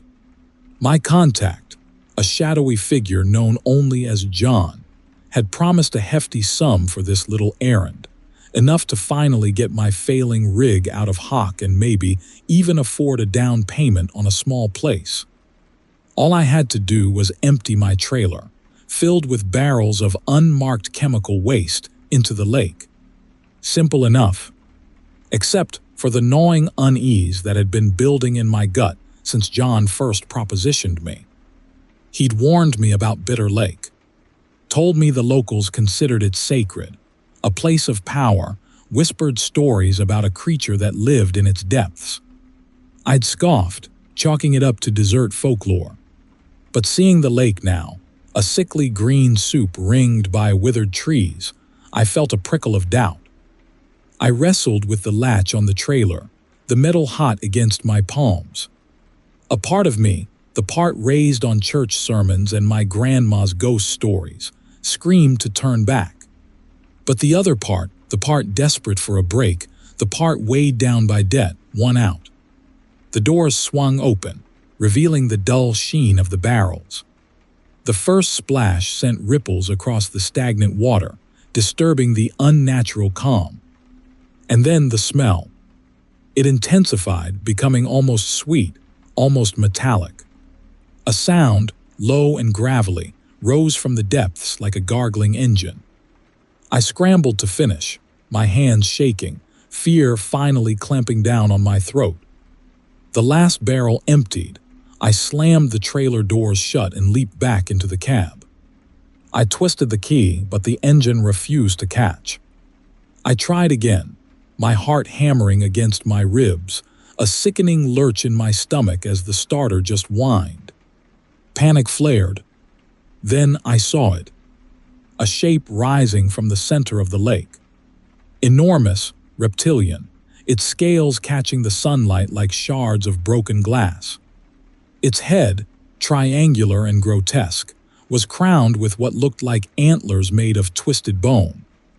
Its eyes, luminous yellow, fixed on me, radiating a chilling intelligence. I slammed the starter again, a useless gesture. The creature let out a roar, a sound that resonated deep in my bones, vibrating the very truck around me. It surged forward, a wave of putrid water cascading from its massive form. I fumbled for the gearshift, my hands slick with sweat, but the truck was frozen, unresponsive. Trapped it. The creature was almost upon me when something shifted in my mind. It wasn't just anger I saw in those yellow eyes, but something else, sorrow.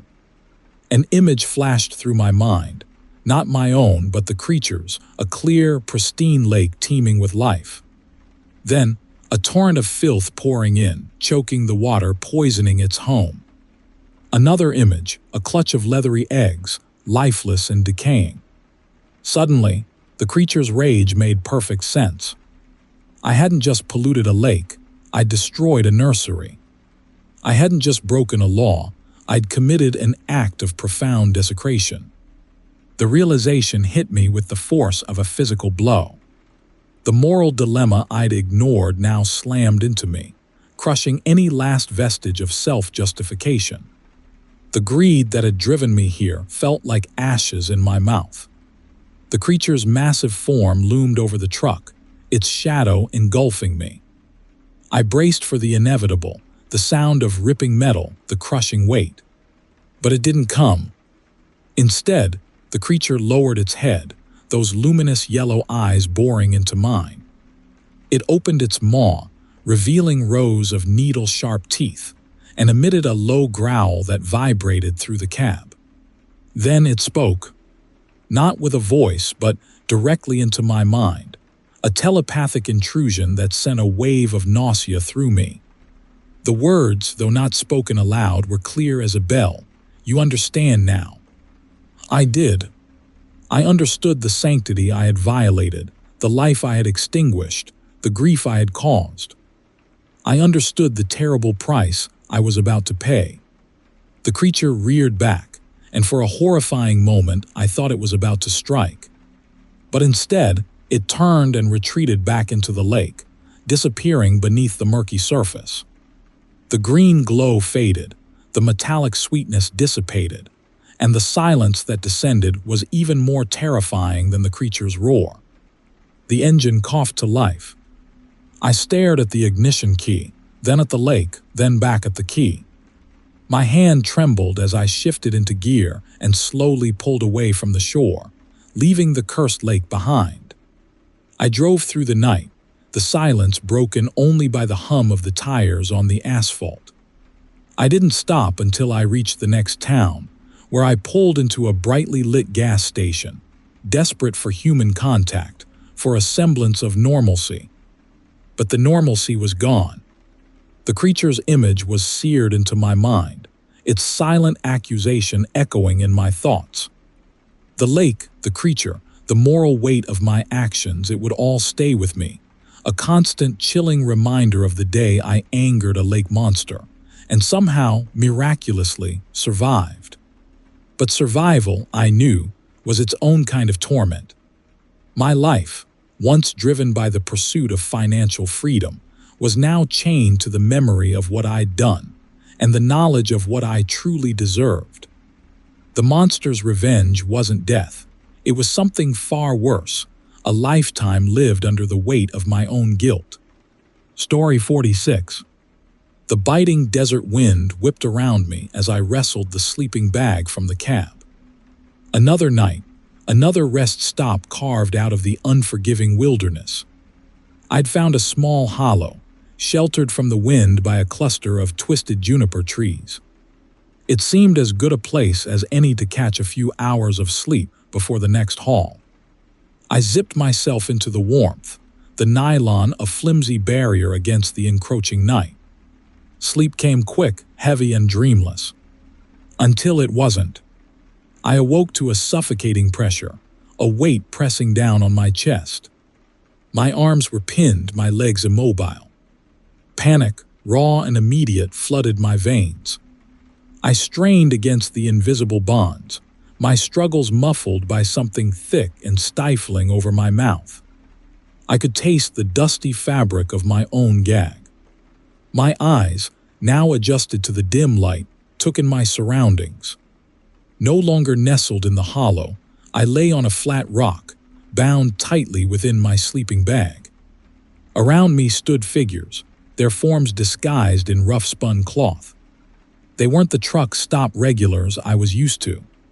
These were different, leaner somehow, and unsettlingly still. A single figure stepped forward, the others parting as if in reverence. He, or it, was taller than the rest, its head tilted as if listening to something I couldn't hear.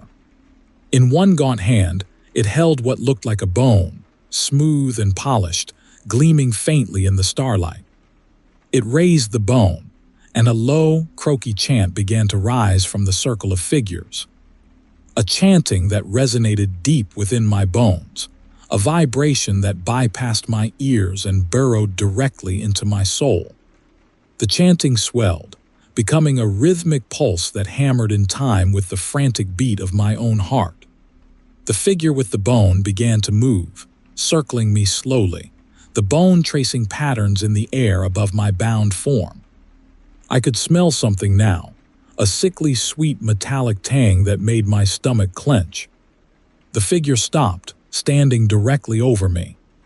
It lowered the bone, the tip tracing a slow, deliberate line down the center of my sleeping bag. From within the folds of its robe, it withdrew a knife. Not the kind of pocket knife a trucker keeps handy. This was something else entirely. A blade of obsidian, sharp and gleaming, held in a hilt of twisted wood. The blade flashed in the starlight, and the world tilted. The chanting became a roar, a cacophony of sound that filled my head, drowning out the frantic scream trapped in my throat. I squeezed my eyes shut, bracing for the inevitable.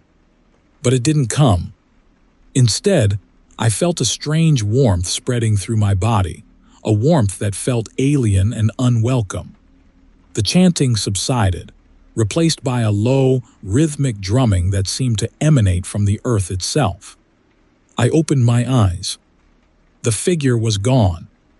The others remained, their forms now clearer in the strengthening dawn light. They weren't wearing robes. Their skin was different. A strange mottled gray, stretched taut over sharp bones. Their eyes glowed with an unnatural light, yellow and intense. And their hands, no longer concealed, were tipped with claws, black and wickedly curved. They moved then, no longer the still, silent sentinels.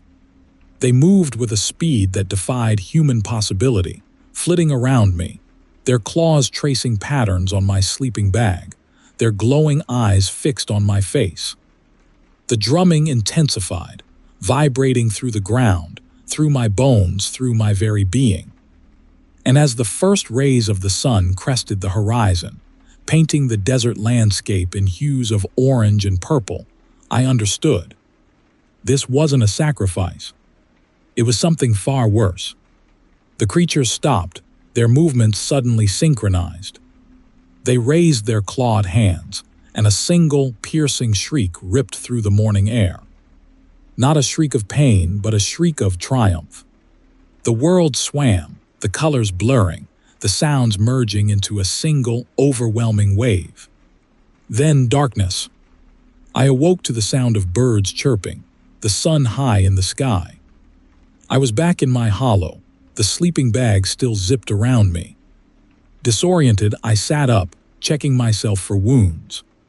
Nothing. Had it all been a dream? A particularly vivid hallucination brought on by bad coffee and too many miles. I climbed out of the sleeping bag, a wave of dizziness washing over me. I looked down at my hands. They were normal, human, but as I reached to brush the dirt from my jeans, I noticed something. A small, intricate pattern etched into the fabric. A pattern that mirrored the bone the figure had held. A pattern I hadn't noticed before. A pattern that burned against my skin like a brand. The desert wind whipped around me, whispering secrets I didn't want to hear. And in the distance, I could have sworn I heard a faint, chilling chant. Story 47. The neon sign flickered, a sickly green against the bruised purple of the twilight sky.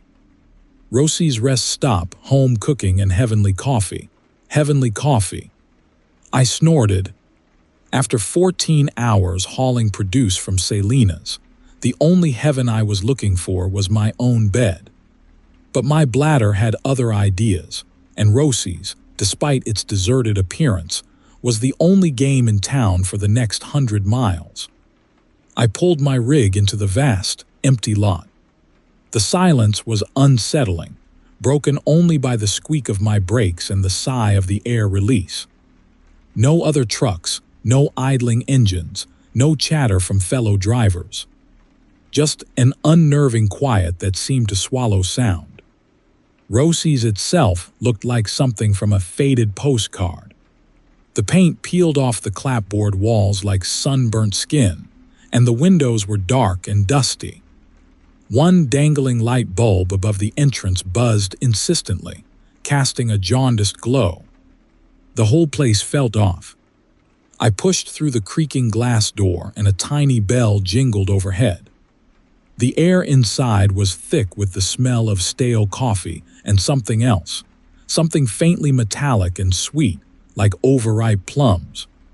Behind the counter, a woman with a face like a crumpled napkin sat perched on a stool, her eyes fixed on a point somewhere beyond me. "Anyone here?" I called out, my voice echoing in the cavernous space. The woman slowly turned her head, her movement jerky and unnatural. Her eyes, milky white and vacant, seemed to absorb the light rather than reflect it. "You're late," she rasped, her voice barely a whisper. I shifted uncomfortably. "Late for what?" She didn't answer, just pointed a skeletal finger towards a doorway at the back of the diner. "They're waiting." A cold dread washed over me. I considered turning tail and running, but something, a morbid curiosity I couldn't explain, compelled me forward. I walked towards the doorway, each step echoing in the unsettling quiet. The room beyond was dimly lit by a single flickering candle, its flame casting dancing shadows on the walls. A group of figures sat around a long wooden table. As my eyes adjusted, I realized they were all truckers, dressed in faded denim and worn leather jackets. But there was something profoundly wrong with them. Their skin was pale and waxy, their eyes vacant. And they were all smiling, these wide, unnerving grins that stretched their mouths into grotesque parodies of human expression. The metallic sweet smell was stronger here, almost cloying. And then, I noticed the centerpiece of the table, a large, intricately carved wooden wheel, its spokes radiating outwards like the limbs of some bizarre insect. Etched into the hub was a symbol I didn't recognize, a series of interlocking circles and spirals that seemed to squirm and shift before my eyes.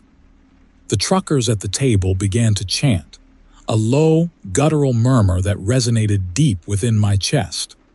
The sound vibrated through the floor, up my legs and into my skull, making my teeth hurt. As the chanting grew louder, the wooden wheel began to spin, slowly at first, then faster and faster, until it was a blur of motion. The air crackled with a strange energy, and the figures around the table started to change.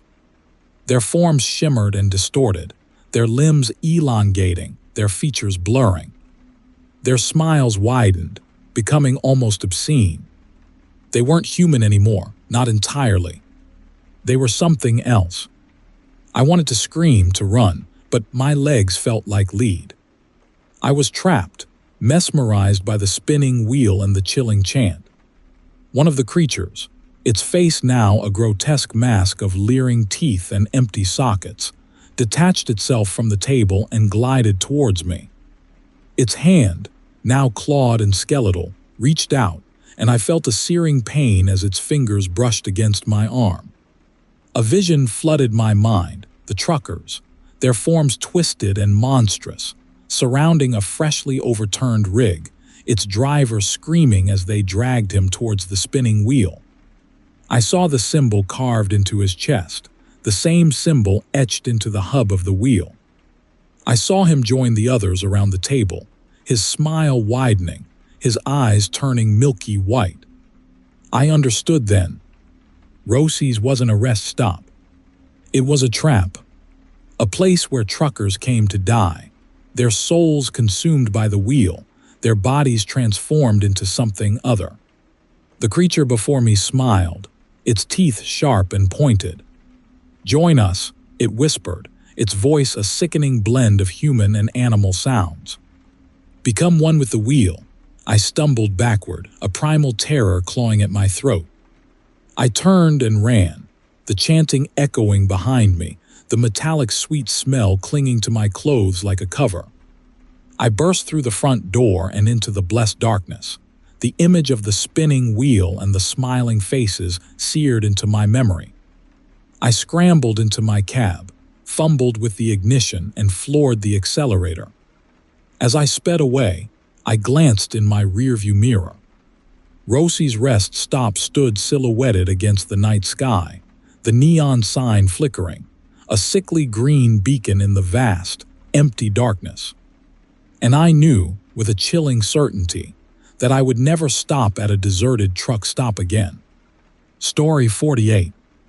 The Arizona sun beat down on my rig, baking the dashboard and turning the cab into a sauna. I wiped a bead of sweat from my brow and adjusted my grip on the wheel, the vinyl scorching my palms. 14 hours into a cross-country haul, my mind was numb, occupied only by the hypnotic drone of the tires on the blacktop and the rhythmic click of my turn signal. That's when I saw it, a flicker of movement in the rearview mirror. At first, I thought it was just heat shimmer, a trick of the desert air. But the flicker persisted, solidifying into a distinct shape, a vintage black Cadillac, tailgating me close enough to practically kiss my bumper. It felt wrong. The Cadillac was pristine, gleaming black against the dusty landscape, an anachronism in this forgotten corner of the world. No plates, tinted windows. As the miles ticked by, the Cadillac remained glued to my tail, a silent, menacing presence. A wave of unease washed over me, a prickly feeling that crawled up my spine. I considered pulling over, letting the car pass, but something kept me going. A strange compulsion, an almost morbid curiosity. The sun dipped below the horizon, painting the sky in hues of burnt orange and violet. The Cadillac's headlights snapped on, two piercing beams boring into my trailer. I pulled into a deserted gas station, hoping to shake my pursuer. The station was eerily silent, the pumps covered in shadows. As I filled my tank, I caught a glimpse of the Cadillac parked across the street, its headlights still fixed on me. Inside the station, a lone cashier sat behind the counter, a skinny man with sunken eyes and an unsettlingly placid smile. He didn't speak, just stared at me with an unnerving intensity. I paid for my fuel, my hands trembling slightly, and hurried back to my rig. As I pulled back onto the highway, the Cadillac reappeared, its presence as relentless as the desert wind. The feeling of unease intensified, morphing into something close to panic. I gripped the steering wheel tighter, my knuckles white, pushing the pedal down harder, desperate to put distance between myself and the ominous vehicle. Then the whispers started. Faint at first, like the rustling of dry leaves, they gradually grew louder, filling the cab with a chorus of disembodied voices. They spoke in a language I didn't recognize, a croaky, rhythmic chant that resonated deep within my bones. The temperature in the cab plummeted, a chilling contrast to the desert heat outside. The Cadillac pulled alongside me. I glanced over, my heart pounding in my chest. The driver's side window was down, revealing a figure covered in shadows.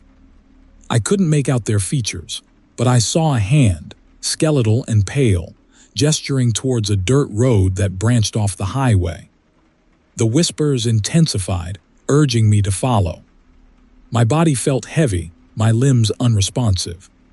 Against my will, I turned the wheel, the tires crunching on the loose gravel as I veered onto the dirt road. The Cadillac followed close behind. The road wound through a desolate landscape of twisted juniper trees and jagged rock formations. The whispers became louder, more insistent, filling my mind with disturbing images, grotesque figures, contorted limbs, and empty, soulless eyes. The road ended abruptly in a small clearing. In the center stood a crude altar, fashioned from rough-hewn stones. Around the altar, robed figures huddled, their faces hidden by grotesque masks. They chanted in unison, their voices rising in a chilling crescendo. The Cadillac stopped behind me. The figure emerged, no longer hidden in the dark. It was tall and gaunt, its skin stretched taut over its bones. Its eyes glowed with an unnatural light, and a cruel smile twisted its lips. The robed figures parted, revealing a figure bound to the altar. It was a young woman, her eyes wide with terror, her mouth gagged. The tall figure approached the altar, holding a gleaming blade. The chanting intensified, the whispers reaching a fever pitch. I wanted to scream, to run, to do anything to escape this nightmare. But my body remained frozen, trapped in a paralysis of fear. The tall figure raised the blade. A piercing shriek ripped through the night, followed by a sickening thud. The chanting stopped. A heavy silence descended over the clearing. The tall figure turned towards me, its eyes burning into mine. It reached out a skeletal hand, offering me something small and intricately carved, a wooden figurine, its features disturbingly similar to those of the woman on the altar. The whispers started again, their voices now clear, speaking in perfect English. "The game has begun," they hissed. "You are the next player." And then everything went black. Story 49. 14 hours into my shift, hauling a temperature-controlled trailer full of what the manifest vaguely described as biological samples, I decided a caffeine injection was in order. The neon glow of Dusty's diner, a beacon of greasy hope in the vast Nevada emptiness, was a welcome sight. Dusty's had an unspoken motto: "We don't judge as long as you pay." The clientele usually reflected that sentiment. Tonight, however, felt off. The usual mix of truckers, locals, and the occasional lost soul was replaced by a group huddled in a corner booth. They wore identical, rough-spun robes, the kind you'd see in a low-budget biblical epic. Their faces were hidden by hoods, but I could feel their eyes on me as I walked to the counter. Coffee black as my ex-wife's heart, I told Sally, the perpetually weary waitress. Sally, who usually greeted me with a world-weary grin, just nodded. Her eyes, though, darted nervously towards the robed group. As the weak, lukewarm coffee attempted to revive my soul, I overheard snippets of their conversation. Something about the offering, the vessel, and the transformation. I considered the possibility they were part of some bizarre religious sect. Nevada had its share of those. Or maybe a Renaissance fair had gone horribly wrong. Then I remembered my cargo. Biological samples. Sensitive stuff. Maybe a little too sensitive. I choked down the rest of my coffee and headed back to my rig. The robed figures remained motionless, like dusty statues in a forgotten museum. Back on the highway, the unease lingered. The landscape, usually a comforting monotony, suddenly felt hostile. The whispering of the wind through the Joshua trees sounded suspiciously like voices. I cranked the air conditioning, not for comfort, but for a semblance of normalcy. Then it started. A low hum, barely audible at first, vibrating through the cab. I checked the gauges, the engine. Everything seemed normal. But the hum intensified, accompanied by a sickly sweet, metallic smell. The temperature in the trailer, despite the maxed-out AC, began to climb. Panic scratched at the edges of my composure. I pulled over, heart hammering a frantic tattoo against my ribs. The humming was now a deafening drone. The metallic sweetness was overpowering, almost cloying. I hesitated. Whatever was in that trailer, it wasn't happy. Steeling myself, I hauled the handle and swung open the trailer doors.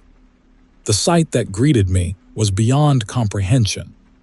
The neatly stacked boxes were gone, replaced by a swirling mass of iridescent insects, their bodies pulsing with a sickly green light. They weren't insects I recognized, not by a long shot. These were something else, something wrong. They swarmed out, a buzzing, clicking tide of chitin and malice. I scrambled back into the cab, slamming the doors shut. It was no use. The insects poured through the vents, the windows, every crack and crevice. I mashed the gas pedal, the engine roaring in protest as I swerved back onto the highway. The insects crawled over me, their tiny claws digging into my skin. The metallic sweetness burned in my nostrils, a prelude to something far worse. The humming was now inside my head, a throbbing, hypnotic drone.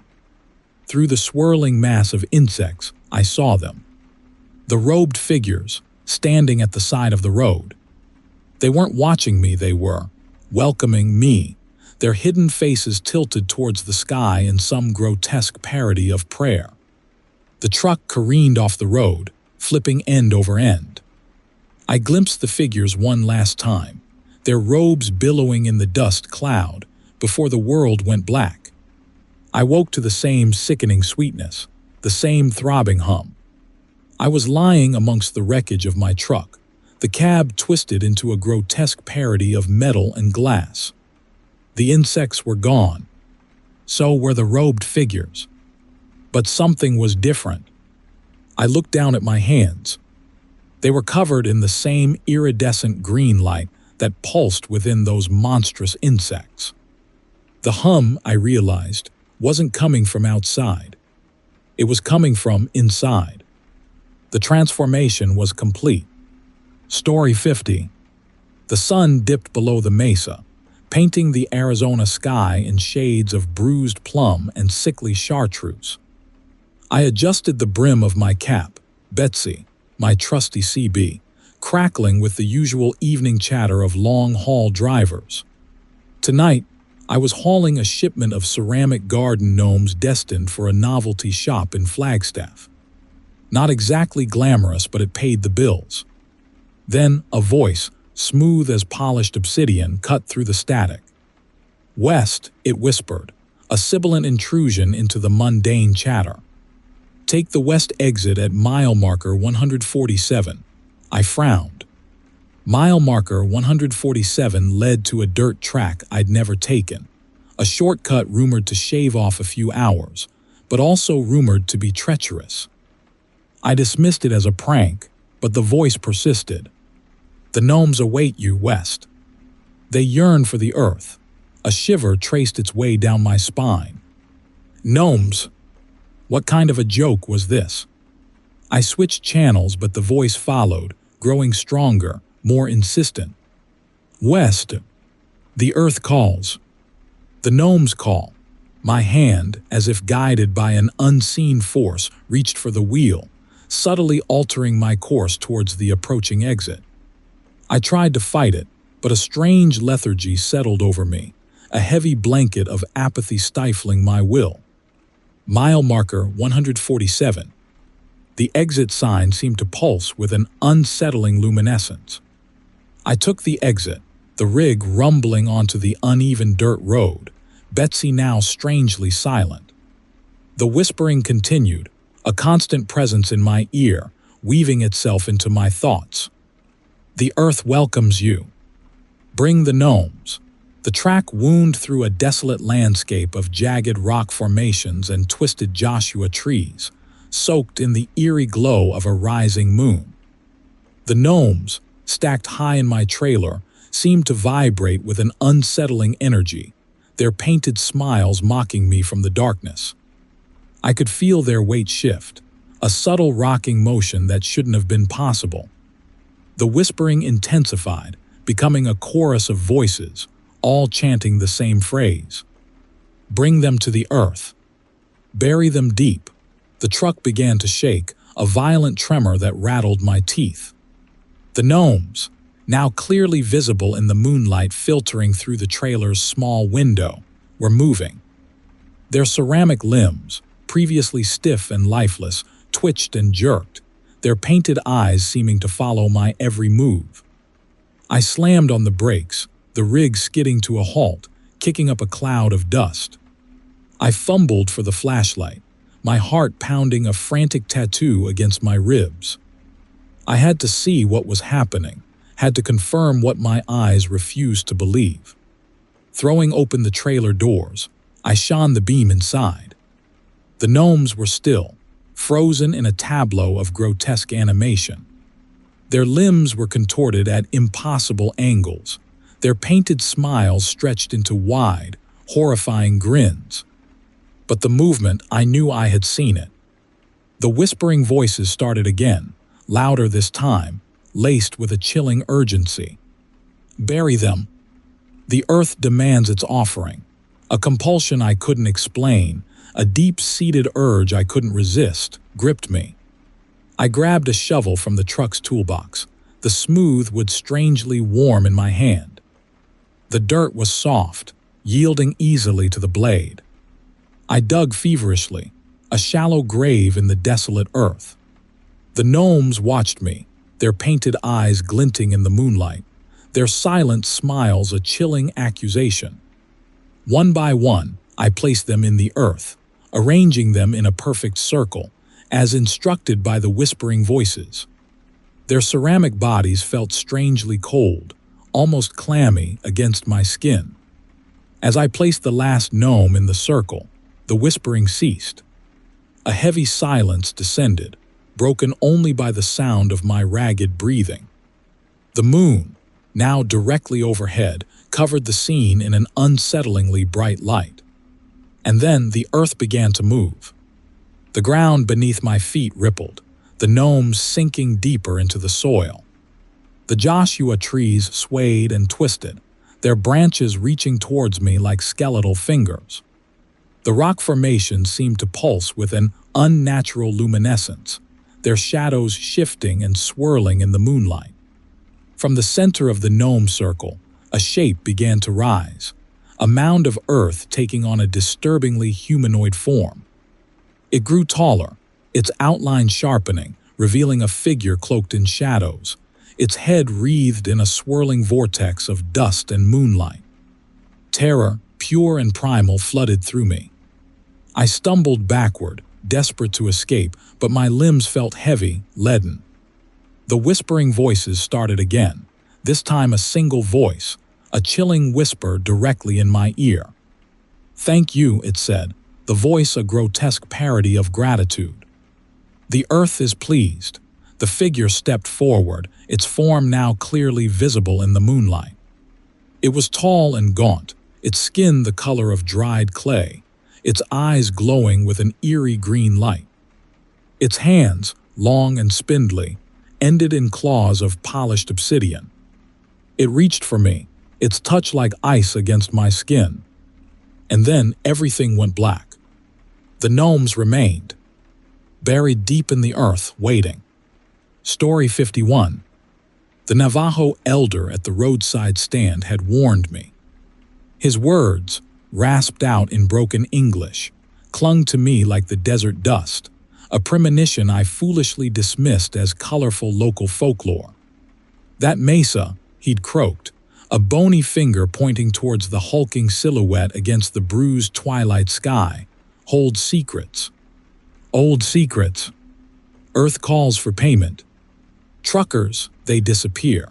I chuckled, paid for my lukewarm bottle of water, and pulled back onto the two-lane blacktop, the elder's image shrinking in my rearview mirror.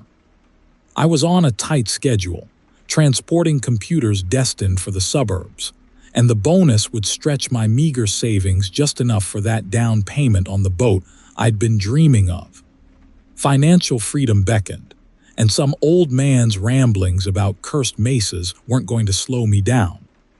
Now, hours later, with the mesa looming before me like a malevolent beacon, I wish I'd listened. It started subtly, a flicker in my peripheral vision, a fleeting impression of movement in the passenger seat, quickly dismissed as exhaustion. Then, a faint, almost floral scent like overripe plums filled the cab. I cranked the window, convinced the desert was playing tricks on me, but the smell persisted, becoming almost cloying, tinged with something metallic. The engine sputtered. Just a hiccup, I told myself, but my gut clenched. This truck, a beat-up Kenworth I'd picked up cheap at an auction, had never given me trouble before. Now, with the mesa dominating the horizon, it felt different. Heavier, as if the earth itself were trying to hold it back. The flickering in the passenger seat intensified. I finally looked. Nothing there. Just empty space. But I could feel it. A presence. Cold. Watching. Then the whispers began. Not through the truck, but inside it.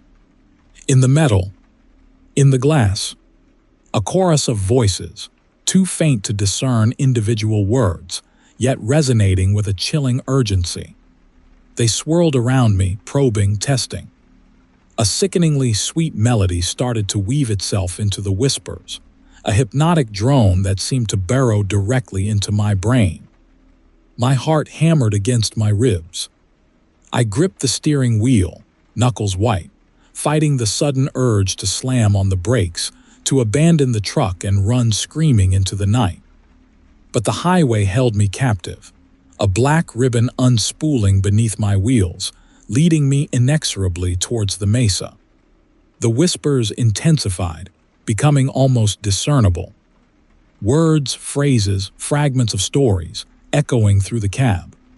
Stories of vanished truckers, of broken promises, of a terrible price paid for desecrated things. I recognized one voice, the rasping whisper of the Navajo elder.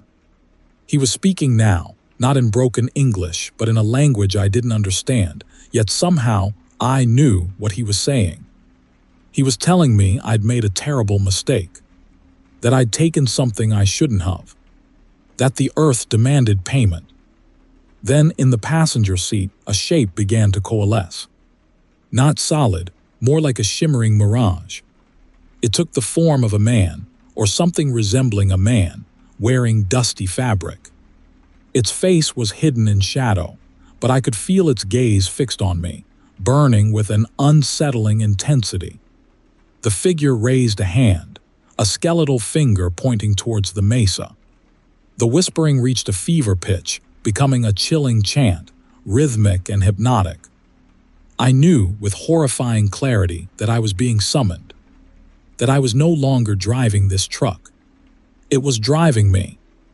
The engine roared, the truck surging forward, the speedometer needle climbing past 80, 90, 100. The highway seemed to melt away beneath the tires, the world outside reduced to a blur of twisted juniper trees and flickering shadows. I slammed my foot on the brake. Nothing. The pedal was unresponsive. The steering wheel locked. I was trapped. The mesa loomed before me, no longer a silhouette, but a monstrous wall of rock, pulsing with a sickly green light. The chanting intensified, the whispers becoming screams. The figure beside me now clearly visible, its form no longer disguised but skeletal, its head tilted at an unnatural angle, its empty sockets fixed on me with a triumphant gleam. The truck plunged forward, towards the heart of the mesa, towards the source of the green light, towards a destiny I could no longer escape. The last thing I saw, before the world dissolved into a swirling emerald vortex, was the figure beside me, its skeletal hand reaching out, its lipless mouth stretching into a horrifying grin. I understood then, with chilling finality, the terrible truth of the Navajo elder's words. The earth had called for payment, and I was the price. Story 52. The sun bled orange across the horizon, painting the Nevada scrub a sickly shade of brown. After 14 hours hauling fertilizer, the promise of a quiet night in my designated Bureau of Land Management campsite was a welcome balm. I pulled off the highway onto a barely perceptible track, winding through a cluster of twisted juniper trees, their branches gnarled and reaching like skeletal claws. My campsite, a shallow depression in the earth barely large enough for my rig and a small fire, offered little comfort. The silence, punctuated only by the occasional skitter of a lizard, was thick enough to choke on. I started my fire, the crackling flames a meager swat against the encroaching darkness. As I heated a can of beans over the fire, a strange, almost floral scent filled the air, quickly replaced by the sharp, metallic tang of blood. I dismissed it as a trick of the desert air, the endless miles playing games with my weary senses. That's when I saw them. In the deepening gloom, beyond the flickering firelight, shapes emerged, barely visible beneath the ragged covers they wore. Their forms were unsettlingly still, their hidden faces tilted towards me, radiating a silent, predatory hunger. I gripped my trucker's knife, a nervous habit from too many nights spent alone on the open road. One of the figures detached itself from the group, gliding towards me with an unnerving grace. As it neared, I could discern details, the rough-spun cloth of its robe, the angular bones beneath, the unsettling resemblance to a human, albeit one twisted into an unnatural posture. It stopped a few feet away, its silence more terrifying than any scream. Another figure emerged, then another, until I was surrounded. Their silence was broken by a low, gravelly murmur that seemed to emanate from the earth itself. The murmur intensified, evolving into a rhythmic chant, chilling in its alien cadence.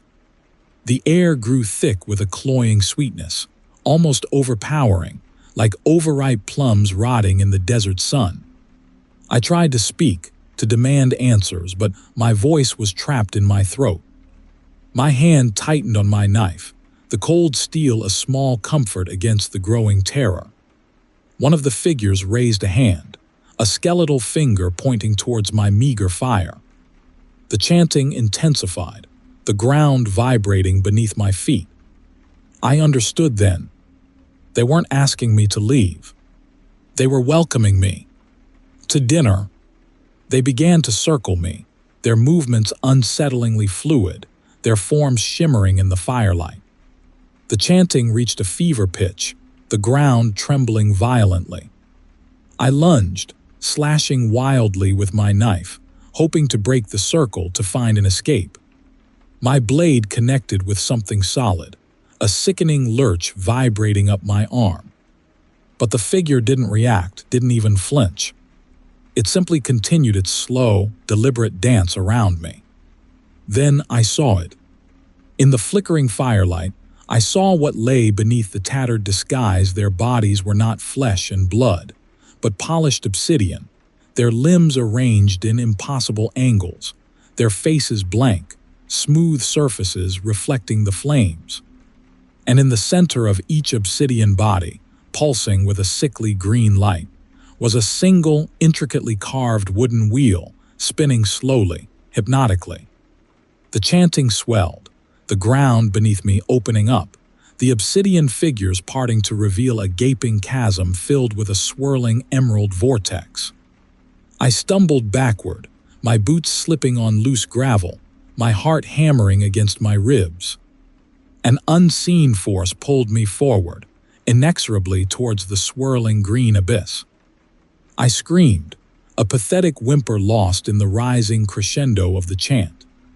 The obsidian figures raised their clawed hands, their silent smiles widening into terrifying grins. The ground gave way beneath me, and I plunged into the swirling emerald vortex, the chanting echoing in my ears as the world dissolved into a sickening green light. I knew, with a chilling certainty, that I would not be leaving this place.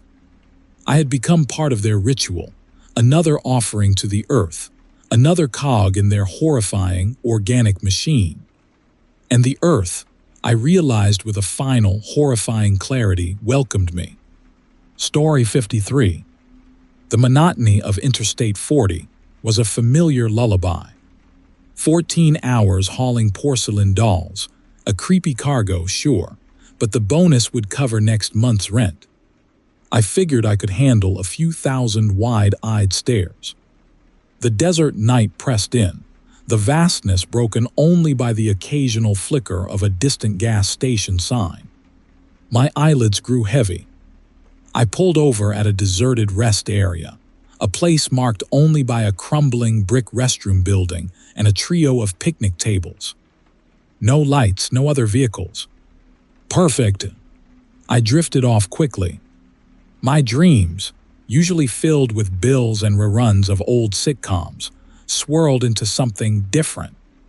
I was standing in a circle of juniper trees, their branches gnarled and twisted. The air thrummed with an unnatural energy. At the center stood a low wooden table, upon which rested a single, intricately carved wooden doll. It was unsettlingly familiar, like a forgotten childhood toy dredged from the deepest recesses of memory.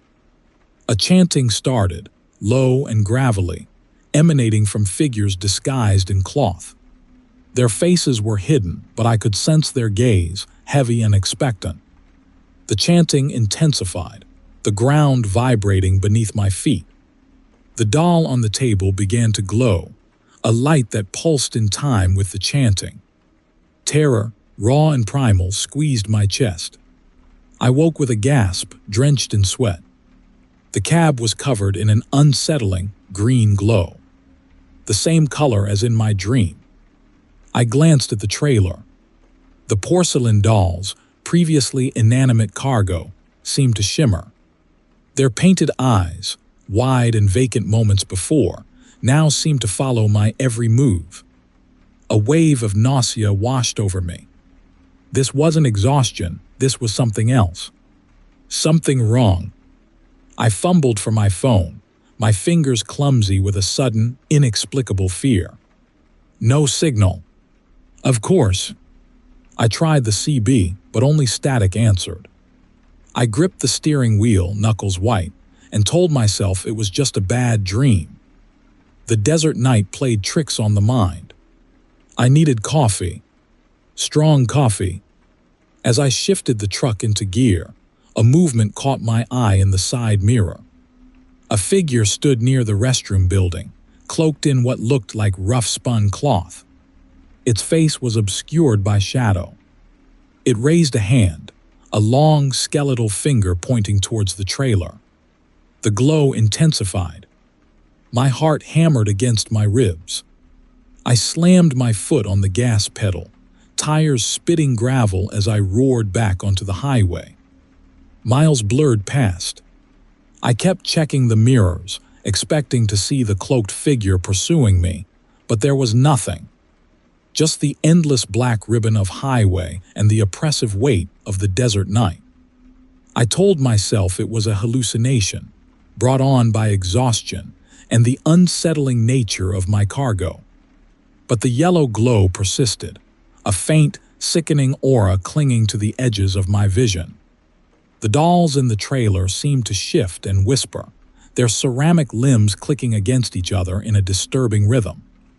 I pulled into a brightly lit truck stop, desperate for the normalcy of fluorescent lights and the mundane chatter of other drivers. The place was almost empty. A lone cashier sat behind the counter, reading a magazine. I grabbed a lukewarm coffee and sat in a corner booth, trying to steady my shaking hands. The cashier, a young woman with a name tag that reads Sally, ambled over. "Rough night?" she asked, her voice surprisingly gentle. I managed a weak smile. "You could say that. You look like you've seen a ghost," she said, her eyes scanning my face with an unsettling intensity. "We get a lot of that around here. Strange things happen in the desert." I chuckled nervously, dismissing her comment as local folklore.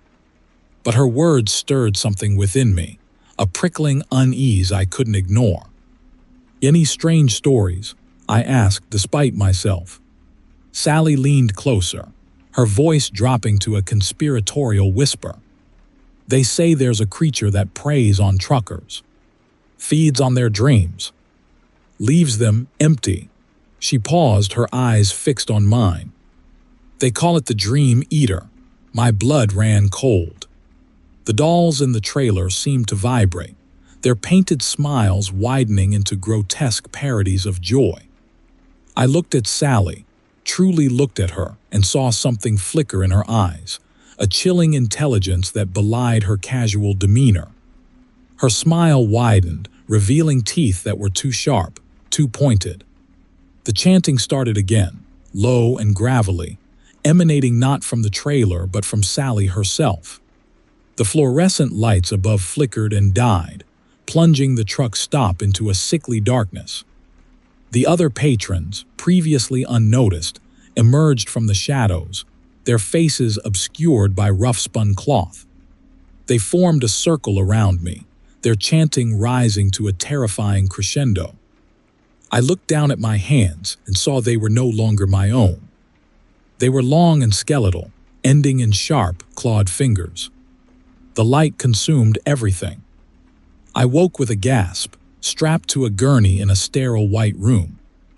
A doctor in a white coat stood over me, his expression concerned. "You were found wandering in the desert," he said. "You've been in a catatonic state for 3 days." Relief washed over me. It had been a nightmare. Just a nightmare. Then I saw it.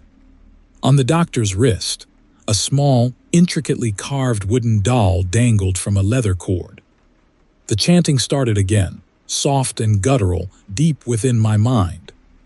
And I knew with chilling certainty, that the nightmare had only just begun. Story 54. The dust devils danced across the Nevada expanse, twisting like spectral fingers beckoning me closer to something I couldn't comprehend. I squinted, the setting sun painting the landscape in hues of bruised plum and burnt sand. 14 hours hauling tents for some eccentric billionaire's desert art project had left me craving a shower and a real bed, not the cramped bunk behind my seat. But the detour sign, crudely fashioned from plywood and spray paint, promised a shortcut. Dust Bowl Sally's oasis, it proclaimed, an arrow pointing down a barely discernible track winding through the scrub. My bladder agreed with the arrow. Dust Bowl Sally's turned out to be little more than a crumbling gas station, with a single, flickering fluorescent light buzzing over a dusty counter. A woman with a bird's nest of gray hair and eyes that seemed to hold the weight of the desert itself sat behind it, polishing a piece of petrified wood. The petrified wood looked remarkably like a human heart. I dismissed the thought as exhaustion playing tricks on my mind. "Just need to use your restroom, ma'am," I mumbled, placing a lukewarm bottle of soda on the counter. "Course," she said, her voice raspy as wind through dry canyons. Out back, round the side, her gaze lingered on me, unsettling in its intensity. The restroom building was a small brick structure, the paint peeling like sunburnt skin. As I rounded the corner, a glint of metal caught my eye. A deep ravine cut into the earth, barely visible in the gathering dusk. At the bottom lay something unnatural. Twisted metal, gleaming under the last rays of sun, like the skeleton of some enormous, unknown insect. And scattered amongst the wreckage were things I couldn't quite process, smooth, obsidian-like shapes, pulsing with an internal light, too regular to be natural rock formations. It looked like a UFO crash site, straight out of a B-movie. Suddenly, a low chanting started, rising from the ravine. I peered over the edge again, my heart pounding a frantic tattoo against my ribs. Robed figures, their faces obscured by contorted masks, emerged from the shadows of the wreckage. They moved with an unnerving fluidity, their limbs elongated and almost insect-like. They were carrying the obsidian shapes, placing them on a makeshift altar fashioned from twisted metal. The chanting grew louder, a guttural murmur vibrating through the ground and up into my bones. I should have left. Logic screamed at me to get back in my truck and drive as far away from Dust Bowl Sally's as possible. But a morbid fascination, a horrifying curiosity, held me rooted to the spot. I wanted to see what these creatures were doing. What they were.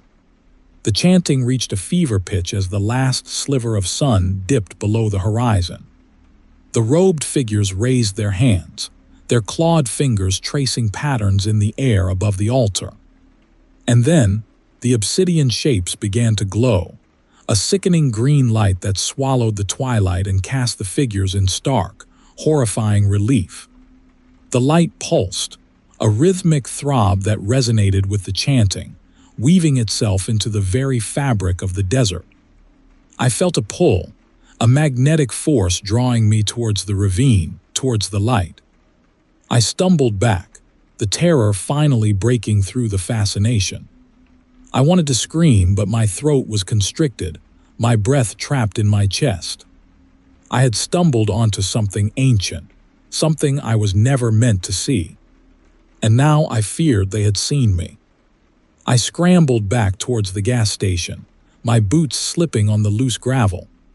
The chanting followed me, echoing in my ears, seeping into my thoughts. I burst through the door, the fluorescent light blinding after the otherworldly glow of the ravine. Sally sat behind the counter, still polishing the petrified heart, a knowing smile playing on her lips. "Find everything you were looking for, dearie," she asked, her voice dripping with an almost obscene sweetness. I saw something," I stammered, my voice shaking. Down in the ravine, Sally chuckled, a dry, rasping sound like leaves skittering across cracked pavement. The earth holds secrets, doesn't it? And sometimes those secrets demand a price. What are they? I whispered, my gaze fixed on the petrified heart. Offerings, Sally said, her eyes gleaming with an unsettling light. The earth is hungry, and they are feeding it. I backed away, my hands slick with sweat. I understood then. The twisted metal, the obsidian shapes, the robed figures, they weren't from another planet. They were from this planet. Something ancient, something primal, something that had been slumbering beneath the desert for eons. And I had woken it. You should go now, dearie, Sally said, her smile widening. Before the earth decides it's hungry for something more.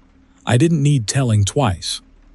I fumbled for my keys, my hands trembling so violently I could barely get them into the ignition. The engine roared to life, a welcome sound in the suffocating silence of the desert. I slammed the truck into reverse, tires spitting gravel, and didn't look back until I was miles down the highway, the glow fading in my rearview mirror. But the chanting stayed with me. A constant, throbbing reminder of what I had seen, what I had unleashed. And as I drove, I noticed something in the passenger seat beside me, something I hadn't seen before. A small, smooth obsidian shape, pulsing with a faint green light. The earth, it seemed, had already collected its price. Story 55. The Arizona sun beat down on my cab, baking the dashboard until it radiated a dull heat. I'd been transporting industrial equipment from Phoenix to Tucson, a route I knew like the back of my hand. But today something felt off.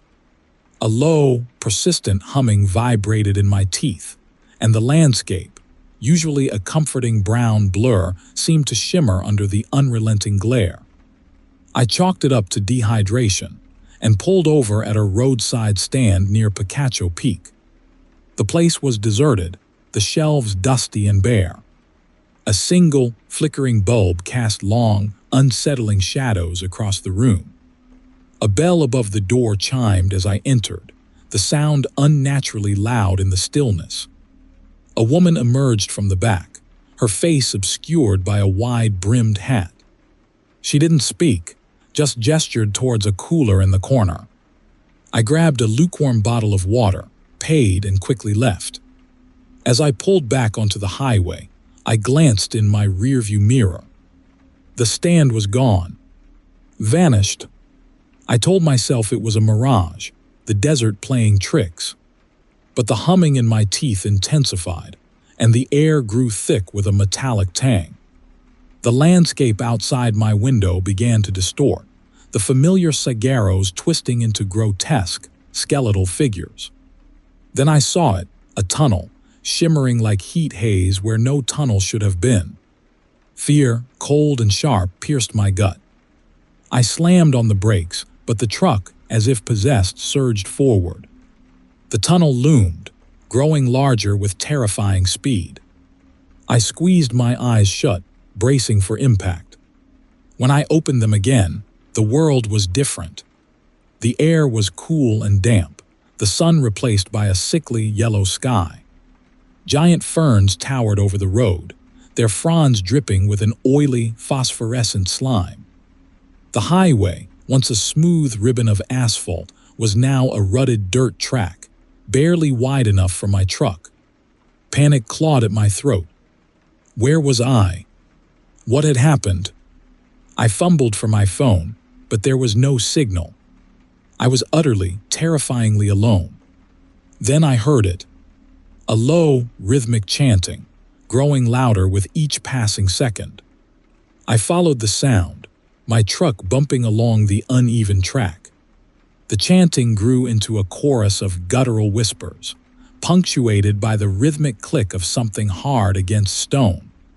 The track ended abruptly in a small clearing. In the center, covered in the unsettling light, stood a circle of figures. They were tall and gaunt, their bodies draped in rough-spun cloth. Their faces were obscured by grotesque masks carved from bone and wood, each mask adorned with a single, pulsating, green gem. The figures continued their chanting, their clicking growing more frantic. In the center of their circle was a flat stone, stained dark, and on that stone I gagged. The sight was so horrific, so utterly alien that my mind recoiled. It was a thing, a pulsating mass of iridescent green flesh, covered in squirming tentacles. It pulsed with a sickening rhythm, in time with the chanting of the figures. The figures stopped chanting, their masked heads snapping towards me. The green gems in their masks pulsed brighter, casting an eerie light on their grotesque forms. One of the figures stepped forward, raising a clawed hand. The hand held a long, obsidian blade, gleaming faintly in the unnatural light. A wave of nausea washed over me. This wasn't a dream. This was real, and I was trapped in some twisted, prehistoric nightmare. The figure gestured towards the pulsating mass on the stone. An offering. It wanted an offering. My heart hammered against my ribs, a frantic bird trapped in a cage. I knew what it wanted. I could feel it, a primal understanding that bypassed all logic and reason. It wanted me. The figure with the obsidian blade took another step forward. The other figures closed in, their chanting starting again, low and gravelly. The green gems in their masks pulsed with a horrifying intensity, the light searing my eyes. I slammed the truck into reverse, the tires spinning uselessly in the mud. The figures continued their advance, their chanting rising to a fever pitch. The pulsating mass on the stone throbbed, its tentacles reaching towards me. I fumbled for the door handle, my hands slick with sweat. I had to get out. I had to escape. But as I opened the door, the world dissolved into a swirling vortex of green light. The chanting intensified, becoming a deafening roar. The last thing I saw before darkness consumed me were those masks, those grotesque parodies of human faces, leering down at me with a silent, knowing smile. The humming in my teeth, now a deafening drone, was the last thing I felt before I became an offering. Story 56. I should have known better than to pick up hitchhikers, especially on a desolate stretch of Nevada highway like this. But the figure, small and hunched, clutching what looked like a woven basket, tugged at something in me. Call it pity, call it morbid curiosity. I pulled over. He introduced himself as Kevin, his voice a dry rustle, like wind through dead leaves.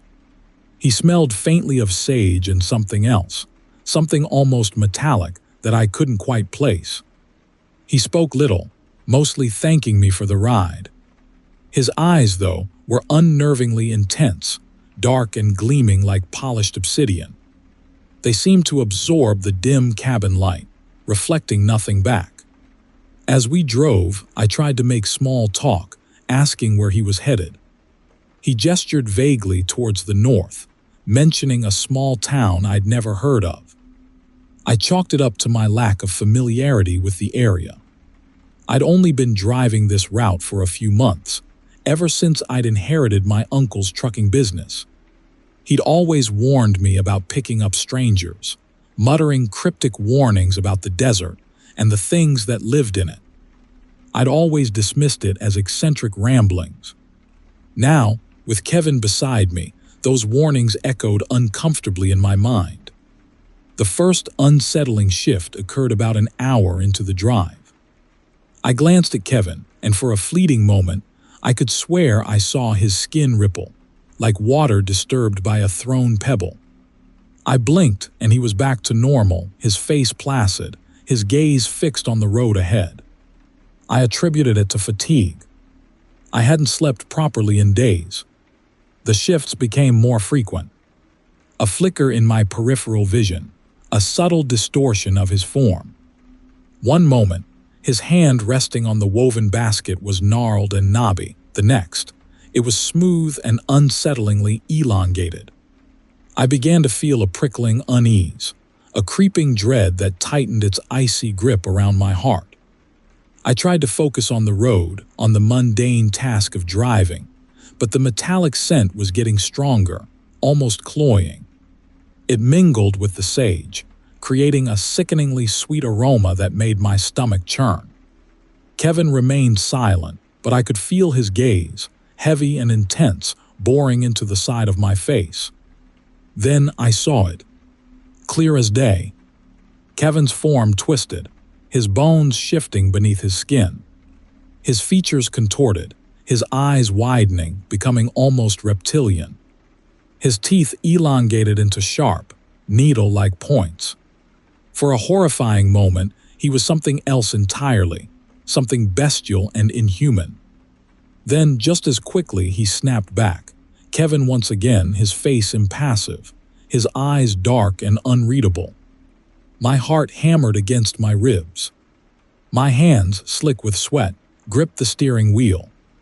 I wanted to slam on the brakes, to throw open the door and run, but I was paralyzed by a primal terror I'd never experienced before. Kevin's voice, a raspy whisper, broke the silence. "You saw, didn't you?" I couldn't speak. My throat was constricted, my breath trapped in my lungs.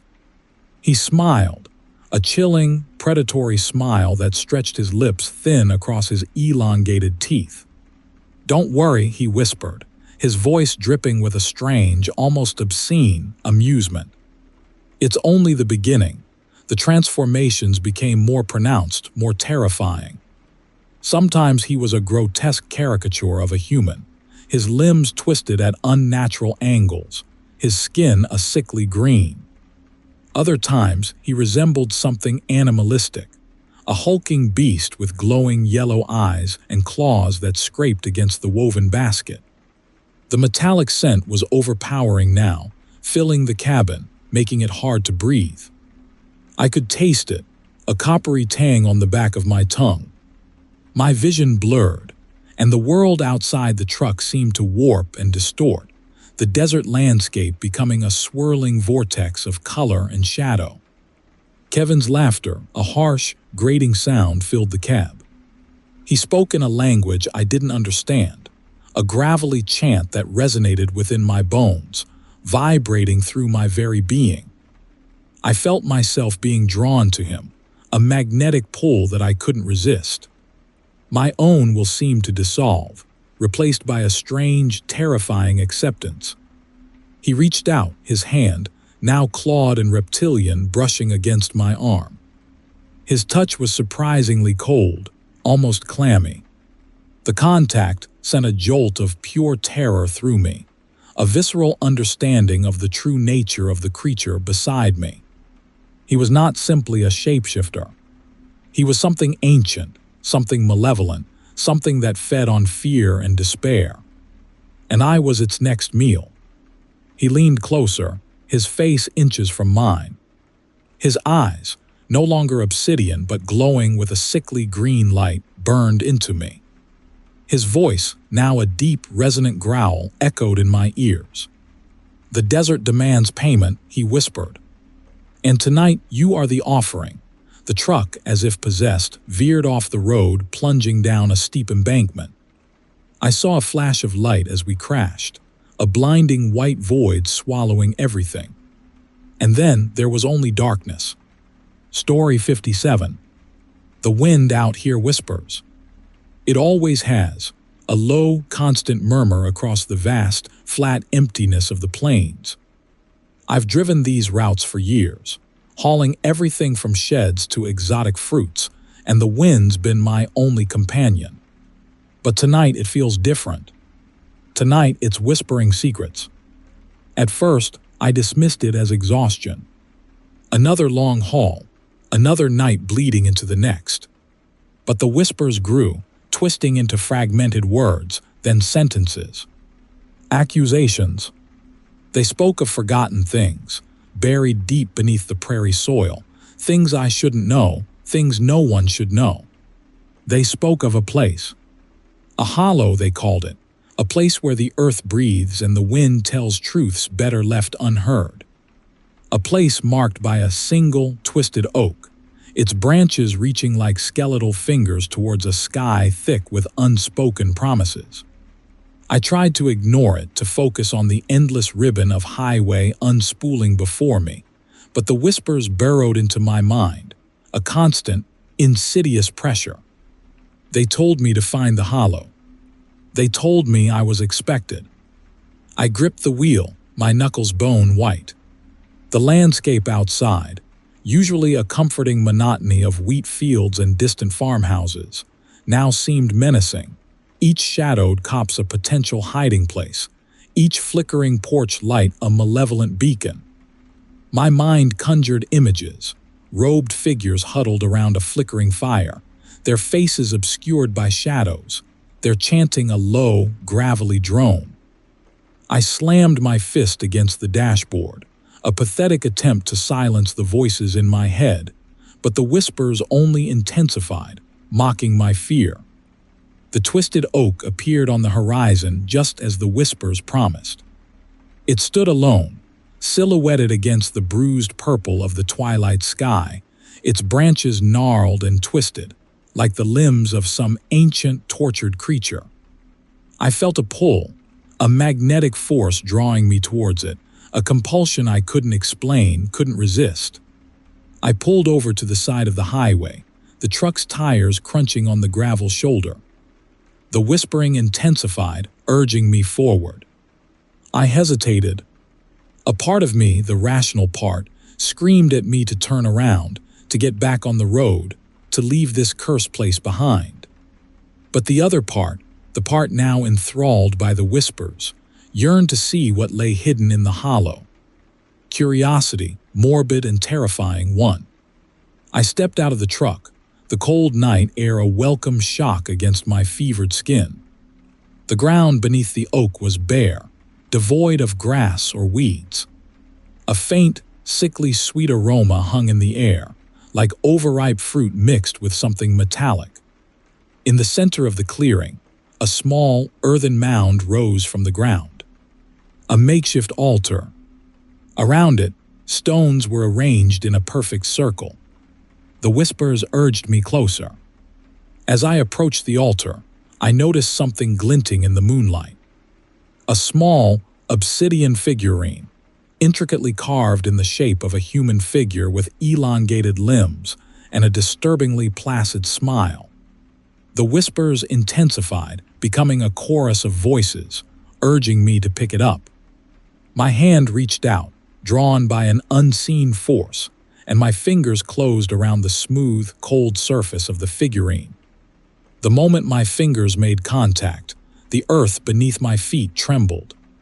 The whispers became a deafening roar, and the world around me twisted and distorted.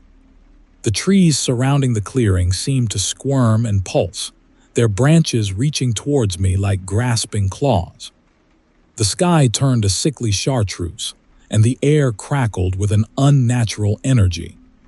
The ground beneath the altar split open, revealing a gaping chasm filled with a swirling emerald mist.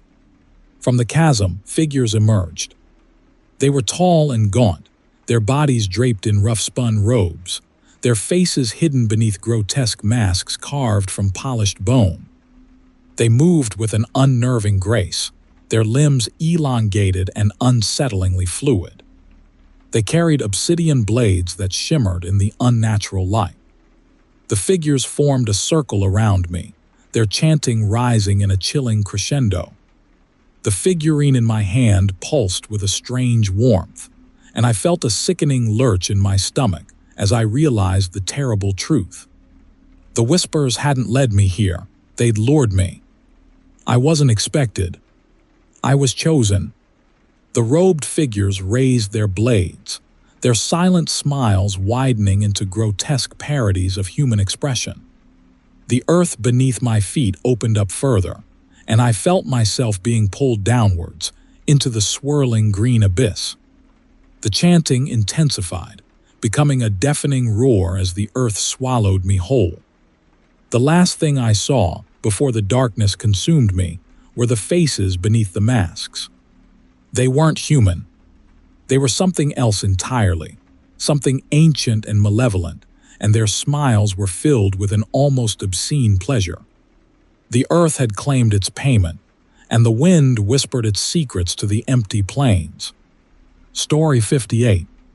The sign read, Dust Bowl Diner, last chance for 50 miles. My gut grumbled in agreement. 14 hours hauling exotic orchids across the Nevada desert does a number on a man. Dust Bowl Sally, proprietor and local legend, greeted me with her usual knowing smirk. Orchids, eh? Fancy. She slid a mug of something resembling coffee across the counter. Heard whispers on the wind. Trouble brewing tonight.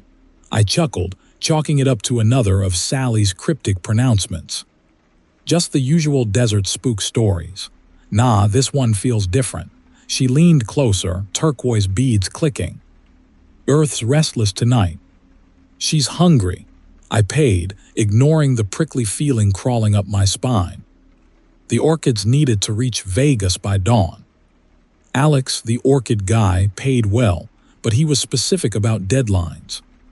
He'd warned me about taking the shortcut through Black Ridge Pass. Local legends, he'd said with a wink. Nothing a sane man needs worry about, but Alex wasn't driving. I was, and the long route added 6 hours. Black Ridge Pass lived up to its name. Jagged peaks clawed at the bruised twilight sky. Twisted juniper trees lined the narrow road, their branches reaching like skeletal fingers. The air grew heavy, charged with a strange, almost metallic scent. I rolled up the windows, a useless gesture against the growing unease. Then the whispers started. Not through the speakers, but in the cab itself, slithering into my ears, a sibilant chorus just beyond comprehension. I dismissed it as fatigue, a hallucination brought on by the isolation. But then I saw them. Silhouetted against the rising moon, figures stood in the middle of the road. I slammed on the brakes, the truck screeching in protest. The figures remained motionless, their faces hidden. The whispering intensified, becoming almost a chant, echoing from the surrounding hills. Terror, cold and sharp, pierced through my exhaustion. I shifted into reverse, but the engine sputtered, dying. The whispering grew louder, closer, morphing into words. Lost taken hours. The figures began to move, gliding towards the truck with unnatural grace. Their steps were silent against the gravel. I fumbled for my phone, desperate for a signal, but the screen remained blank. Trapped.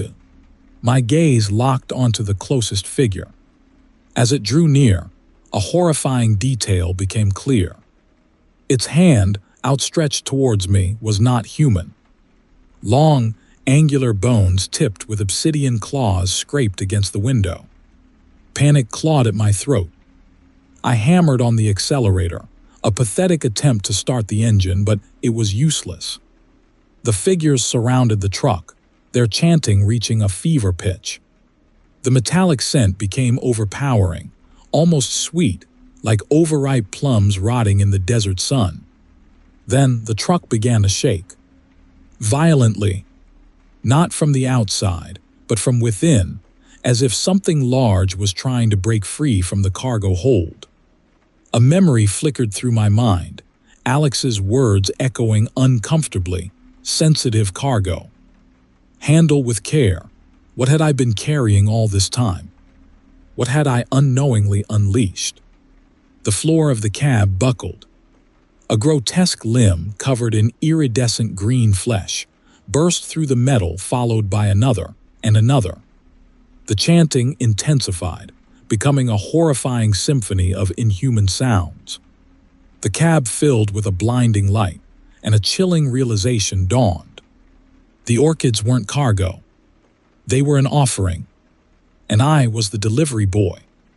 The last thing I saw, before the light consumed me, was the face of the closest figure. Its mask had fallen away, revealing not a monster, but something far worse, It was human, and it was smiling. A wide, knowing smile that stretched impossibly across its face. A smile that said I was not the first, and I certainly wouldn't be the last. The earth was hungry, and she had been fed. Story 59. After 14 hours transporting garden sheds across this god-forsaken stretch of asphalt, I needed two things: a bathroom break and an industrial-strength caffeine injection. The Dust Bowl Diner, a beacon of greasy hope in the vast Nevada emptiness, appeared just as my bladder was staging a full-blown revolt.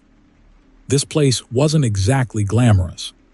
The parking lot was a patchwork of cracked asphalt and weeds. The building itself a low-slung brick affair with paint peeling off like sunburnt skin. But the open sign buzzed insistently, a neon siren's call in the deepening gloom. Inside, the usual diner tableau, cracked vinyl booths, fluorescent lights buzzing overhead, and a counter displaying an array of dubious-looking pastries under a sneeze guard that had seen better days. Dust Bowl Sally, the perpetually weary waitress, greeted me with her usual knowing smirk. "The usual, hon?" she asked, already pouring a mug of something resembling coffee. I nodded gratefully. "And do you happen to know where I can find a restroom around here?" Sally chuckled, a sound like gravel rolling downhill. "Honey, the facilities are a local legend. Folks say it's a place where truckers go in and never come out, except maybe as fertilizer for them prize-winning tomatoes out back." She winked, momentarily masking a disturbing glint in her eye. I nervously returned the gesture, hoping her morbid humor wasn't a prelude to something truly horrifying. The restroom was a separate brick structure out back, nestled between a rusted dumpster and a surprisingly vibrant patch of sunflowers. The door creaked open like a coffin lid, revealing a single flickering fluorescent bulb casting sickly yellow pools of light. The air hung thick with the pungent aroma of stale cigarettes and something else, something faintly metallic, almost sweet. I finished my business quickly, the unsettling quiet amplifying every creak and groan of the ancient plumbing. As I washed my hands, I noticed something glinting in the cracked mirror above the sink. A small, intricately carved wooden figurine of a raven, perched precariously on the edge of the chipped porcelain. Odd. I didn't remember seeing it before.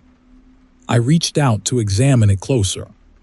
As my fingers brushed against the smooth wood, the lights flickered and died, plunging the small room into absolute darkness. A guttural murmur vibrated through the walls, a sound that seemed to emanate from the earth itself. My heart hammered against my ribs. Panic clawed at the edges of my composure. Then the whispering started. Faint at first, like the rustle of dry leaves, but quickly growing louder, becoming distinct voices, swirling around me in the suffocating blackness. They spoke in a language I didn't understand, yet somehow I knew what they were saying. They were talking about me, about taking me. A cold dread washed over me, heavier than the 14-ton rig I'd been hauling. I fumbled for the door, my hands slick with sweat. The latch was frozen solid. I rattled it frantically, a pathetic squeak against the rising chorus of whispers. Suddenly, a hand, cold and bony, brushed against my arm. I recoiled, a strangled gasp escaping my throat. The metallic sweetness intensified, becoming almost cloying, as if someone had poured liquefied pennies into the air. A flickering light filled the room, revealing the source of my terror. They stood in a circle around me, their faces hidden beneath grotesque masks carved from some dark, polished wood. Their hands, long and skeletal, held wickedly curved blades that gleamed faintly in the unnatural light. The chanting reached a fever pitch, the whispers coalescing into a horrifying symphony of guttural sounds. One of the figures stepped forward, its masked head tilted towards me. A clawed hand reached out, a skeletal finger pointing towards a small, crude altar fashioned from cinder blocks. On it rested a single flickering candle, casting a sickly green light on a collection of objects, bones, feathers, and what looked disturbingly like a human heart. My stomach churned. I wanted to scream, to run, but terror had rooted me to the spot, a petrified heart beating against my ribs. This wasn't Dust Bowl Sally's morbid humor. This was something far worse, something ancient and malevolent. The figure gestured again, its silent command clear. I was to be the next offering on their makeshift altar. A terrifying acceptance washed over me. I closed my eyes, the chanting echoing in my ears, a death knell in the suffocating darkness. This was it. I'd become another forgotten statistic, a whispered warning for other truckers foolish enough to stop at the Dust Bowl diner. And then, a thought, absurd and strangely comforting, pierced through the terror. At least I wouldn't have to deliver those damn sheds. Story 60. The flickering neon sign of the Dust Bowl diner buzzed like a trapped insect, promising lukewarm coffee and stale pie. I hauled myself out of the cab, my joints protesting after 14 hours hauling a sealed container across the Nevada expanse. Bill, the dispatcher, had been unusually specific about deadlines, promising a bonus hefty enough to finally replace my leaky refrigerator. He'd also been unusually vague about the cargo. Something about sensitive materials and discretion. Inside, Dust Bowl Sally, the perpetually weary waitress, wiped down the counter, her usual knowing smirk replaced by a frown. I ordered the usual black coffee and slid into a booth. Sally leaned closer, turquoise beads clicking together. "You hauling for Bill again, huh? Heard he's got some creepy cargo tonight." I chuckled. "Just another load, Sally. Probably garden gnomes destined for some eccentric billionaire." I'd heard the whispers before. The Nevada desert had a way of breeding strange stories. Sally's smile vanished. "This feels different." Bill was asking about the Black Ridge Road. "Nobody sane takes that road, not since." She trailed off, a shiver tracing her spine. The Black Ridge Road. A shortcut rumored to shave off 100 miles, but also rumored to be cursed. I dismissed Sally's warning, attributing it to overactive imagination fueled by too much desert folklore. But a seed of unease had been planted. Back in the cab, the silence felt heavier. The usual comforting monotony of the highway was replaced by an unsettling quiet, amplifying every creak and groan of the truck. The whispering started subtly, a reedy murmur seemingly woven into the wind whistling through the gaps in the window sill. I dismissed it as the desert night playing tricks on my tired ears. But as I approached the turnoff for the Black Ridge Road, the whispering intensified, becoming almost discernible words, a chilling chorus swirling around me.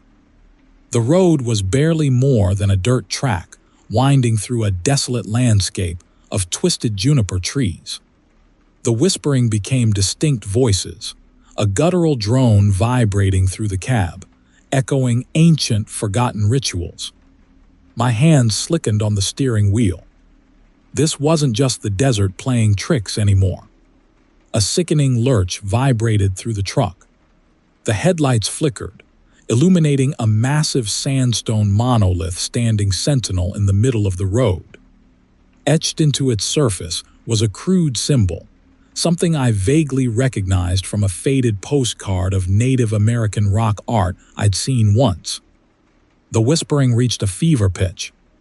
I slammed on the brakes, the truck screeching to a halt inches from the monolith. The chanting started then, a low, gravelly murmur emanating from the darkness surrounding the truck. Figures emerged from the shadows. Their faces were hidden beneath grotesque masks carved from some dark wood. They carried obsidian blades, their polished surfaces gleaming faintly in the moonlight. A horrifying detail became clear. The symbol on the monolith matched the pattern carved into the masks. The whispering became words, a chilling chant echoing through the night. I understood then. Bill's sensitive materials. He hadn't been hauling garden gnomes. He'd been hauling something sacred, something that should have remained buried. And I, in my unwitting greed, had become an accomplice to its desecration. I was trapped. The truck wouldn't start. The engine sputtered and died, a pathetic squeak against the rising chorus of the chanting figures. They formed a perfect circle around the truck, their movements unsettlingly fluid, their obsidian blades raised. I was no longer a trucker hauling cargo. I was an offering. The figures closed in. The chanting intensified, vibrating through the truck through me. The masks seemed to pulse with an eerie green light. They were close enough now that I could smell them, a sickeningly sweet aroma, like overripe fruit mixed with something metallic. Their chanting reached a terrifying crescendo. The obsidian blades flashed. Then a choice. One of the figures, slightly smaller than the others, stumbled. The mask slipped, revealing not the grotesque visage I expected, but the terrified face of a young woman. Her eyes met mine, a silent plea in their depths. In that fleeting moment, the moral dilemma slammed into me with the force of a physical blow. Deliver this stolen artifact to its rightful owners, or save this woman from whatever horrific fate awaited her. Ignoring the primal terror clawing at my throat, I grabbed the tire iron from beside my seat. The whispers intensified, becoming screams. I smashed the passenger window, a desperate, probably futile gesture against the inevitable. The young woman hesitated for a fraction of a second, then scrambled through the broken window and into the cab. The figures froze, their chanting abruptly silenced. Their heads tilted, their masks pulsing brighter, their silent smiles widening, becoming almost expectant. Then, with a chilling symphony of clicking bones and rustling robes, they turned their attention to the sealed container on the flatbed. As the truck cab began to shake violently, the woman whispered, her voice trembling, "They don't want us. They want what's inside." The earth beneath the truck began to tremble. Cracks appeared in the asphalt, spreading rapidly. The container groaned, the metal twisting and tearing under some unimaginable pressure. The chanting figures raised their clawed hands, their voices rising in a horrifying chorus as the container, and its cursed cargo, was swallowed by the earth. Story 61. The dispatcher, a reedy voice crackling over the CB, had been unusually insistent. "Sensitive materials," she'd said, her tone laced with an urgency I hadn't heard from her before. "Get it to Black Ridge Junction by dawn. No delays." The bonus she promised would cover a month's worth of payments on my rig, plus enough left over for a down payment on that little fixer-upper I'd been eyeing. Money talks, especially when you're hauling freight across the Nevada emptiness. I accepted the job, dismissing a flicker of unease that tugged at the edge of my mind. Black Ridge Junction wasn't exactly on any map I knew, but the dispatcher assured me the GPS coordinates she provided would guide me true.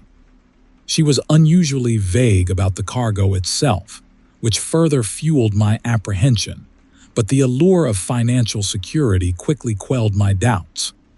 14 hours into the drive, the first anomaly occurred. The GPS, which had been guiding me reliably along the desolate two-lane highway, suddenly blinked out, the screen frozen on a swirling green vortex. I mashed the reset button, tried to recalibrate, but nothing worked. I was stranded, halfway between nowhere and nothing, with a cargo I couldn't identify and a rapidly approaching deadline. The sky was a bruise-colored twilight as I pulled over onto the narrow gravel shoulder. The landscape was desolate, twisted juniper trees clawing at the indigo sky, their branches reaching like skeletal fingers. A chilling silence hung in the air, punctuated only by the distant, almost metallic chirping of unseen insects. It was then that I noticed the lights. Faint at first, like fireflies dancing on the horizon, they gradually grew in intensity, taking on a green color. They seemed to be converging on my position, moving with an unnerving fluidity that defied any explanation I could conjure. Panic, cold and sharp, began to claw its way up my throat. The lights resolved themselves into distinct shapes as they drew closer, figures, covered in what looked like tattered cloth, their forms flickering and shifting in the strange luminescence. They moved with an eerie grace, their steps silent against the gravel. A low, gravelly murmur, like a hive of disturbed bees, began to emanate from the approaching figures, vibrating through the chassis of my truck and into the marrow of my bones. I fumbled for my phone, desperate to call for help, but the screen remained stubbornly blank, consumed by that swirling green abyss. The figures were now close enough that I could discern details. Their forms were disturbingly humanoid, but elongated and distorted, their faces hidden beneath grotesque masks carved from some dark, polished material. The chanting grew louder, a chilling chorus that seemed to burrow directly into my brain. It spoke of ancient rituals, of desecrated things, of the earth demanding payment. The figures formed a perfect circle around my truck, their masked heads tilted towards me, their silent scrutiny more terrifying than any scream. A single figure, taller than the others, stepped forward. It raised a hand, long and skeletal, and gestured towards the back of my truck. In that moment, I understood. The dispatcher hadn't just given me coordinates.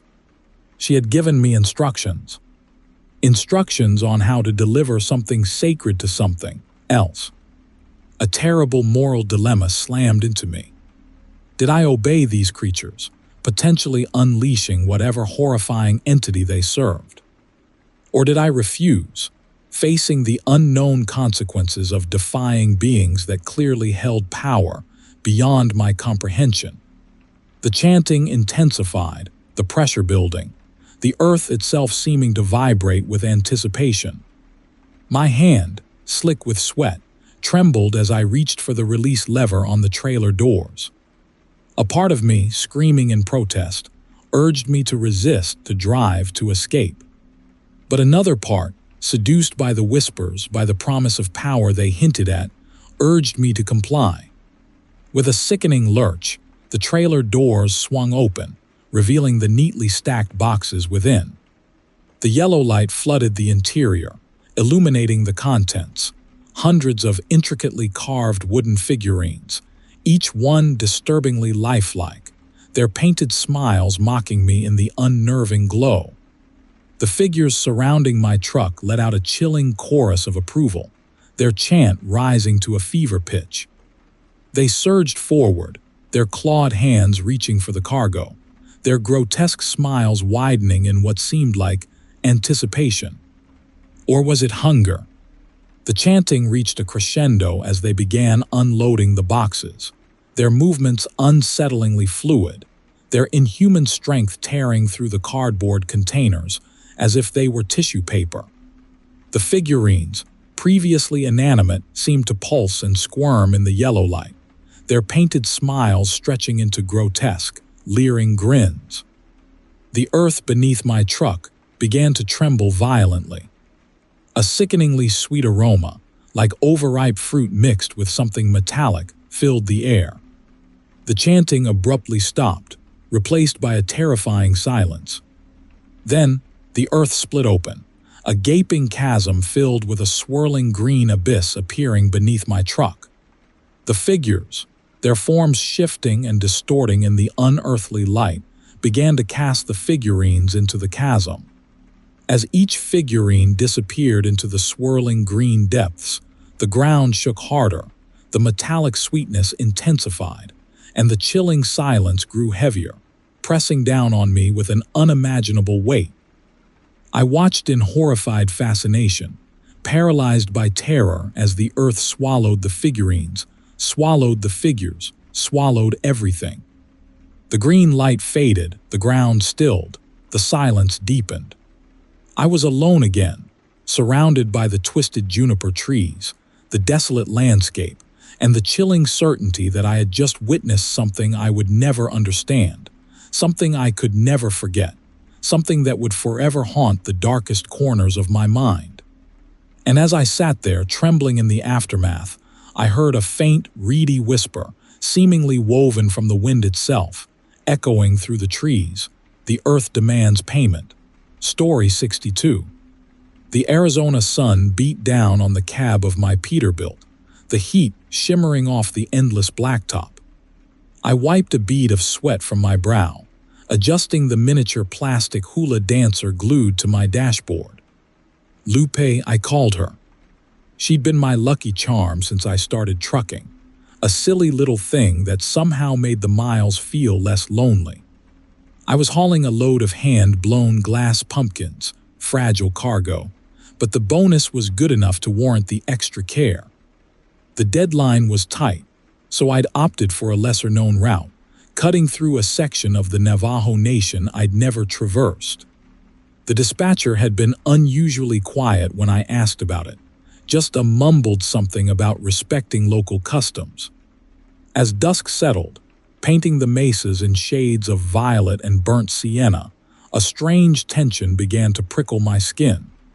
The landscape, once beautiful, now seemed to watch me, the twisted junipers like skeletal fingers clawing at the darkening sky.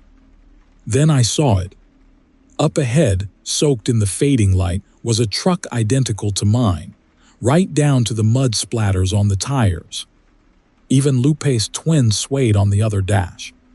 But that's where the similarities ended. Behind the wheel sat me. Or at least a version of me. Same face, same tired eyes, same worn-out baseball cap. But this other me, he looked wrong. His skin was stretched taut over his skull, his eyes devoid of any spark of life. And in his lap, nestled amongst the same glass pumpkins, was a hand-woven Navajo basket, pulsating with a sickly green light. I pulled over, heart hammering against my ribs. This had to be some kind of mirage, a trick of the desert heat. The other truck stopped too, mirroring my actions. The double me stared straight ahead, his hands gripping the wheel with unnatural stillness. I got out, cautiously approaching the other truck. As I drew closer, a chilling chant, low and guttural, began to emanate from within the cab, the words unintelligible but filled with a dreadful resonance. The basket pulsed brighter, casting the other me in an eerie green glow. "Hello," I called out, my voice trembling. No response. I peered through the passenger window, trying to get a better look at the basket. It was intricately woven, adorned with turquoise beads and small, carved fetishes. As I leaned closer, a horrific stench like overripe fruit and burning metal wafted from the basket, making my stomach churn. Suddenly, the other me turned, his lifeless eyes locking onto mine. A horrifying grin stretched across his face, splitting his lips and revealing rows of elongated, needle-sharp teeth. He pointed a skeletal finger at the basket, then at me, his silent accusation echoing louder than any scream. Terror seized me. I stumbled back, scrambling into my own truck. As I fumbled with the ignition, the chanting intensified, the ground beneath me beginning to tremble. I glanced back. The other truck was gone. Vanished. I floored it, the tires spitting gravel as I sped away, the chilling chant still ringing in my ears. I drove for what felt like hours, the desert landscape blurring into a terrifying kaleidoscope of shadows and shapes. Every twist in the road, every flicker of moonlight, seemed to hold the image of my double, his lifeless eyes and terrifying grin seared into my mind. Finally, as dawn broke, I pulled into a truck stop, shaking and exhausted. I needed to see a familiar face, hear a human voice. I stumbled into the diner, the usual truck-stop cacophony a welcome assault on my frayed nerves. I ordered coffee, my hands still trembling, and slid into a booth. As the waitress poured my coffee, I glanced at the miniature plastic hula girl on my dashboard. Lupe was gone. In her place sat a small, intricately woven Navajo basket, pulsating with a sickly green light. The same horrifying stench of overripe fruit and burning metal filled the cab. And from somewhere deep inside the basket, a low, croaky chant began to rise. Story 63. The flickering neon sign of the Dust Devil Diner buzzed, a sickly green beacon in the vast Nevada emptiness. Inside, the usual cast of characters, a perpetually weary waitress pouring weak coffee, a couple of long-haul drivers swapping stories, and a lone figure hunched over a bowl of chili, turquoise beads clicking nervously against the Formica tabletop. I was bone-tired after a 14-hour haul of handcrafted marionettes, a bizarre cargo destined for a private collector in Vegas. The chili tasted of dust and disappointment, but the coffee, lukewarm as it was, provided a small comfort against the gnawing unease that had settled in my gut since picking up the shipment. Something about those marionettes, their painted smiles, their glassy eyes, felt intensely wrong. I chalked it up to fatigue, reminding myself that the bonus I was getting for this run would be enough to finally replace the leaky refrigerator back home. I settled the bill and headed back out into the crisp night air. The stars were brilliant, pricking the velvet canvas above, but their usual comforting presence did nothing to dispel the prickling sensation crawling across my skin. As I climbed back into the cab, I noticed a figure standing by the roadside, thumb outstretched. A young woman, dressed in faded denim and a tattered shawl, her face partially obscured by a wide-brimmed hat. Hesitantly, I pulled over. She climbed in, mumbled a thanks, and directed me towards a barely perceptible track winding through the desolate scrubland. The directions were unusually vague, something about a whispering willow and a place where the earth breathes. I usually avoid picking up hitchhikers, especially on these desolate stretches of highway, but something about her forlorn stance softened me. We drove in silence for a while, the only sound the low hum of the engine and the occasional skitter of gravel beneath the tires. The landscape outside was a blur of twisted juniper trees and shadowy canyons, the kind of place that breeds strange stories and unsettling legends. As we bumped along the uneven track, I noticed the young woman's hands. They were remarkably small, almost childlike, and clutched a strange object, a small, intricately carved wooden wheel, its spokes radiating outwards in an unsettlingly hypnotic pattern. Then it happened. One moment she was there, the next gone. Vanished into thin air. No open door, no rustle of fabric, just empty space where she had been sitting. My heart hammered against my ribs, a frantic drumbeat against the sudden silence. I slammed on the brakes, the tires spitting gravel as the truck skidded to a halt. I frantically searched the cab, the small cargo area behind the seats, but she was gone. Shaking, I convinced myself it was a trick of the light, a fleeting hallucination brought on by exhaustion. I took a deep breath, put the truck in gear, and continued down the track. Maybe 10 miles further down, in a small clearing soaked in an eerie green light, there she was again. Thumb outstretched, the same wide-brimmed hat shadowing her face. The wooden wheel was still clutched in her hand. Terror seized me, a primal fear clawing at my throat. I almost drove past, but something, a morbid curiosity mixed with a dreadful fascination, compelled me to stop.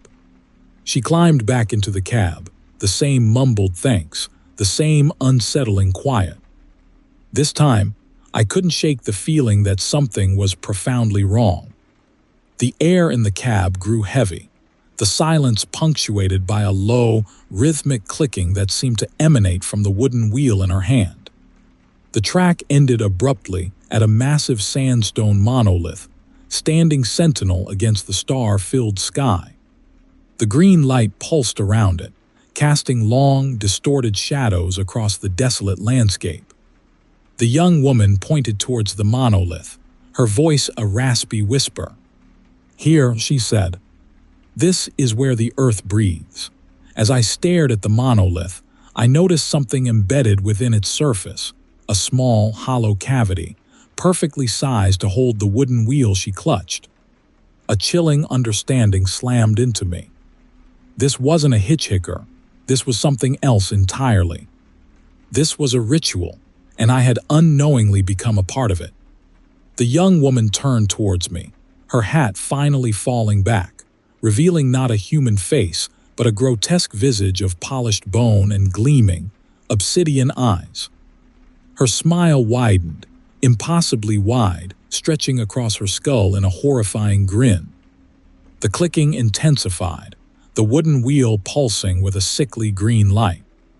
She held it out to me, a silent command. My hand, as if guided by an unseen force, reached out and took the wheel. As my fingers brushed against its smooth surface, the earth beneath me began to tremble.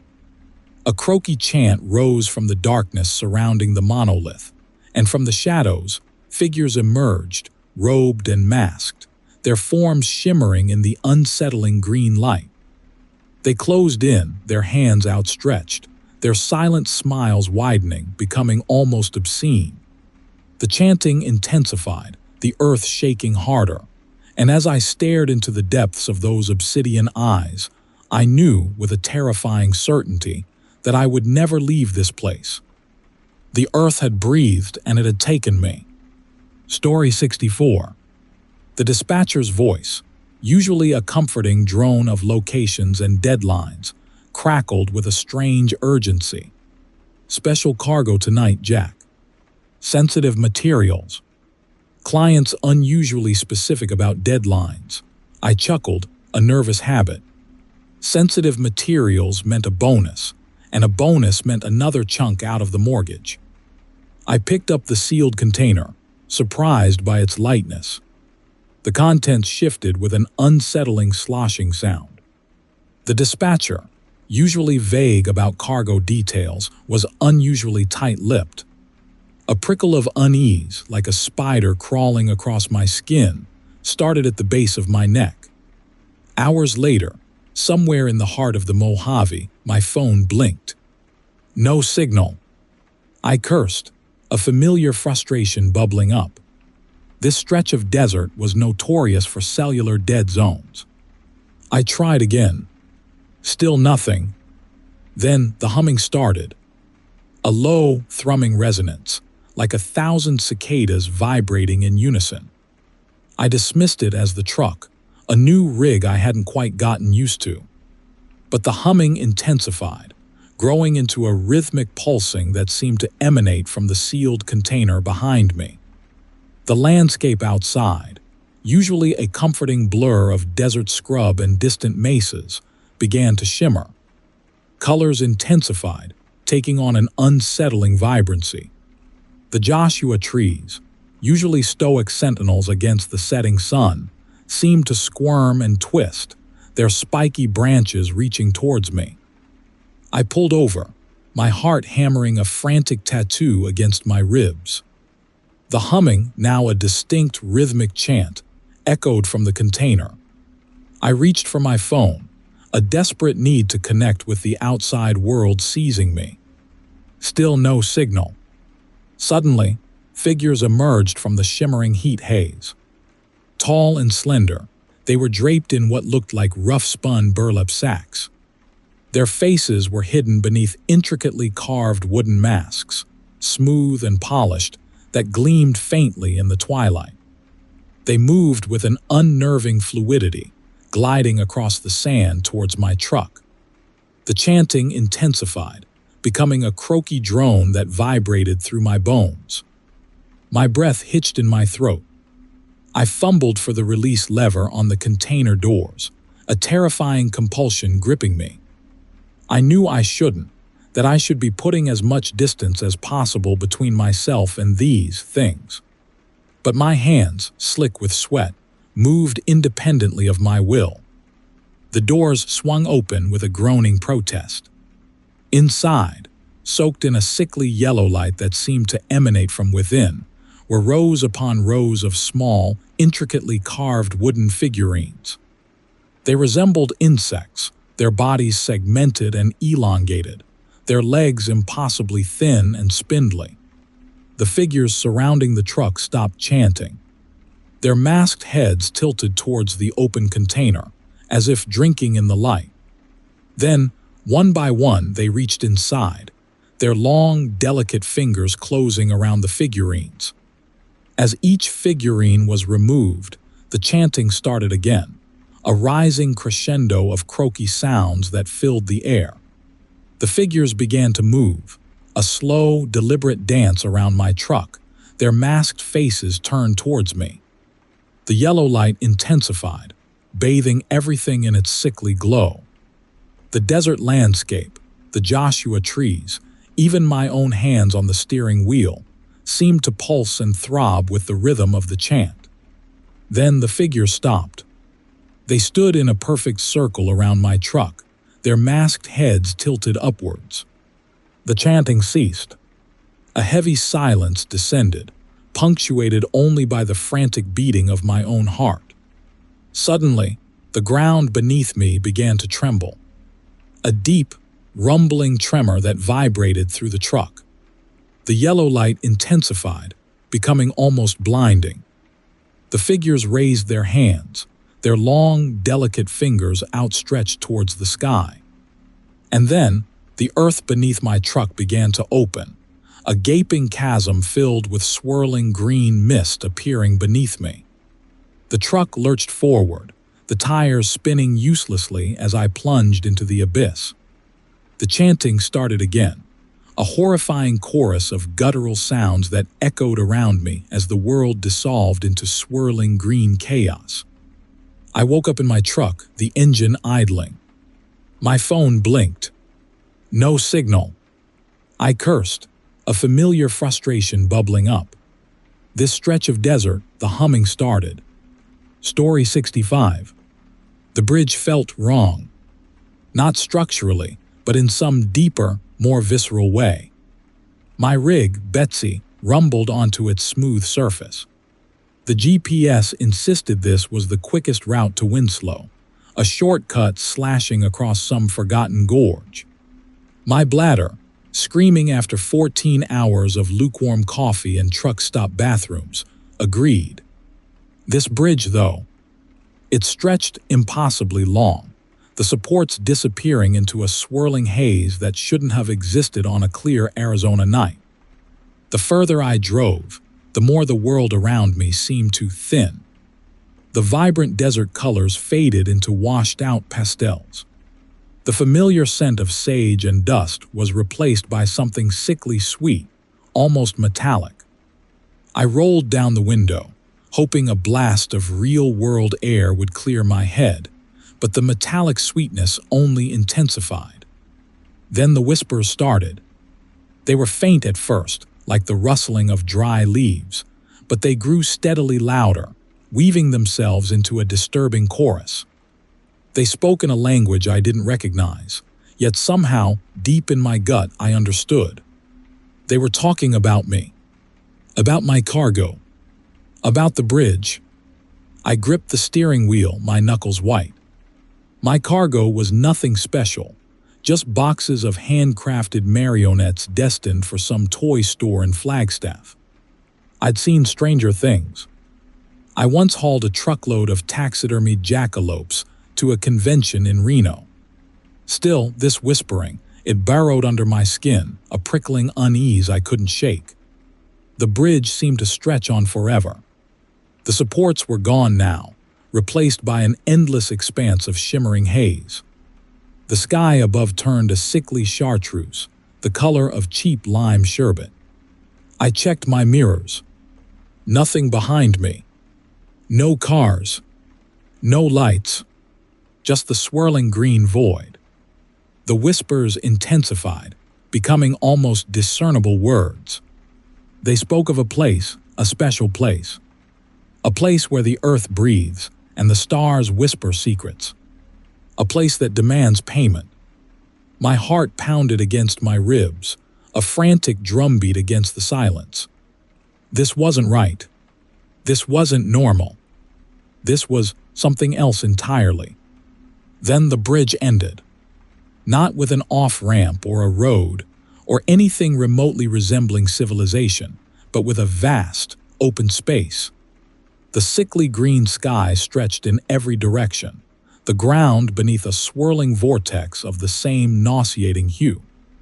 And in the center of this impossible space stood figures. They were humanoid, but their forms shimmered and distorted, their bodies draped in ragged black robes. Their faces were hidden beneath intricately carved wooden masks, each one a grotesque caricature of a human expression. They stood in a perfect circle, their masked heads tilted upwards, their chanting a guttural drone that vibrated through my truck, through my bones. Betsy Roman II shuddered to a halt. I tried to start her again, the engine groaning in protest, but nothing happened. I was stuck, trapped on this impossible bridge, in this impossible place with these things. The figures started towards me, their movements unsettlingly fluid, their steps silent against the swirling ground. The chanting intensified, the words becoming clearer, more insistent. They spoke of a gift, an offering, a sacrifice.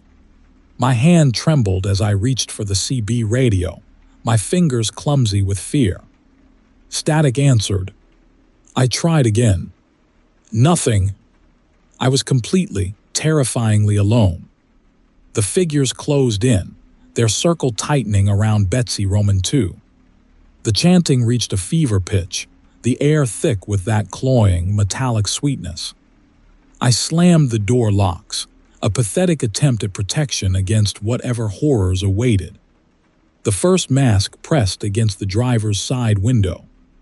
The carved eyes, empty sockets in the polished wood, seemed to bore into me. The chanting stopped. A deafening silence descended, broken only by the frantic beating of my own heart. Then the mask spoke. The voice was reedy, crackling, like dry leaves skittering across cracked pavement. It spoke in perfect English, in a voice that seemed both ancient and childlike. The earth demands payment, it whispered. What do you offer? My mind raced, frantically searching for an escape, for an answer that would satisfy these things. My gaze fell upon the boxes of marionettes stacked neatly behind the cab. A desperate thought flickered through my panic. I fumbled for the release lever on the trailer doors, my hands slick with sweat. The doors swung open with a groan, revealing the neatly stacked boxes within. These, I croaked, my voice barely a whisper. I offer these. The masked figure tilted its head, a slow, deliberate movement that sent a shiver down my spine. The silence stretched, an eternity trapped within their twisted sanctuary. Then, the mask spoke again, the voice now dripping with something that sounded almost obscene pleasure. The earth accepts. The figures parted, forming a path towards the open trailer. They moved with an unnerving grace, their robed forms gliding across the swirling ground. They began unloading the boxes, their movements precise, almost reverent. As they carried the marionettes away, I noticed something glinting in the sickly yellow light. Something small, something nestled amongst the seemingly innocuous boxes. It was a single, intricately carved wooden figurine. Not a marionette, but something different. Something older. Something darker. It was a cat-china doll, its painted face frozen in a chilling smile. And then, a horrifying detail became clear. The doll was clutching a miniature, perfectly sized, replica of Betsy Roman II. The earth had taken its payment. And the whispers started again. Story 66. The flickering neon sign of the Dust Bowl Diner buzzed a sickly green, a beacon in this god-forsaken stretch of Arizona blacktop. My bladder screamed louder than Betsy, my trusty CB radio, so I pulled over, grateful for any interruption to the monotony of moving around washing machines across the state. Henry, the dispatcher, was unusually tight-lipped about this run, just a cryptic, sensitive materials, and a bonus hefty enough to silence my usual hesitancy about vague cargo details. The diner's interior was a study in faded glory, cracked vinyl booths, chipped porcelain mugs, and a perpetually bored waitress polishing the sneeze guard. I ordered coffee and settled into a booth, eavesdropping on the usual trucker chatter, mostly complaints about the coffee and boasts about winning tomatoes at the county fair. A young woman in a faded denim jacket, turquoise beads clicking together with each nervous gesture, sat alone in a corner booth, meticulously tracing patterns on the Formica tabletop with her finger. As I sipped the lukewarm coffee, something about the diner seemed off. A subtle distortion, like looking through a warped lens. The colors seemed too vibrant, the whispers of conversation too loud, the waitress's smile too wide. I dismissed it as exhaustion after 14 hours on the road. Back in Betsy, the unsettling feeling intensified. The highway, usually a comforting ribbon unwinding before me, felt like a path leading into a trap. The familiar saguaros twisting against the bruised twilight now resembled skeletal claws reaching towards me. Henry's cryptic instructions echoed uncomfortably in my mind. About 100 miles outside of Black Ridge Junction, Betsy's engine coughed. I swore under my breath, pulling onto the narrow gravel shoulder. The engine refused to turn over. I considered calling dispatch, but a flicker of that strange excitement I'd felt in the diner pushed me to check the engine myself. Maybe a loose wire, something simple. As I wrestled with the engine, a low humming started, vibrating through the ground beneath my feet. I dismissed it as an overactive imagination fueled by too much bad coffee. But the humming intensified, becoming a rhythmic pulse resonating within my bones. The air grew thick, almost clammy. A cloying sweetness, almost floral, filled the cab. That's when the whispering started. A reedy murmur, seemingly woven from the wind rustling through the twisted juniper trees lining the highway. At first, I couldn't discern words, but as the humming intensified, so did the whispers, coalescing into distinct voices, speaking in a language I didn't understand, yet somehow understood. They were calling me. From the deepening gloom beneath the junipers, figures emerged. Their faces hidden beneath contorted masks carved from some dark, polished material. They moved with an unnerving grace, gliding towards Betsy. Their hands, long and spindly, ended in claws that glinted faintly in the starlight. Terror seized me, cold and paralyzing. My heart hammered against my ribs, a frantic drumbeat against the rising chorus of whispers. The figures formed a perfect circle around Betsy, their masked heads tilted upwards, their empty sockets fixed on me. The humming reached a fever pitch, vibrating through the truck through me. The chanting began, a guttural drone, echoing ancient, unspeakable things. The ground trembled violently. The figures raised their clawed hands, their voices rising in a horrifying symphony. And then I saw it. In the center of the circle, soaked in a sickeningly yellow light, stood a small wooden table. On it rested an intricately woven Navajo basket. The chanting intensified, the ground shaking harder. One of the figures stepped forward, gesturing towards the basket with a clawed hand. The whispers became words, echoing directly into my mind. The earth demands payment. The earth welcomes you. A chilling understanding slammed into me. Henry's cryptic instructions, the strange energy in the diner, the whispering voices, the figures. This wasn't a broken-down truck. This was a trap. This was an initiation. My scream was swallowed by the chanting. The world tilted, the figures blurring into a swirling green vortex. My hands, slick with a cold sweat I hadn't realized I was producing, slipped from the steering wheel. I felt myself being pulled, inexorably, towards the basket, towards the yellow light, towards the heart of their twisted sanctuary. The last thing I saw before the darkness consumed me were their smiles, no longer hidden beneath the masks, stretched impossibly wide, welcoming me into their horrifying embrace. That marks the end of this last story.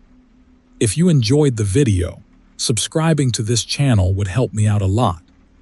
I appreciate you, and I'll see you in the next one.